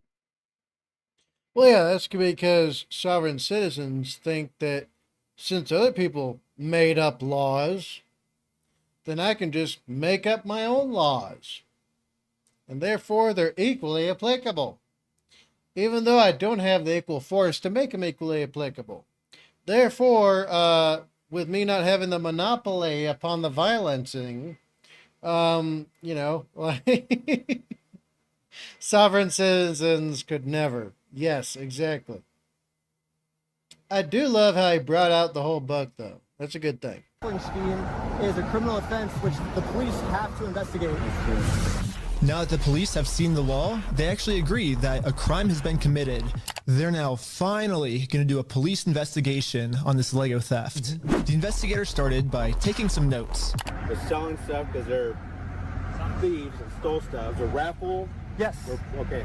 And we need to investigate some sort of raffle thievery? Well, he actually got the police guy to fuck. Oh my god. It actually, like, this is crazy. Brick by brick, yes. Started taking notes until another police.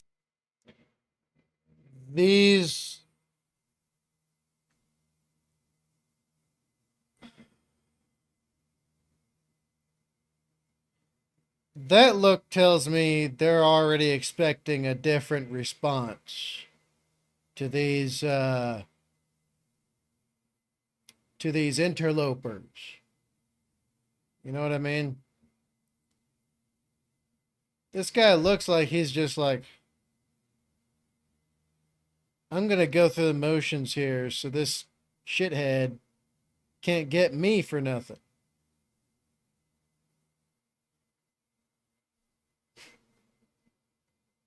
It seems like these guys are just digging a deeper hole.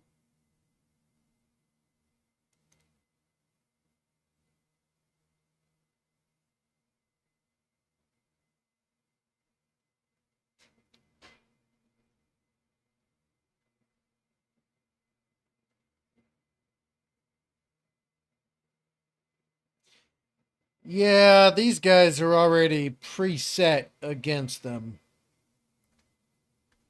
They know, never mind. They know who they're here with. They have an idea. They have an idea.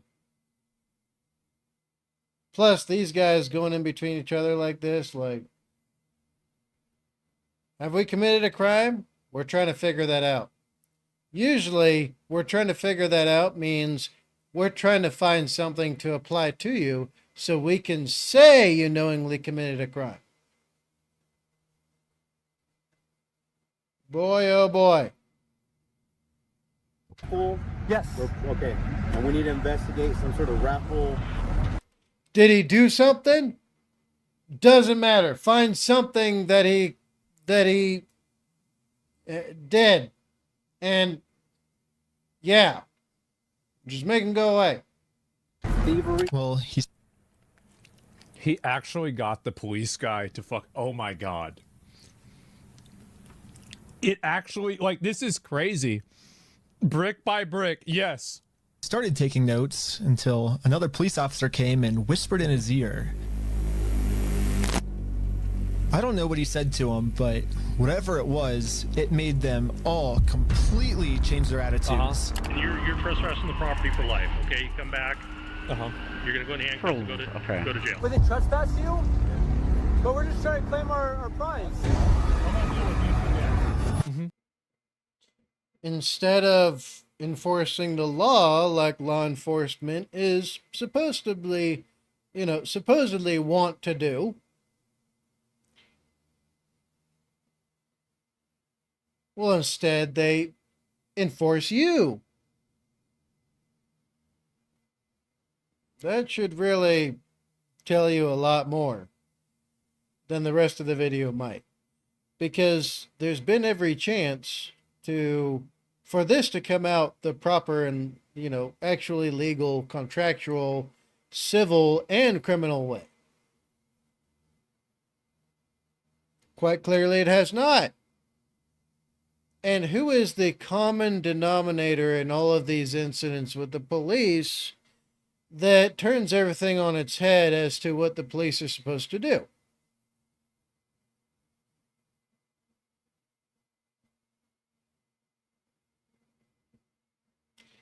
The police.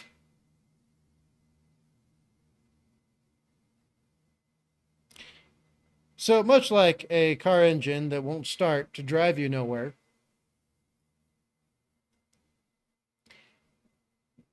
corrupt cops means that legal and lawful is a non-starter. You guys have no right or have no connection to the store. You're not. Well, yeah, we do. They stole a bunch of, they have our prize, so there's a connection. That is a civil issue. No, it's criminal. No, it's not. No, it's not. I got the. Are you gonna listen to me? He's trying to abuse his authority as law enforcement, right, to help force the issue into staying a civil one. That is immediately apparent.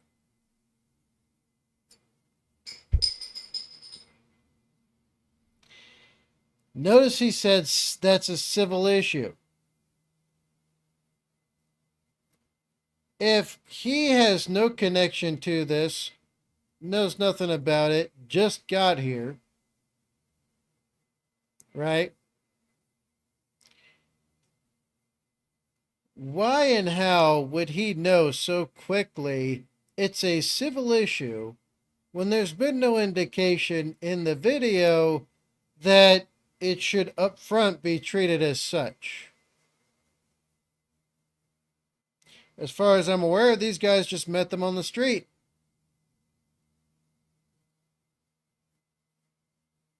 But suddenly they're trying to declare something that is covered under criminal law and declare it as a civil law issue? Uh-huh. The only way, shape, or form that they could have any inclination to that, as far as I can tell, is if they had prior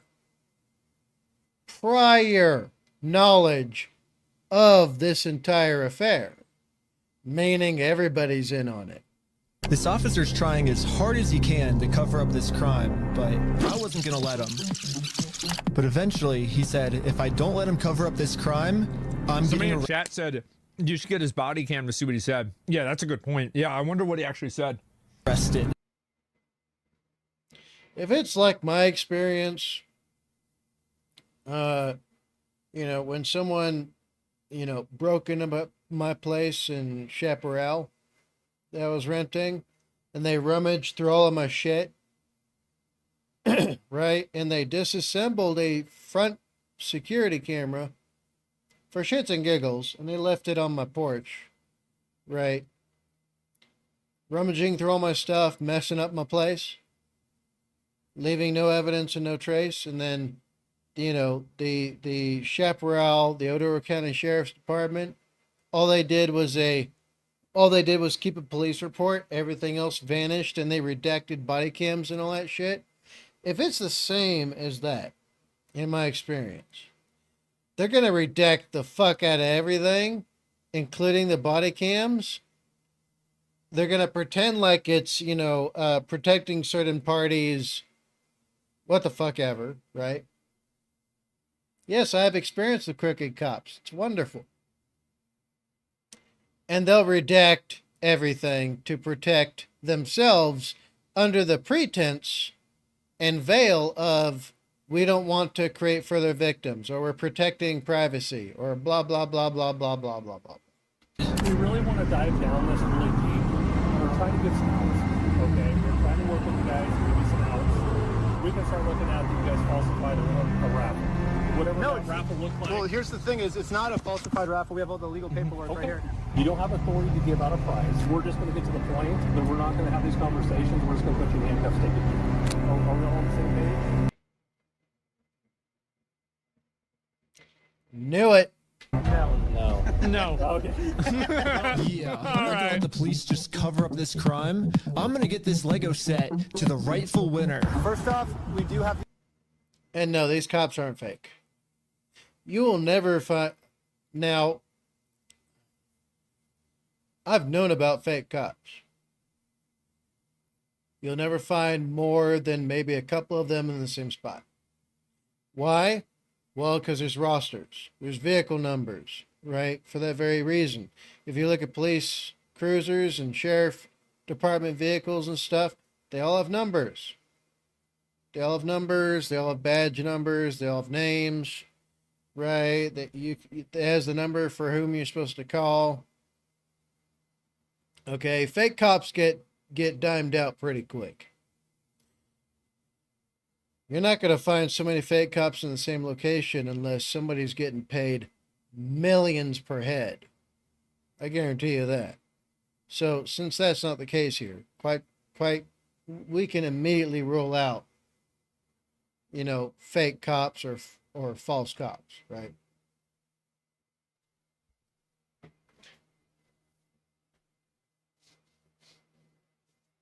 That was weird. I thought something wet landed on my leg. That was strange. But yeah, well, anyway, everyone's tracking, right? But yeah, so these police are obviously already demonstrating. They're treating these guys. They're treating these guys as if, not like they're citizens, not like they are, of the community, not as if they are fellow Americans, not even as if they are fellow, people, really. They're treating them like outsiders, like a cult would.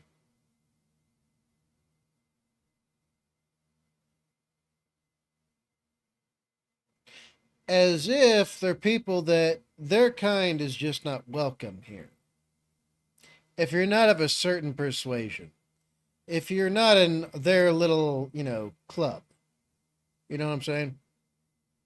You failed the password check at the treehouse door. Now leave.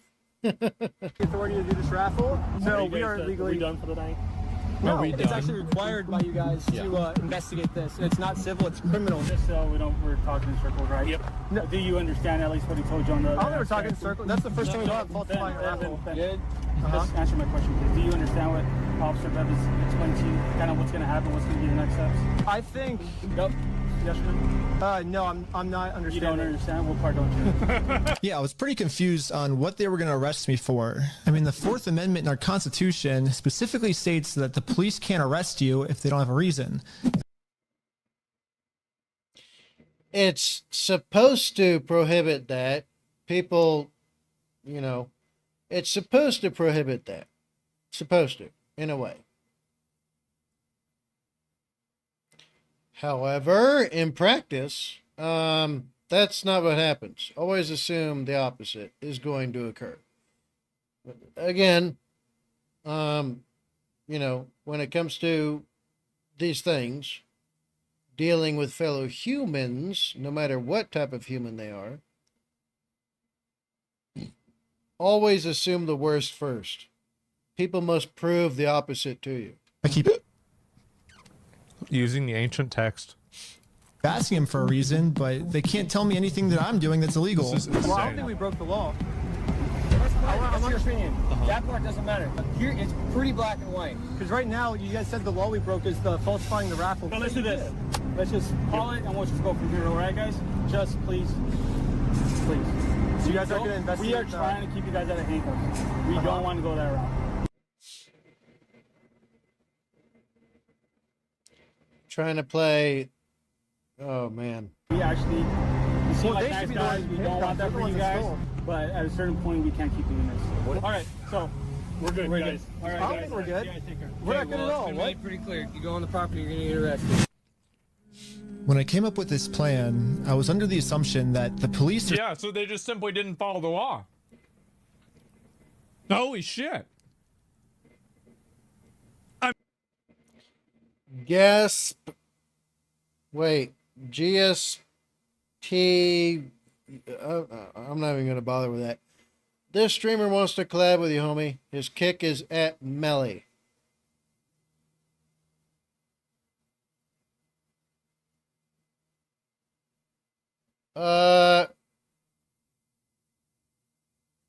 The link to Discord is in chat somewhere. Is it even that far up? I haven't gotten a million messages yet.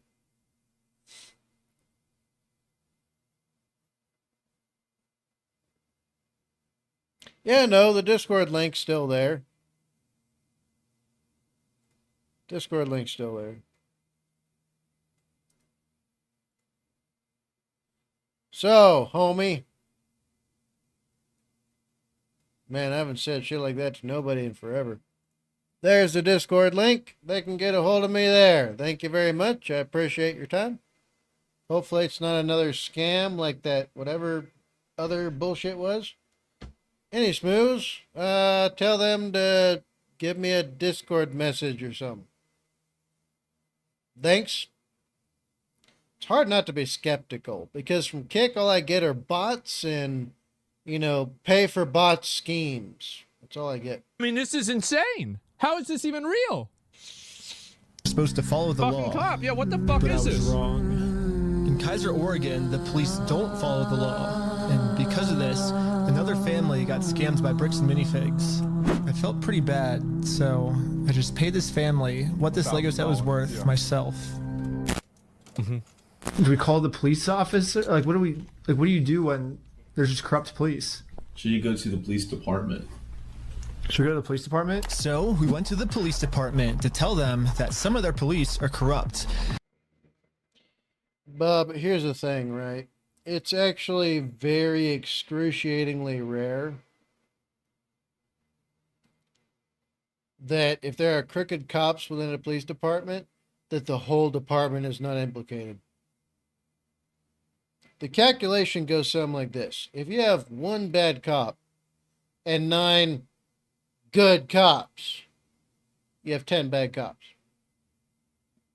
That's how that works.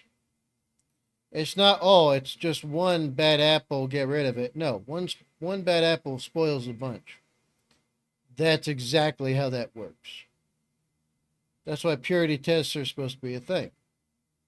That's why, you know, oaths of office, oath keeping, gatekeeping, allegiances, and all of that, ideology, personality, demeanor, character, all of them things are supposed to go into account. You know, and now the thing is that I'm fairly certain that the local police department at this point is full of the same cultists. I am 100% certain of that. And then we realized we're literally just telling the police that they are corrupt. Of course they're not going to do anything about it. Yeah. Yeah, they just sent us home.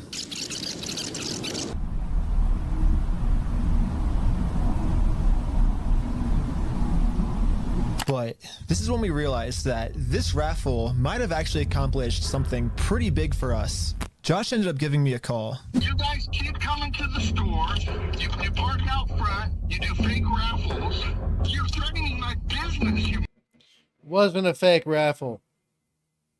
It was a real raffle. Josh seems pretty scared, and he should be. Eventually, I am going to end up solving all of the police corruption that's going on. And once that happens, Josh is no longer going to be in civil trouble. He's going to be in criminal trouble. It wasn't a fake raffle. It was a real lottery scheme. At this point, he would have more than enough to get federal authorities involved. Because it is criminal. However, now, right, with local law enforcement being implicated in this, you know, you got your classic mafia, mob-style tactics. Well, who was it that took them down? The FBI. Unfortunately, they're a bit slow to respond unless it's something real big in public. And even then, you've only got like a 1 in 50 chance of them getting to it and doing anything about it. But still, it would make a wonderful national news story. According to Oregon state law.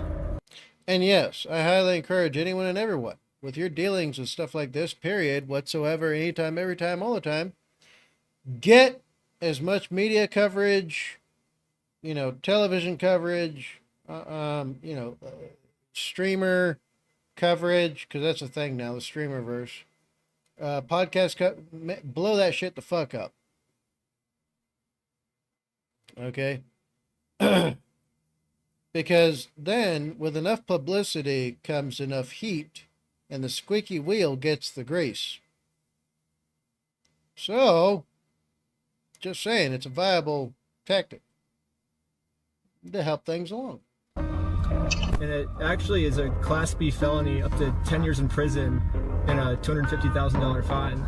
Yeah, the loophole he's been using this entire time, just hiding behind the fact that it's a civil case, isn't going to work for him much longer. Well, let's not argue that. I don't want to. It's just better to just say, hey, you're not a thief. You know what I mean? Definitions of whether it's stolen or not, I don't think, Joey. No, anyways, it's not stolen. Why do we?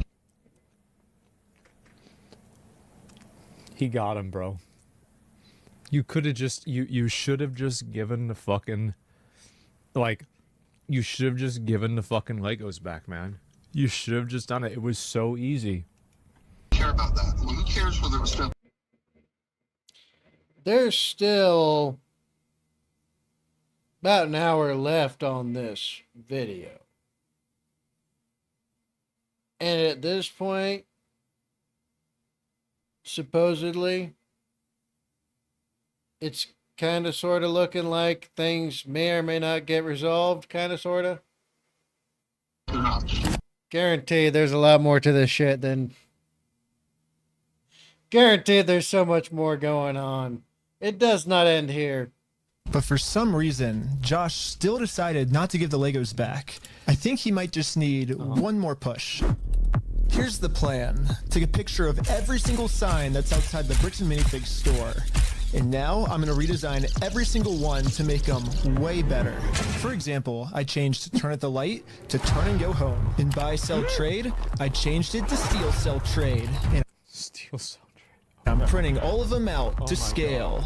And nope, I didn't use ChatGPT this time. This time I'm using a much better method, which is a tape brick by brick, boys. Oh my God. Measure. The inevitable, just consistent stream of doing shit these guys are up to. I'm starting to believe it myself. Maybe they brainwashed me. Brick by brick. Brick by brick. The exact dimensions of their actual sign that they have up right now. Now it's time to put our signs directly over top of their signs. But before we had time to do this, Josh gave me a call. He's still trying to convince me to sue him, so he gets charged with a civil crime, not a criminal crime, which could land him in jail. If you think it's illegal, why don't you sue me? It's a civil matter. Tell Brian to put his money where his mouth is. Let's go to court. Okay, you want to do double or nothing?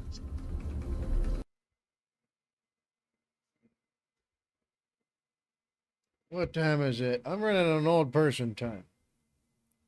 I'm running on old person. I don't even know what time. Fuck! It's 2 in the morning. Shit. I'd love to keep going, but I need sleep. I'm not rich. Tell y'all what. If a bunch of people, right, comment on this thing, they're gonna return tonight for more of this, and I see it when I wake up, I'll do the rest on stream, right? Otherwise, I'd probably watch it off stream and just, like, you know, satisfy my own curiosity and stuff. But that being said, if enough people comment down below and let me know, then I'll come back tomorrow and do the rest of this as a stream. Jesus, I got uploads to do tomorrow too. Whatever. Who cares? Nobody cares. Nobody cared. That being said, this has been fun. This has been a literal blast. Jesus, though. Jesus is taking the wheel on this one. And yeah, this is crazy. That being said, what do y'all think? Y'all let me know in the comments down below. All right, you know what time it is. Be good. Be safe. Make it live for yourselves. Don't compromise safety and security for nobody and nothing. Death and disaster is only a second away. Do what you can today. And I'll see y'all in the next one. I'm Badger 7 Actual, the formerly known as Veteran, Blessed Cat Badger. I'm going to bed now. Actually, I feel like I'll drop right here at the desk. This is so good, though. Damn it, I wish I was a kid during this time and age. I'd fucking make some amazing ass shit like this. Then again, I'm not a trust fund baby, so I couldn't afford it in the first place. But maybe if I steal from some